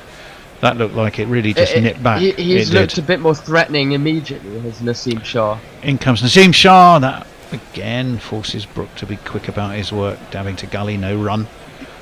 Good start this from Nazim Shah. Very aggressive and quick, and some movement in the air and indeed off the pitch. I have to say, I think back. Nazim's bowling is just reflecting the strange captaincy. I mean, Abrar bowled for such a long time today, threatening nothing, and Nazim was just kept under wraps when these two were going along, and I just don't really know why.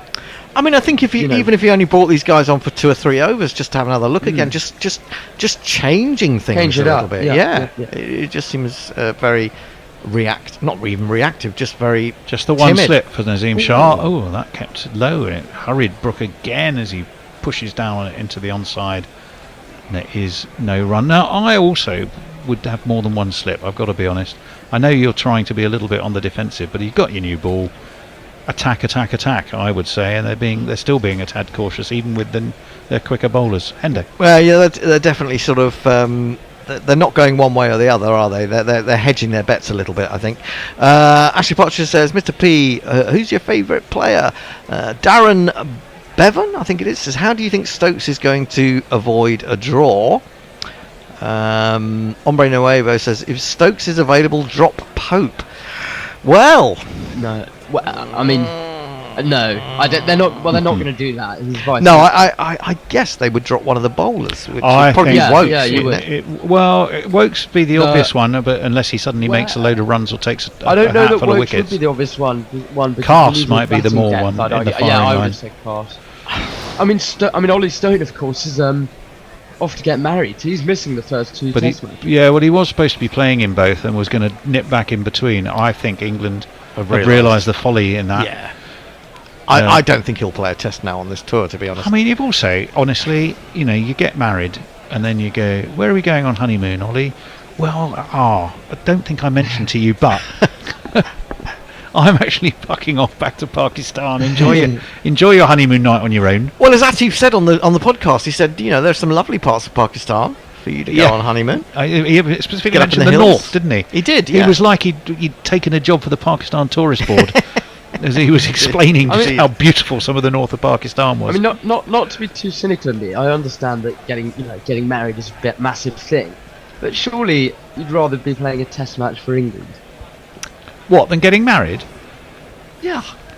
Do you have a girlfriend, young Billy? No. Not well. Do you know what? I'm not surprised. Maybe that's probably why.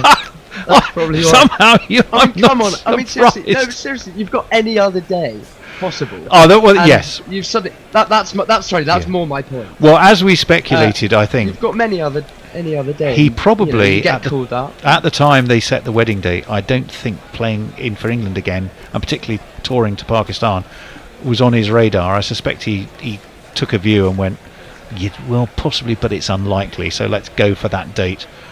I think that could be be how things transpired. You can change it though. Well, you can, but I'm just wondering whether that would, incur a cost. I don't know how much. Some people spend enormous sums of money on weddings. Some people don't spend as much. But if it had been a moderately expensive wedding by his standards, then you can understand not wanting to lose that cash. I mean, why not? Get his the current fiancée, soon to be wife, over to Pakistan, make it part of the lunchtime entertainment. Have the wedding at lunchtime. Well, in front of the crowd with the live world TV cameras. Flying out the whole family might be a tricky one. Yeah, and guests. Yeah, but how much would that cost them? Unless the ECB would take the knock in terms I'm of sure finances. they would. They'll just be looking at all those the inflated money from the 100 sale, and again we'll just pre-spend some of that. Some more tweets. I have an irrational cricketing hatred of Pope, and as I'm wrong about everything, he should maintain his place forever, says Jay. Jay is a cuddly gentleman, says... Hello, who's that says that? I can't I'm see. sure Suter. he might be. It's Suter who? Yorkshire gentleman. doing the business. Yorkshire. Again, not for the first time for England. Absolutely not. How long do Pakistan get forced to stand and watch the White Rose onslaught? Marley says, oh, bless Billy. I think that's the thing about the weddings. Sutu says, dig upwards, Billy. And Jago says, cuddly in a Scots accent sounds remarkably like words I get banned for. So there we are. We're up to date pretty much on YouTube, but keep the contributions coming in, either verbally or by sending us a what's it called? Super chat. Super chat. Get onto Patreon as well. Just having a quick look at Harry Brook's wagon wheel there. We've seen most England batsmen predominantly throughout this Test match. They've all been very square of the wicket, which just dictates the pace of the pitch. Really difficult to drive down the ground, apart from when Root played that sumptuous on drive to beat Alistair Cook's record and become England's highest ever run scorer.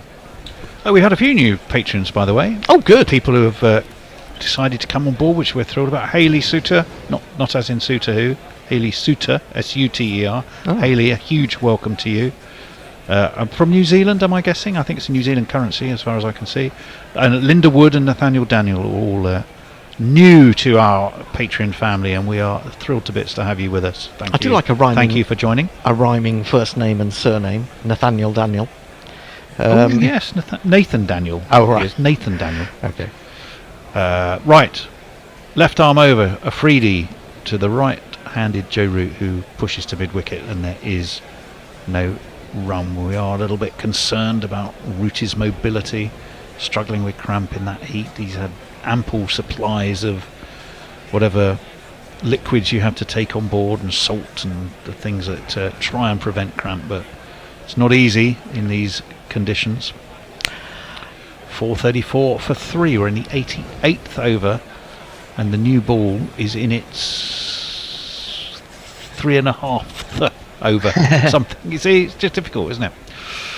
Right, Shaheen, a first slip, a third slip, driven through cover, and extra cover, go thundering after it. It's not the quickest of outfields. Who's going to win?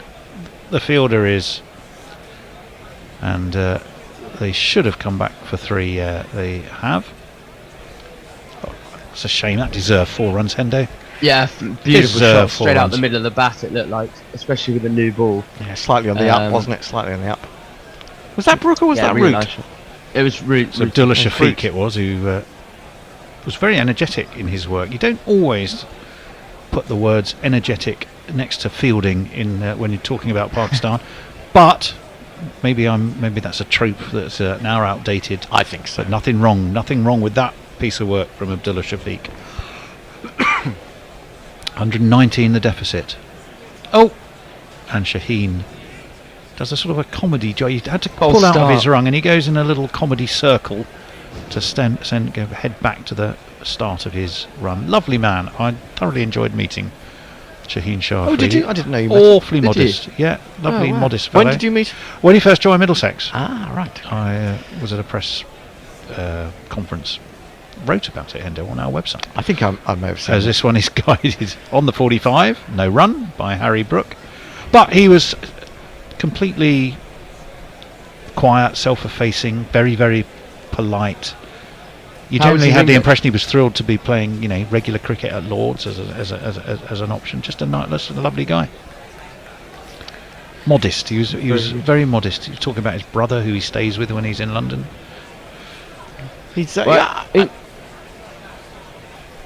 He's bowled nicely, but you have to say Naseem Shah in this the early throws. He's had more pep, hasn't he? More threatening. Yeah. Full driven by Harry Brook, driven straight to mid-off though, and there's no run. 4:37 for 3. England now trailing by just 119 runs, so it's nearly down in double figures. So it's been a very impressive effort. Where are we in the day's play in terms of overs? We're sort of a session and a bit from the end, depending on how much of the We've got an hour left, just over an overspill hour. goes. So it should be about an hour's play left. I mean, the one thing England will not want is a clatter of 2 or 3. Yeah, these two would love to see the day out, and then it puts the initiative really squarely in them tomorrow morning, waited for and guided by Brook down towards deep backward because point. then it would be really interesting if we get a 150 run lead, let's say, which would be an extraordinary effort. The impetus really is on Pakistan. It would be interesting because they've struggled in that third innings against Bangladesh, and as previously mentioned, third innings setting the target is difficult. Then It's the tough different to know balance of tempo. the sides' attacks would be interesting, because England have gone with have they got 2 frontline spinners, or am I dreaming that? Yeah, Jack Leach and Bashir. England, Leach and Bashir. Yeah, of course, Leach and Bashir. Of course they have. Afridi, left arm over. Ooh, catches Root on the pad outside the line of his leg stump though. There's no run. In fact, everything was going a bit slow. I would have said the ball was dead. Root thought we might steal a single. Hendo. Have a change after the next over. Muttley says, I was getting worried where Tony was going with his lunchtime entertainment. Was I? What was it? I that must. The wedding. Yes, sorry, right, no, okay. not the honeymoon consummation. No, I think. That's I see what you mean. Yeah. Talking of Yorkshire, says Alex Cook. Good cricketing name. Ooh, yes. How do you reckon Boycott would approach this if he was batting? He'd bat all 5 days. He could actually play an attacking innings if he was so minded, but he didn't. Generally didn't. I mean, he got he didn't get a big 100 in the Gillette final, I think. I'd have to go back and look. In the 60s, I think I might be right. Messi may well have done. If Messi's coming back next, he'll be able to. He'll know that. Right, Nazim Shah, who has been the livelier of the two Pakistan pace bowlers. Just the one slip though, wide of off stump, cut by Harry Brook.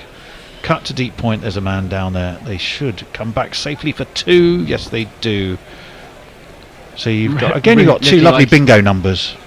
With Root and Brook, really flagging at the end of that run, lifting his head up into the sky, grimacing in pain. Yeah, Nassim has managed to get a decent bit of swing with this new ball. As we mentioned, he has looked a bit more threatening. He's got it to go both ways. More pace, more movement. Taken a wicket, probably unlucky to have not taken a wicket. Really, his figures of 1 for 70 off 16 overs. He probably deserves a 2 in that. Very much so. 440 for 3, 116 the deficit. Nazim Shah in full, dug out a bit by Harry Brook, fast and full on his off stump. Brook has a little look and a think, and then replays the shot that he thinks he probably would have preferred to have played, because that was a bit of a hurried inside edge onto his toe, which suggests again he was just a little bit inconvenienced, a little bit hurried by Nazim Shah in a way that Shaheen Shah Afridi has not been able to do to him just yet. In comes Nazim. That beats the outside edge. Looked a bit slower. It died. Rizwan has a struggle to take it. In fact, didn't take it, largely because it was sort of at ankle height by the time it got to him. Jason Gillespie seems entirely unconcerned. He looks to be tucking into some sort of roll or other. Very, very tasty pastry. He's also man spreading in the not quite Mickey Arthur style, but no one man spreads. No one man spreads like Mickey Arthur. No. Squeezing an awful lot of man into not much short. Well, Mickey Arthur's shorts are famous. Right, this one is worked into the leg side. He'll take another single. There's definite signs of nibble there again, because last couple of shots he's aimed sort of drives at, and he's got inside edges too.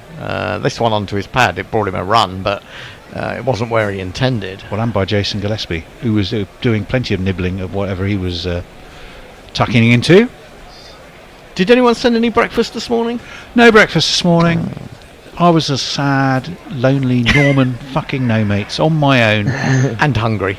Technical challenges.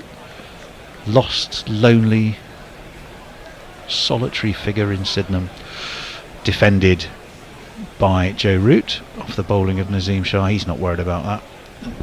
And there is no run. Last ball of this over coming up. Now, what's going on here? There's quite a discussion between Shah Masood and I think that's umpire Shah Fadullah. Is this from earlier? Yeah, I think it is. Is it something to do with Ben Duckett and where he batted? Because, how long he'd been off for. No, he hadn't been off.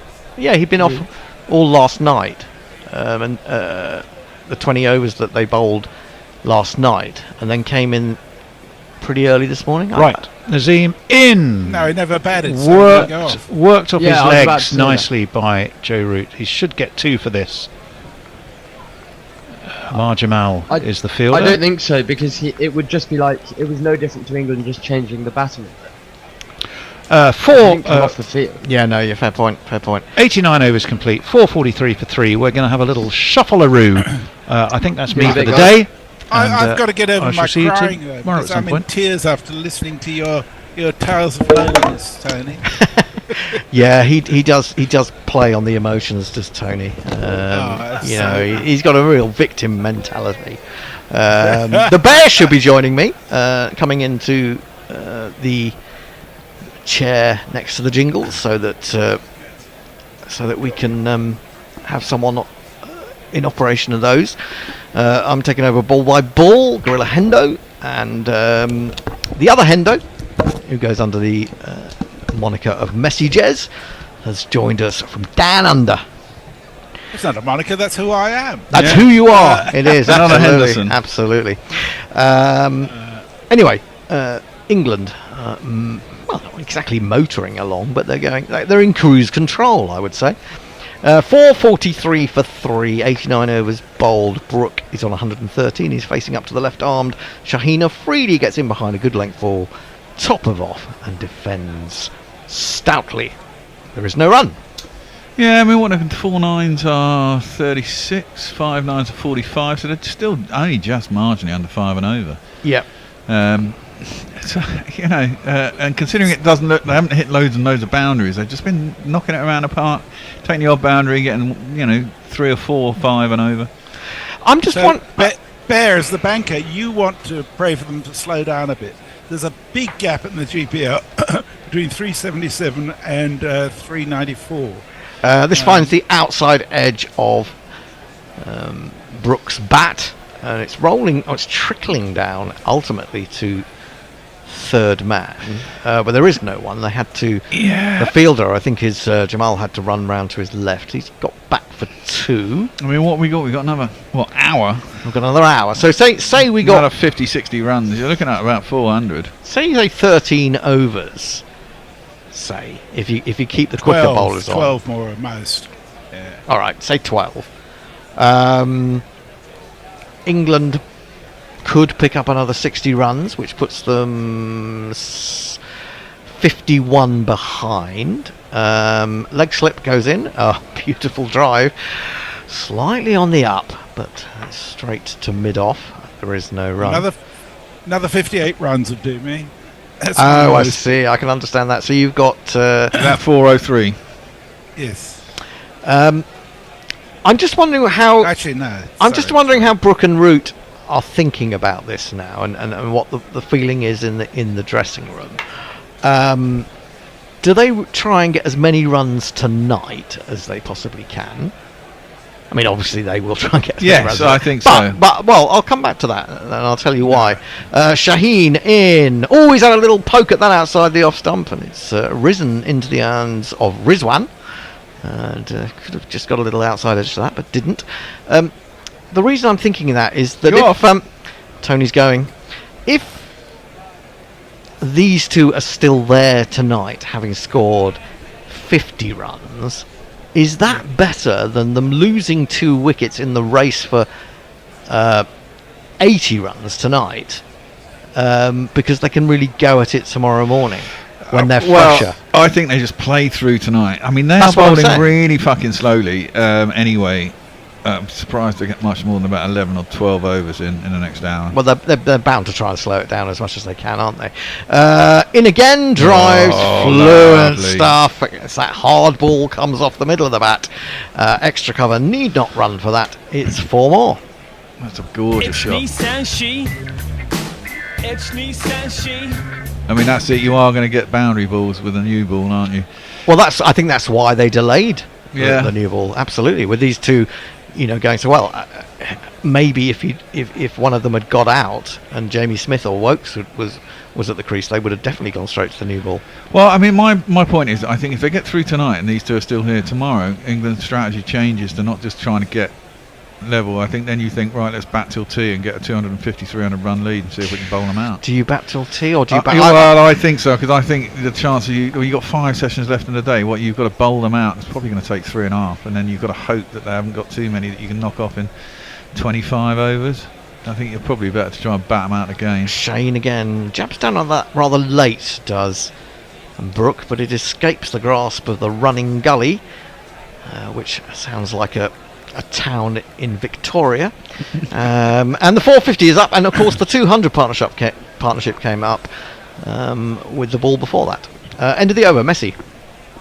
So I'm not entirely sure where we got up to. Stephen Kelk says, I dread to hear Billy's opinions on attending funerals of close family members. Have we done that? No. Jay says, Billy is a comedy vicar in the mid-90s rom-com. Arthur Connell just says, go on, Billy. Windermere says Joe Root has played pretty much all day, every day of this test. Yep. Yeah, bar 8 balls. 6 balls. 8 balls it was, yep. 8 balls. And Jay says, Tony, after the brutal fuckwittery they were responsible this morning, you do not deserve any breakfast. Scran must be earned. That's a fair point. Scran generally does have to be earned for most people. I'm afraid to say. What's a scran? I've never heard. It's food. It's food. It's northern for food, isn't it? Scran. That's what my housemates, who were mainly from the north when I was at college, used to call food. Nassim into his 18th over, slip in a gully, bowls to Brook. Brook turns it to mid wicket, straight to the man there. So there won't be a run. England within a big smite of bringing it down to, well, pretty much double figures, the deficit.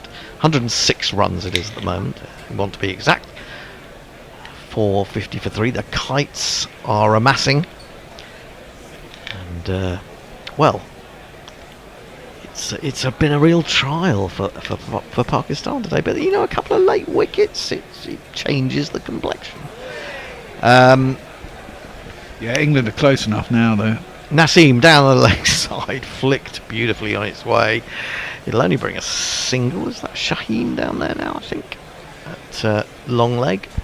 I mean, the flip side of that is actually if England do get within sort of 50 runs with Pakistan, they've got to decide what they do, stick or twist. Yep. Do they want to go for the victory and then try and push it and then risk losing wickets? And it was interesting while I was off air, I was listening. I mean, their last six something third innings have been appalling, hardly higher than 170. So in this situation they have fucked it up in the third innings quite often recently. Yeah, and a little bit of scoreboard pressure.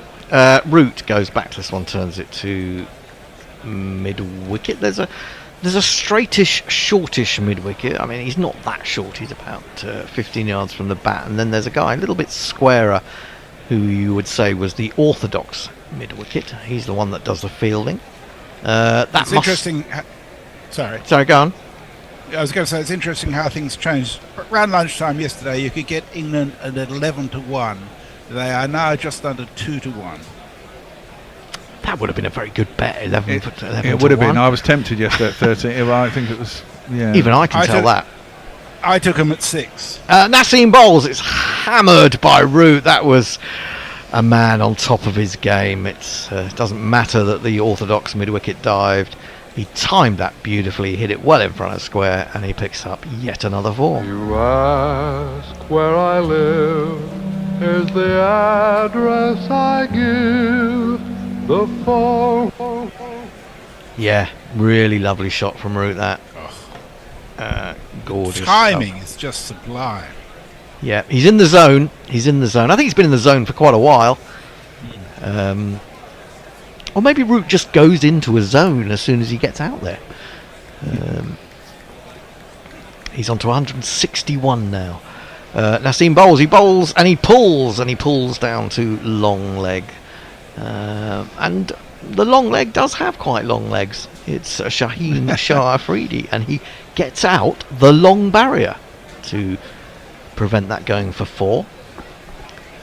Root moves on to 162. Someone was saying Root could get a double 100 here. Well, yes. I didn't think he would have it in him, just mentally and physically, to go on. But, he's made of different stuff. He has 162. The physio was very busy at the tea break. I imagine there was some massaging going on. In he comes, bowls to Brook. Brook waits for this one, close to his off stump, but it come right to him and then just angles the bat down into the ground. Definitely pushed out into the offside. Brook is struggling more with Nassim than Rooty is, isn't he? Yeah, I think that's right. And I think that's partly because Brook doesn't move his feet quite as much. No. Well, they seem to be also, they're bowling straight at Brook, but giving Rooty loads of width, all those drives outside. I don't quite understand that. Messi. Yes, so, sorry, just crashed on me again. Kartik Patel says 850 runs English. And Joe says, Patel, you underestimate the British propensity to collapse. George McPherson says England could do with a few more sixes to get the scoring rate up, match Pakistan's 11 sixes. Ashley says, come on England, let's get 600. Umbrella Weber says, I can feel the tingle of excitement leading to ultimate disappointment of the closing stages of GPL predictions. Well, that's what the bank's hoping. And Nicholas Agar says, when did guerrilla cricket start? Just over 10 years ago. 2014. We were... Test Match Sofa was the predecessor, which is pretty much the same thing. But that was in 2009 we started that. We'll come back if you want any more information on that. Well, the new ball has now been handed to a man who bowled almost all afternoon, poor old Abra Ahmed. He's come on for his 33rd over. His first ball of his 33rd over is a whacking great full toss, which Joe Root flicks away through mid-wicket for 4. 4 on the floor, and one more 4 than the 4 before. That's what 4's are for, to get funky on the dance floor. He has been pretty pants, hasn't he, Abra? Well, I mean, the way he's been made to bowl has been very defensive. This is struck beautifully by Root through the covers. There is a man on the fence, so just a 1 on this occasion. He goes to 167. Yeah, that's 5 off the first 2 balls of the over. Yep. I suspect that overs are going for 58 runs, so it's just steady, isn't it? Yeah. 10 overs for 58. So we're up one step at 6 and over now. Brook drives. That's a lovely shot. He drives. The extra cover dives, misses, and it goes for 4. That was a beautiful shot. Well, he's certainly not the surprise package and anything to be feared, is he, Abra? He doesn't seem to have. Does he have a googly? I haven't seen Yes, one. he does. Oh, okay. Yeah, I mean, he's another of those guys who's probably going to be more dangerous if the pitch breaks up. But Yes. on this pitch, he's not bowling consistently enough, is he? No. He's in again, down the wicket. I thought that Brook might decide to do this. He's driven it to a deepish mid-off, which is Shaheen, and he's taken a single. But I got the feeling that Brook might fancy this now. Yeah. The ball is harder, so if he uses his feet and he hits it well, he should, he knows he can reach the boundary quite easily. Is this a repeat? No, I don't think It's so. another ball. It's another terrible full toss. Now they have put Saud Shakil back at deep mid wicket, and that's a single. Or was it? I don't know, because we turned away from the cricket. We're seeing some sort of discussion between the commentators from earlier. So I really don't know what that was. In comes Abra, and Brook will take an easy single up to mid-on. So how many runs from that over? 11? About that, yeah. 468 for 3. Brook 127. Root 168. Messi. Ashley says England was 11 to 1. I'd probably cash out if I took 11 to 1. Yeah, I'm thinking of it overnight. Spangley's Eyes says level by the end of the day. Go Burko tomorrow and see where we're at tea, assuming we see all the remaining overs out tonight. Has Root ever made 300? I don't think No. so. No, 258? 262. Oh, I don't know. We're all around about. Let's have a look. 262? I think it was against Pakistan in England. Oh, it's over that Sri Lanka. 254 is his highest score. Against Sri Lanka, isn't it? Oh, is it Sri Lanka? Okay. I think that was the other year. Naseem will continue though. 1 for 79 from 18 overs. He has got the ball, if not to talk, to murmur quietly in someone's ear. Here he comes, running into Brook. He's got a wide first slip, and Brook tucks this off his hip. They jog the single as the light from the sun is just fading a little bit. The floodlights are now on. 469 for 3. Absolutely. And if I go Burko tonight, well, I suppose if they keep Abra on, I think Brook might well do. I'm not sure about Root, but I think Brook might do that. Root, yeah, I think Root has now settled into I'm just going to be Joe Root for this Bazball side, and it works really well. There's 168 not out, facing up to Naseem, and he's bowls him a good one there, which he tries to flick with a little bit of bottom hand. off his middle stump, which again is kind of shows you the ease. It's almost like he's trying to manufacture a few shots now. Yeah. Well, I mean, Root must love batting in the subcontinent. I mean, he's got a good record in all of these places, doesn't he? I mean, India, he's got a very good record. Sri Lanka, he's outstanding. Yeah, I mean, he's only played in Pakistan that one series. Yeah, he's played in Sri Lanka a few times and got a shitload of runs there. He's always scored runs in India. Root has scored 68 after his last 81 balls. So that's pretty good going, isn't it? Yeah, he's just stepped it up a little bit. Naseem in down the leg side. And Root was trying to whip it on its way, almost half-heartedly, really. And just goes through to the keeper. Whereas Brook has scored 78 off his last 100 balls. So Root is actually outscoring him at this stage. Yeah, I'm just looking. I mean, we're looking at the Pakistan backroom, and you've got Jason Gillespie, brilliant bowler, brilliant test bowler, Azam Mahmood sitting up there as well. I mean, these are bowlers that know a lot. I don't think there's a lot you can do on this track. Well, you may be right, and I think you are right, actually. Naseem bowls a bouncer on this occasion, but it goes through loopily to the keeper, and Root decided that he wasn't going to try and put pace on that from outside off stump. It got big. I mean, if I'm honest, it's not a very good wicket. I mean, I think we said this last time we were in Pakistan. We got 3 results, but at the end of the day, if there's nothing for bowlers, it's just unless it breaks up, and it has to break up quite savagely to force a result in this. Well, I mean, there were times, weren't there? There was a couple of balls that Shoaib got to go against the left-handers, one which brought him a wicket. But in general, it's not been turning very much at all, has it? Naseem in. Oh, he's hit him on the pad. There's an appeal, but I think it's a hopeful one, really. It was going down the leg side. Down and high, I think. They've only got one review left, I think. Are they gonna chance it? I wouldn't. I think it nibbled enough that it was going to go down the leg side, but they are going to review it. They need a wicket desperately. Well, you know. You never know. There are surprises. He did drag his foot away, which made it look like you could see all the 3 stumps. Maybe it was closer than it looked initially. But, definitely going down for mine. Yeah, it looked like it was going down for me. Jay Grover says to Nicholas Agar, "Guerrilla cricket has always been here. It shall never leave. You will die before it. It's closer than we think, actually. I think it's still going to be best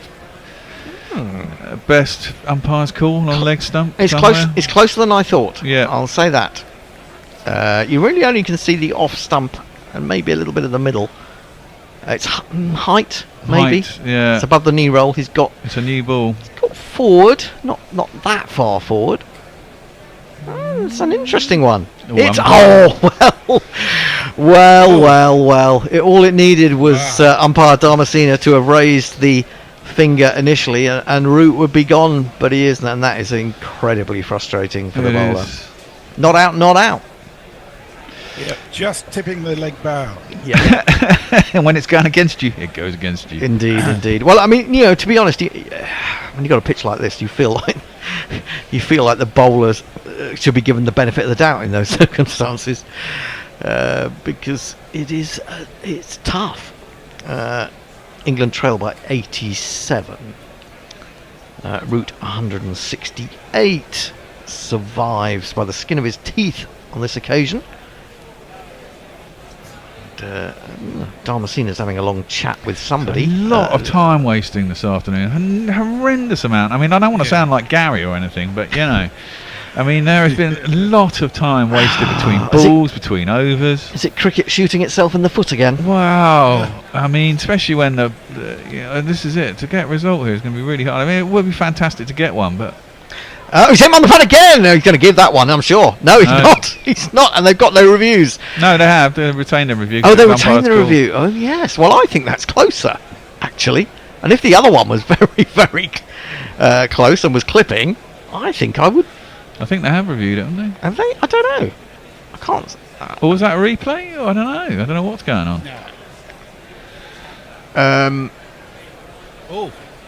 No, they don't seem to be reviewing it. It was almost the same ball. It was. Yeah, it was. But I think it was ever so slightly straighter, in which case it was almost certainly out.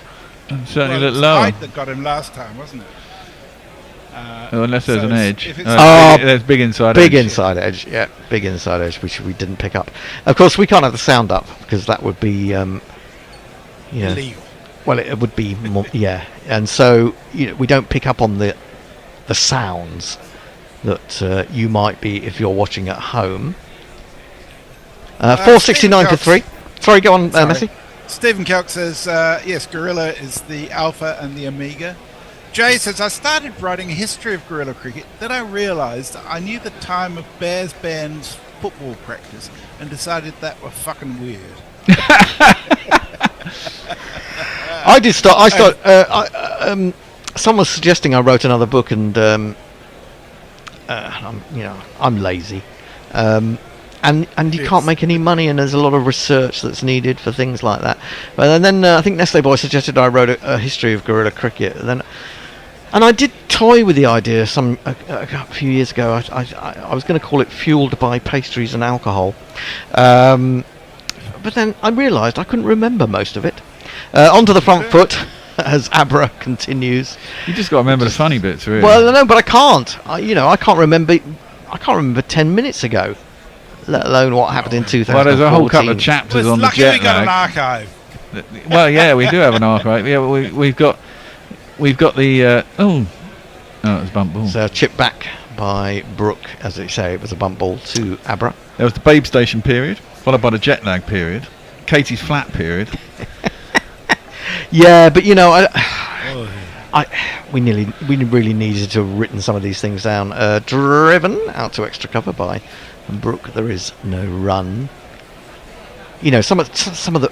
This is the problem with not having had sort of producers really for years, for quite a while, because we, those things that we would have put out as clips and things. Oh, this turns a little bit. It's a bit flatter from leg stump or even outside, just defended by Brook. Lovely picture of a crow against the setting sun. Brings to mind a Ted Hughes poem. Abra. Oh, horrible, nasty, ugly. Only a single. But only a single. It was Jesus. a massive full Got toss. away with shite there. And, the eyes lit up. But, as so often happens with shit, even if it doesn't take wickets, you get away with it because it's so shit. You try to overhit it as a batsman. Abra in. That's a bit of ball onto the leg stump of Root. He tickles it away into the onside. We'll pick up a single. And that is the end of the over. 471 for 3.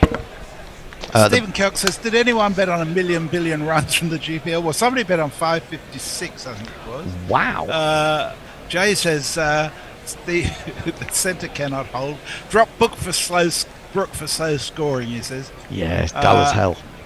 Mr. P says, I think we should declare and put him in for a few overs. My mic was apparently quiet. I hope it's better now. Time wasting. Pakistan won a draw, says Mark Arnold. And Muttley says we need a Guerrilla Cricket TMS specific wiki. Not Wikipedia, but an interactive wiki where it has different sections, like a page for the hound and nunhead. Well, I think that's a really good idea, and it's the sort of thing that fans can create. It doesn't need to be done by Guerrilla Cricket. A wiki is usually created by fans of various things. Naseem starts the over. It was a half volley, and it's beautifully driven straight by Root, but unfortunately so straight that it knocks out the leg stump at the far end, and no run is scored. I'm just looking to see. Yeah, I mean, even if Naseem had got a little touch to that with his finger, I think Brook would have had his bat back in his crease. The current partnership is now worth T of 269 deliveries. Root on 169, Brook on 129. And Naseem in again. Just the one slip. Bowls a bouncer down the leg side. Ooh, has he gloved that? No. Rizwan has just done something rather spectacular, diving away to his left, but it wasn't in the aid of taking a wicket. It was just saving some buys. Yeah, I mean, I've sometimes looked at the Gorilla Wikipedia page, and I think it needs updating. I mean, there's not a lot of info on there, to be honest. A lot to be added, but it's quite difficult to do things, isn't it? Because when we did try to change it, as I recall, some years ago, Nassim in bowls. Oh, where's that gone? Shooting off a thick inside edge behind square leg. I'll take another single. Route to 170. Didn't we have all sorts of problems about that we had monitors or moderators contacting us and saying, well, we're not going to put this up because we don't know that it's true. I mean, the thing, I think when we tried that was on Wikipedia. That's what I'm talking about. Is that what? No, but you can create a wiki. A wiki is sort of a bit like Wikipedia, but related to a particular subject, and you can create it yourself. And just have your own index and references to particular stories or incidents or people, whatever it is. It's quite fun to build, and it can be done by anybody, and we could just link to it from our page. Well, I mean, I'm all for Nassim bowling to Brook, opens the face and plays it nicely, times it well, but picks out the gully, no run. I'm all for people sending in memories and reminding us of funny things that have happened. The other thing I want to do, I always think of it too late. I want to do a Gorilla Cricket Christmas annual with lots what of. Do you want to put in it? Well, funny stuff. Just mad 11s. Anything you can think of. Chris Woke could extend the Chris Woke column.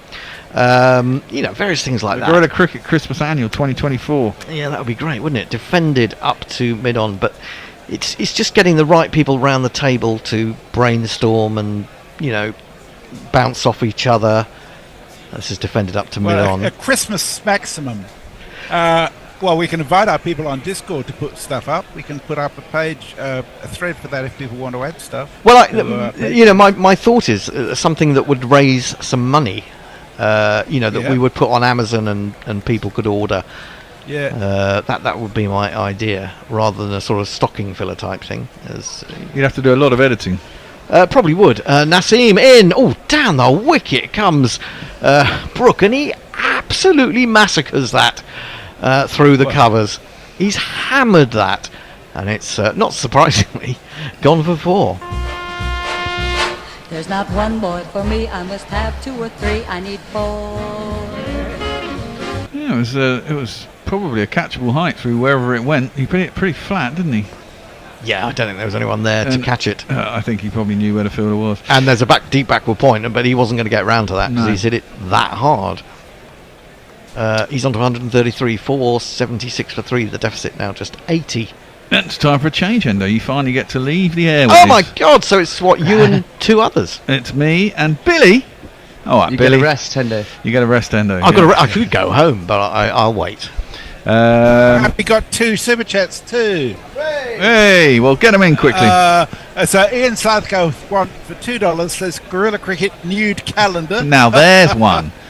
And Hattie the Baddie sends us £2 and says, I love the Christmas annual idea, Hendo. There you go. Yeah. Driven out to cover, first ball of a Bras next over. None for 172 or 34.1 overs. England trail by just 80 runs. And it's been slow this afternoon, is it not, Billy? I think there's been a lot of time wasted out there. That one is just defended square by Root, and there is no run. Yeah, I probably agree with that. I think 2 teams that are very tired. Pakistan, exhausted, having chasing the ball around, and obviously Root, as previously discussed, only been off. The third to play for 8 balls in the whole Test match. Indeed, a Bra over the wicket. Forward comes Root, just defends out into the offside, and there's no run.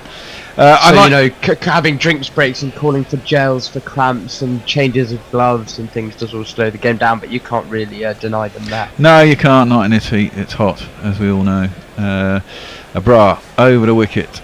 Root just tucks it into the leg side and they get another single. And they're still cruising along at nearly 5 and over, which is pretty good. I mean, Nassim Shah's been Pakistan's most threatening bowler. By a long shot, I think. By a mile, yeah. In this spell particularly, he's looked pretty good. I mean, England only trail by 79 now. It's ridiculous. Brooks batted superbly, and obviously Root. Crawley and Duckett went along at a fair old lick as well earlier. That's poor fielding by the bowler off his own bowling. Looks tired, does a Bryce. Bowled 30, nearly 35 overs, and it's driven up past him. They'll just get the single. Your point, I noticed you were talking about England spinners, and Shoaib you thought was too short. That was my general opinion of it as well. I thought he struggled with his length. Yeah, very much so. Not enough the thing air. I like about him in relation to Leach, who Leach looked much better. Never varies. Exactly. Yeah. Driven out to cover though, and there is a man there, and there's no run. I think Leach definitely outbowled Shoaib. It is rather sedate pace, isn't it? Everyone's kind of wandering around. Yes. Almost waiting for the end of it. The draw does seem to be creeping more and more in somehow. Well, I mean, England a bit. I just struggle to see, because let's say, 470. Let's say England managed to get a ridiculous score, managed to get a lead of 200. I don't quite see Pakistan crumbling. I like don't. That, but you never know. No, you never know, and I don't particularly. But I think probably from this position, that's probably England's best option. I mean, you still got 7 wickets in the hutch. If these two are still here if these two are here in the morning, get themselves in, can push it along. Yeah. You've got Jamie Smith to come in, and we all know he can give it some Humpty. Then you've got 3 pretty decent hitter all rounders in Wokes and Gus Atkinson, and who's the other one? Cast can hold a bat as well, exactly. So you've got 3 guys who can give it some Humpty. Try and get a 250 run lead by T if you're lucky, and then pray that you can bowl them out in 3 sessions, and you might have to chase 80 to 100 runs in sort of 20 overs or something. We have another super chat from Jay. He sent us a fiver saying, "Do you really want that Hender? The Christmas thing? Let's guess how many times I've threatened to kill not Fred. That would be a good circus game." It's quite a high amount, would be my bet. Well, we've had all that chat because, again, between overs has been very slow. They bowled, 18 overs last night? So 2 more overs will just about get them to 80. And there's only... Not great. No. And they're already into the extra half an hour. Exactly that. So they're going to be about 7 or 8 overs short tonight. Naseem is still going. They're bowling him into the ground as that one is worked off the hit by Brook. Not sure if it was thigh pad or bat. It hasn't gone to his score yet. So I presume 8 overs short, and we bowled 34 overs of spin. 34 overs from a bar and a few more. It's ridiculous. They bowled 20 overs yesterday, so there's only been. That was another no ball. It was one of the E's. In fact, it was a over the line. Huh? I'm sorry, Smokey. You were over the line. That's a foul. Naseem, I can't remember how many overs on a bounce this is he's bowled. That's full, and it's driven by Root, who cramps up a little bit again, plays it up to mid-on. There's no run. I mean, I've got to do. I think he's bowled 6. Is it only 6? I thought it was. It seems like it was more than that. We bowled. No, I don't think so. When did they take the move ball in the 83rd? Yeah. And he's bowled the over after that. This is only 4th ball over of this spell for Nashville. Oh, sorry, 6th over this spell. Yeah, I thought it was 6. Yeah.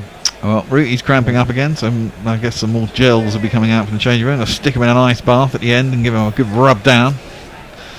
Naseem in. Root again tries to work it on the leg side, gets it a little bit straight out to mid wicket. And there is no Naseem was unlucky with that LBW, wasn't he? It's almost one of those where you look and you can't quite believe that the umpire hasn't given it in the first place. Well, initially, I guess when you see it live, Root drew his pad out of the way as well, so it looked like you could see all 3 stumps, and that might have just swayed the umpire to think it was going down leg enough that he gave it not out, and that was enough to save him. I don't think it's going to be hard for a new batsman to come in. You know, you give yourself 10 balls on this pitch and you're in, you know. Naseem is in short. Root thinks about a pull and then pulls out of it. Although I do wonder if England were to lose a wicket, soon, would they potentially think about a night watchman? They might stick in Gus Atkinson. Didn't do too bad last time, eh? No. Yeah, maybe. And he's not afraid of the short ball either, is he? He's pretty good on the pull. Yeah, he'll happily give it a whack. As some would say, but I mean, a mammoth partnership between these two. Root on 171 getting ever closer to a double century. Well, and 480 for 3 really is not pretty reading from a Pakistan. No, I mean we had them about 480 for 9, didn't we? I mean, or was it the last wicket or the 8th wicket put on a fair few? Put on 100, didn't they? Driven out to cover and there's no run. Yeah, Naseem has definitely been their most threatening bowler. Abra's offered very little of note today, which is a shame from his point of view, because I mean he's Pakistan's best spinner and arguably their talisman in that department, but he hasn't seemed to quite have it. No, well, the wicket isn't very helpful, is it? It's not. Is it going to? This is the question: is the wicket going to break up? Nazim Shah is into the pads of Root, clips that one nicely, but straight to Shaheen Shah Afridi, who's down at long leg, and just be the 1 run. I mean, I feel like everyone always says in Pakistan, it's flat for 3 days or 2.5, and then it starts to break up. But it never really seems to happen. No, it doesn't break down. It's just flat, yeah. Flat the whole time. There were I think in the last Test series, it doesn't rag like it does in India. I mean, even when it rags, it rags quite consistently with quite consistent bounce. It just turns a lot at a reasonable lick, but you don't get the inconsistent bounce with it. But you do sometimes get the inconsistent bounce for the seamers come into play towards the end of the game. But it's too late in the game for me. That's short by Nazim. It's through to the keeper and there's no run. I mean, ideally you want this pitch to be slightly misbehaving now, and then by sort of tomorrow it's offering something proper to the bowlers. But I always think about the third day it needs to be doing something if you're going to properly force a result in this part of the world. But the pitch and sorry, go on, Mr. Social. Yeah, Nicholas Agar says Billy looks so young, very envious. Mark Arnold says I used to look very young 35 years ago. We all used to. Ashley Partridge wants to know the record for the highest Test innings. It's 952 for 6 by Sri Lanka versus India in 1997, and then England's highest is 903 for 7 against Australia at the Oval in 1938. There you go. Leah says, lucky for us that Jay is a quitter and the butter demon still walks amongst mortals. I don't understand any of that. Jay says, I were incredibly fresh-faced in 1978 when bathed in ambiotic fluid. It's hard to believe, but all of us were young ones. Mr. P, an ice bath, or an arse bath as my ex-South African colleague used to pronounce it, much to my amusement. Well, Ruti's getting stretching out the hamstrings. What was your point going to be, Billy, before we went to socials? Can you remember? I can't remember. I'm struggling to remember. I can't quite remember what I was talking about. Then. This is a plot to deny me the GPL win by Joe Root. Fuck off, Joe. What was your guess message? Well, my lowest number is 403, but they need another 19 runs to do that. 18 runs to What do they need to be on? 506 or something? 499, because they scored 96 yesterday. Oh, was it 96 yesterday? I thought it was 98, so it's 96. Okay. Yeah, I mean 232 these two have put on off 287 balls. No wonder Root's cramping up. You mentioned it earlier that they'll bring out the gels. Well, that's the kind of thing we've just seen. And the umpires, it's quite a difficult job because they're there to try and keep the game going on at a pace. But they can see that Root's obviously struggling, so difficult for them to, the physio comes on and they tell him to leave the field without Joe getting treatment. So they've let him have a little bit. Team physio is a friend of mine, Aide's mate. Which is weird. Apparently they got treated like superstars. Even they were taking selfies with the physios and everything when they arrived in Pakistan. The crowds at the airport. So, Bear, I should point out that it's worth looking at the GPL because there's one at 394, which would only require another 11 runs. 10 runs, I think. Well, there's another what kind of 9 runs. Another 18 more minutes. Is it 18 more minutes of play? It roughly goes to 130, I think. So it could be interesting. Defended by Root, back to Shaheen, who's back into the attack, and there is no run. I think England might just now play this out to the end, try and keep it down at about 3 overs or something. Shaheen coming back for a last kind of last final push of the day. First ball down at 125 kilometers per hour. After that injury, it was mentioned earlier that he's lost a lot of speed, which you can see because he used to be pretty quick. He's only 24 still. I know. I was shocked when someone said that yesterday. Yeah. I thought he was about 28 now. But no, I mean, Nassim Shah is 21, and he made his debut when he was 15, I think. 15 or 16. I think he played against Australia when he was 16. But he actually made his debut when he was 15, I want to say, but I can't quite. I'll have a look. Which is quite mad. And he's a very good bowler. It's me, isn't it? Yeah, Shaheen's around the wicket, sorry, to Rooty, who just gets it off the inside half of the bat to mid-wicket, and there's no run. Babar's fielding there. He's had a pretty quiet test, only 30 runs with the bat, carrying on his poor form.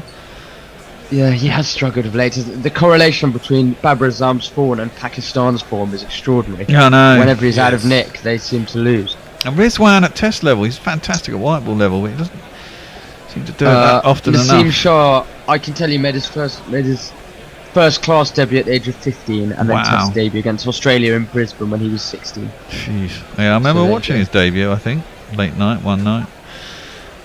He was quite explosive, and then it was against us. That's pulled by Root, gets on top of it, out to deep square leg. It'll just be the 1 run. Score moves on to 482. By the way, if you like a value bet and you still believe England has capacity to collapse, Pakistan are 33 to 1. What are England? England. So what is that? It's about it's less than 2 to 1.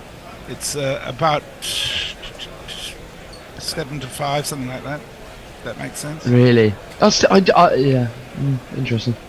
I'd be interested to see what. I guess that's our version of Windid, but I'd be interested to see what Winbiz did actually say. As a nice Winbiz is useless.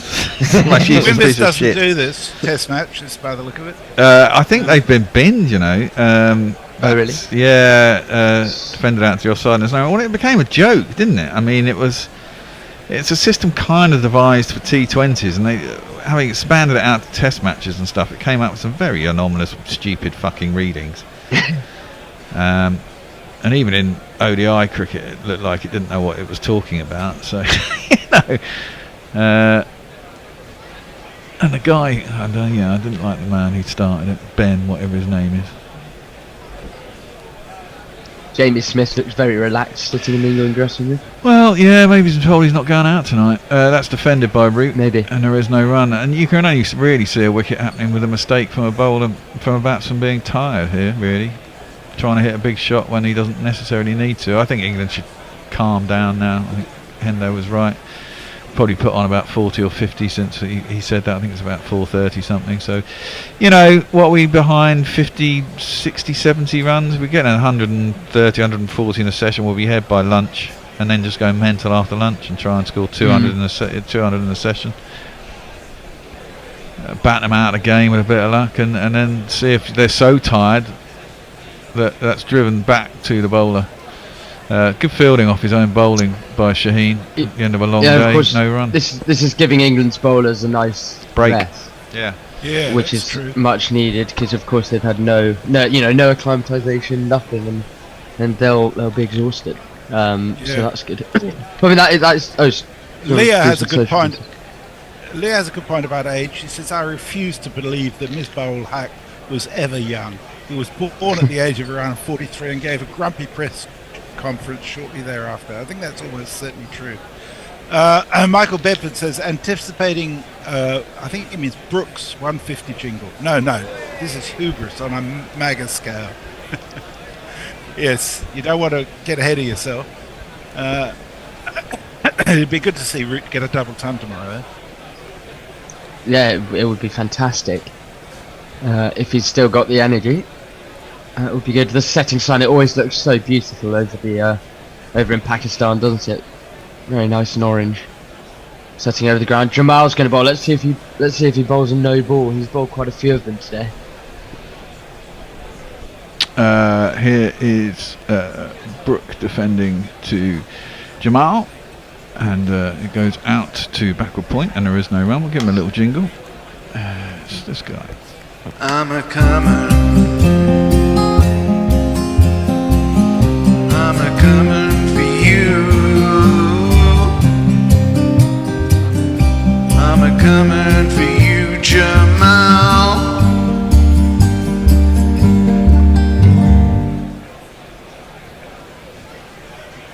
So 5 more runs, I think, Yes. and Brian wins, doesn't he? Ooh. Well, that could be 4 of them. And that's driven beautifully by Brook. Oh no, there is a guy out in a deep. Then will it get 2 or 3 at this late point in the game? We don't know because they just follow the ball and they don't have a little man in the thing. But I think Brook. I'd be surprised if they got 3 at this stage. If they managed to get 3 there, that really would be a superb effort. Yeah, England's running between the wickets has been very good, and it's had to be because they haven't. You look at 485 for 3. They haven't hit as many boundaries as you might think. I mean, I can only count 1 6. I think was Harry Brook down the ground. Yeah, I think Duckett hit a couple. Did he? Okay. Yeah. Duckett went ballistic early on, didn't he? Jamal is in again. That's defended by Brook. Back down a track. I'm not sure if he actually hit a 6 though, because I think we hadn't. I'm sure that we hadn't hit a 6 until Brook, but maybe I'm wrong. Well, that's what I saw on Cricinfo. That is. Let's have a look. Scorecard. Where are we? Duckett. No, he didn't hit a 6 actually. Yeah, no, there is only 1 6. Yeah. There we go. Pakistan. But I mean, what do you think Pakistan do, guys, from here? How do you think they play the rest of this? Well, I mean, this is it. I mean, are they? I mean, we were just talking before in the previous spell that Jamal is in, just dropped into the offside, and there's a single. That they might have a bit of psychological damage on third innings. I mean, they've barely got 200 in the second innings for the last 6 games in a row. Back in third, they fucked it up a few times. Not knowing whether to stick or twist, I gather. Yeah, I imagine anyway, not I gather.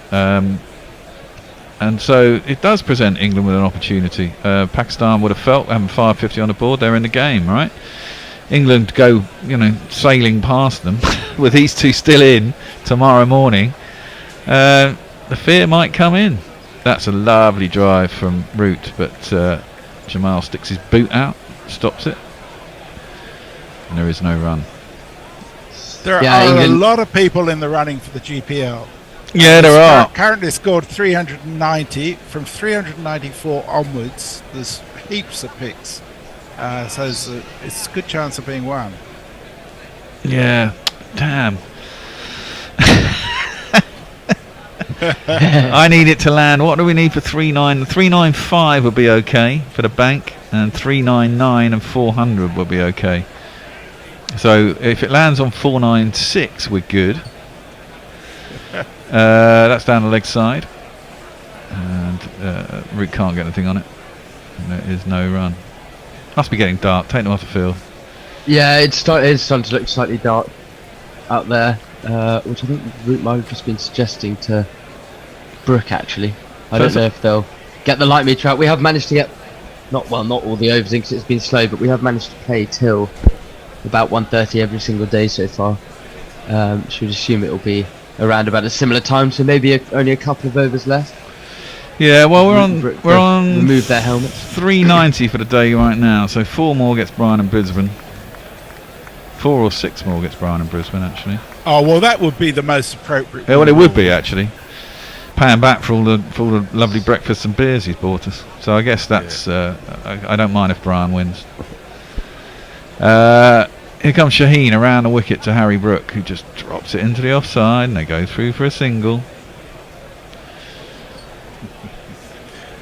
By the way, I can tell you that Scotland are in dire straits against South Africa in the Women's World Cup match. South Africa made 167, I think. Scotland are 50 for 6 after 10 overs. Ooh, that is a humping. 7 minutes left. The Women's World Cup's been incredibly low scoring. I don't know if any. Yeah, well, the UAE isn't a great place for Yeah. big scoring. I mean, when No. the men's World Cup was there a few years ago, 140, 160 was pretty competitive, you know. And they have kept the same length boundaries as they used in the IPL, I think. Okay. Pulled by Root, behind square. Out to the man in the deep, and it'll be a single. Root cramping up once more. England now trail by just 68. Still with 7 Tell us wickets. who and else Hutch. is in the running. If It's we get Brian in past Brisbane. If we 490. get to 490, 492 is Brian in Brisbane. 493 would be Chris the Choir. 493, 495 then would be Mog. No, can't be right.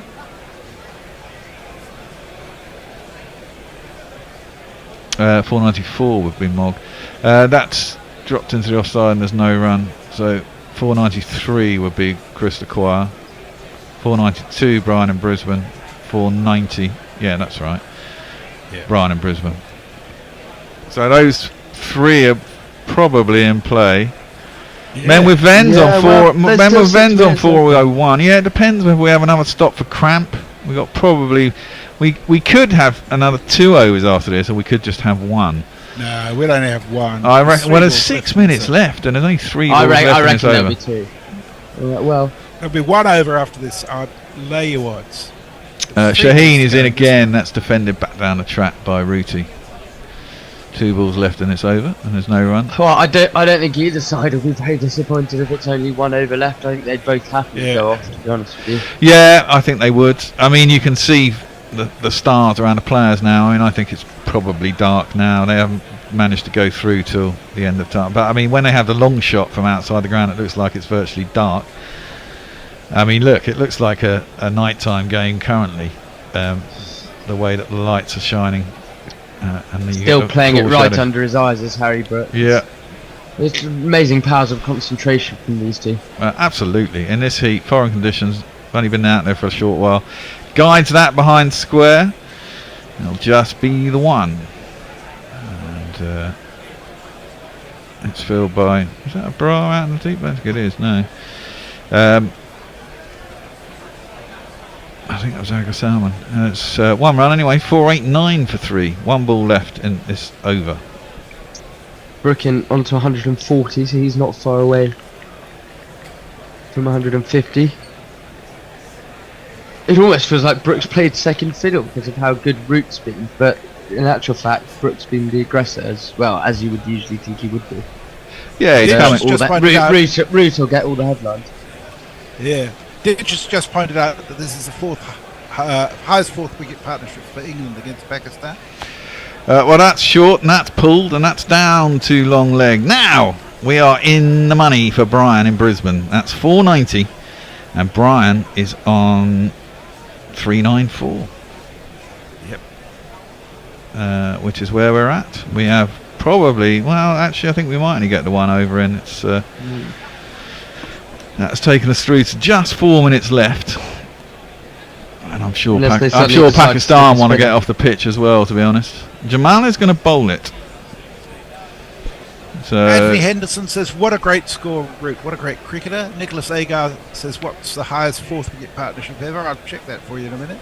Jay says, "I've just got some knuckle dusters, a dinosaur dream catcher and a bottle of cracking rum delivered. I love house sitting. The delivery man were disgusted by my wife beater, for which I feel guilt."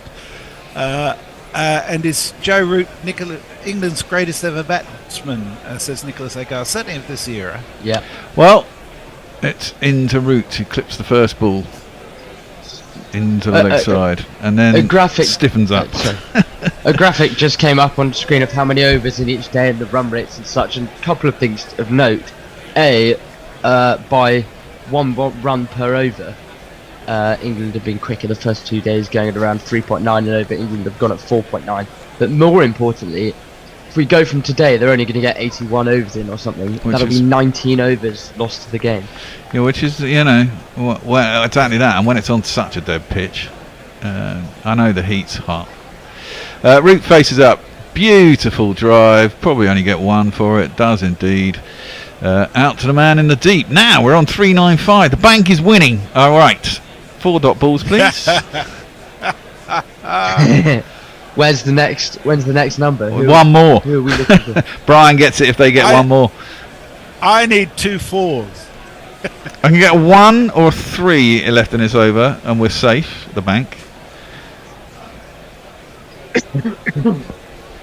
A 4 would actually make it safe as well now, wouldn't it? That would make it. Mog would be out of the game with a 4.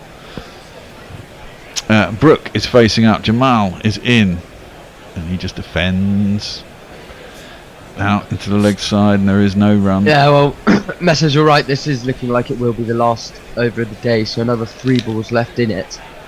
So you never, yeah. Well, never know. GPL could be won. Very exciting. It is very exciting. Woof. Yeah, Jay Grover says, accepting Messrs, Brian deserves 1 million GPL wins. He really does, yes. Aye, indeed. And facing up now is Brook, who drives up to mid-off. Oh, it bounces off mid-off. Probably could have got a single, but didn't. No run. Wow. Oh, the tension. Oh, of course, a wicket now. Of course, a wicket now would end the game for today. Yes, point, yes. I'm not sure I want to see one of these 2 get out. No, I don't. But do I want to save the money more than I want to see? I don't know, actually. I think we could quite happily lose a wicket now. We'd survive in the morning. Darren Bevan asked if they'll start early to catch up on overs. No, they won't. They I'm won't. afraid, because they had the full time. Jamal in. That's just defended by Brook. Back up the tracks. Not interested in a run. One Jay more says ball news left just in the in. Bear knows that heat is hot. And Ben McCormick says the most exciting part of the day, the GPL tension. Well, we've got 1 ball left, and it's slap bang in the middle of Brian and Brisbane on 394 and 395. A dot ball, we survive. Any run, well, 1 or 3, it'll be Brian or Chris the Quiet. 4 off the last ball would actually give. No, Mog would be out then as well. Bummer. So 1, 2, or 3, someone wins. Dot ball, we win. It's short. It's down the leg side. It's going to be a single. It's going to be a single. Oh, what is it, a little fumble? It's going to be Brian. Surely they take the run. They do. Their scoring's on 392. Surely that's the end of the day. 492. We have a winner. Yeah. We have a winner. Gloves. Brian. Wow. Brian and Brisbane. How fucking good is that? Well, I suppose that is karma. You'd have to say that karma has kicked in, because Brian has got it on 396, I believe, is the run score today. That was a poor last ball down the leg side, and it was just help. And we have a winner. Set score. Wire is Brian and Brisbane. You just won yourself 219 quid. Nice. Wow, very good. Very happy for you, Brian. And what an unbelievable day for England. I mean, Root and Brook, simply superb. Yeah. I mean, running through the sessions, so first session 25 overs, England scored 136 for the loss of just 1 wicket. Second session 25 overs, 119 for the loss of 1. In the final session 31 overs and 141 runs and not losing a wicket. Domination. Absolutely. And now England, well, this is it. I think the way this game is going, I think England, with 7 wickets in hand, with the 2 main guys in, and with a night's rest, I think if they bed themselves in the morning, I think England got to push hard. I think Root just plays his natural game, but I think Brook will get aggressive in the morning. I think he'll get probably his 150 Jamie up. Smith, we know, will. Jamie Smith will be aggressive, and then you give it to the tail, because you hope by the time Jamie Smith is in and out, England have actually got a lead, if that's the case, and then everyone else can just have a bash, man. And I don't think it matters. I'm surprised someone hasn't come down to carry Root up those stairs. I don't think the poor man should be walking across them unaided, and everyone stands and applauds him. He looks as smacks him on the stiff as a back board, in the isn't English he? dressing room. Fantastic day for England. Fantastic day for Brian, who sent us 2 breakfasts. I don't know if we got breakfast this morning, but we had breakfast on the first 2 days of the test sent in. And as per always, he's been sending us beer all summer and food all summer, and he gets his reward by winning the GPL. Gets 219 quid back. Hopefully that covers your costs, Brian. That's a fair exchange, I would say. You on again tomorrow, Billy? Yep, I am on a. I've got a 7 to 7:30 stint. So I've got a few lectures throughout the day. Aha. So that's irritating. But no, I'm on a little bit, and then maybe on in the afternoon, I think. Cool. Well, I think I'm here on my own tomorrow. I'm not sure if anyone's in with me, but I'm in. I'll be with you. I'm sure Messers is here. He's here all the time. You're a permanent fixture. You are a permanent fixture. I have no other friends. Oh well. Those of you who noticed that Tone started up the wrong actual YouTube template this morning, so you've had the oval and the fact that we're playing Sri Lanka in the top. No one actually pointed it out, which unless someone did. No, they did. Oh, they did. Well, I guess Tone didn't know how to change it. I'll have had to stop it to do it all. So tomorrow we will open the correct file, and it will be the correct place with the correct name. But good to have you along, Billy. Good to have you along, Messers. Very good, thank you. Hopefully this game moves towards somewhere where it can actually get a result tomorrow. Until then, thanks a lot. See you all later. Bye. Bye. Guerrilla crickets. Whoa. Guerrilla crickets. Whoa. Guerrilla. Take guard, man the barricades, patrol the cover boundary. At last the time has come, this is a cricketing emergency. Hear this call to arms for every cricket revolutionary. Take up your bats and stumps for the test match insurgency. At first they tried to silence us, but we would not be silenced. They threatened us with lies, so we threatened them with violence. Che Guevara, Sangakkara, Joseph Stalin, Douglas Jardine, Robespierre, Darrell Hare, Vladimir Lenin, O'Brien Kevin, guerrilla cricket. It's not about the winning, it's about how many rules you break. Even in cricket commentary, this is the best advice to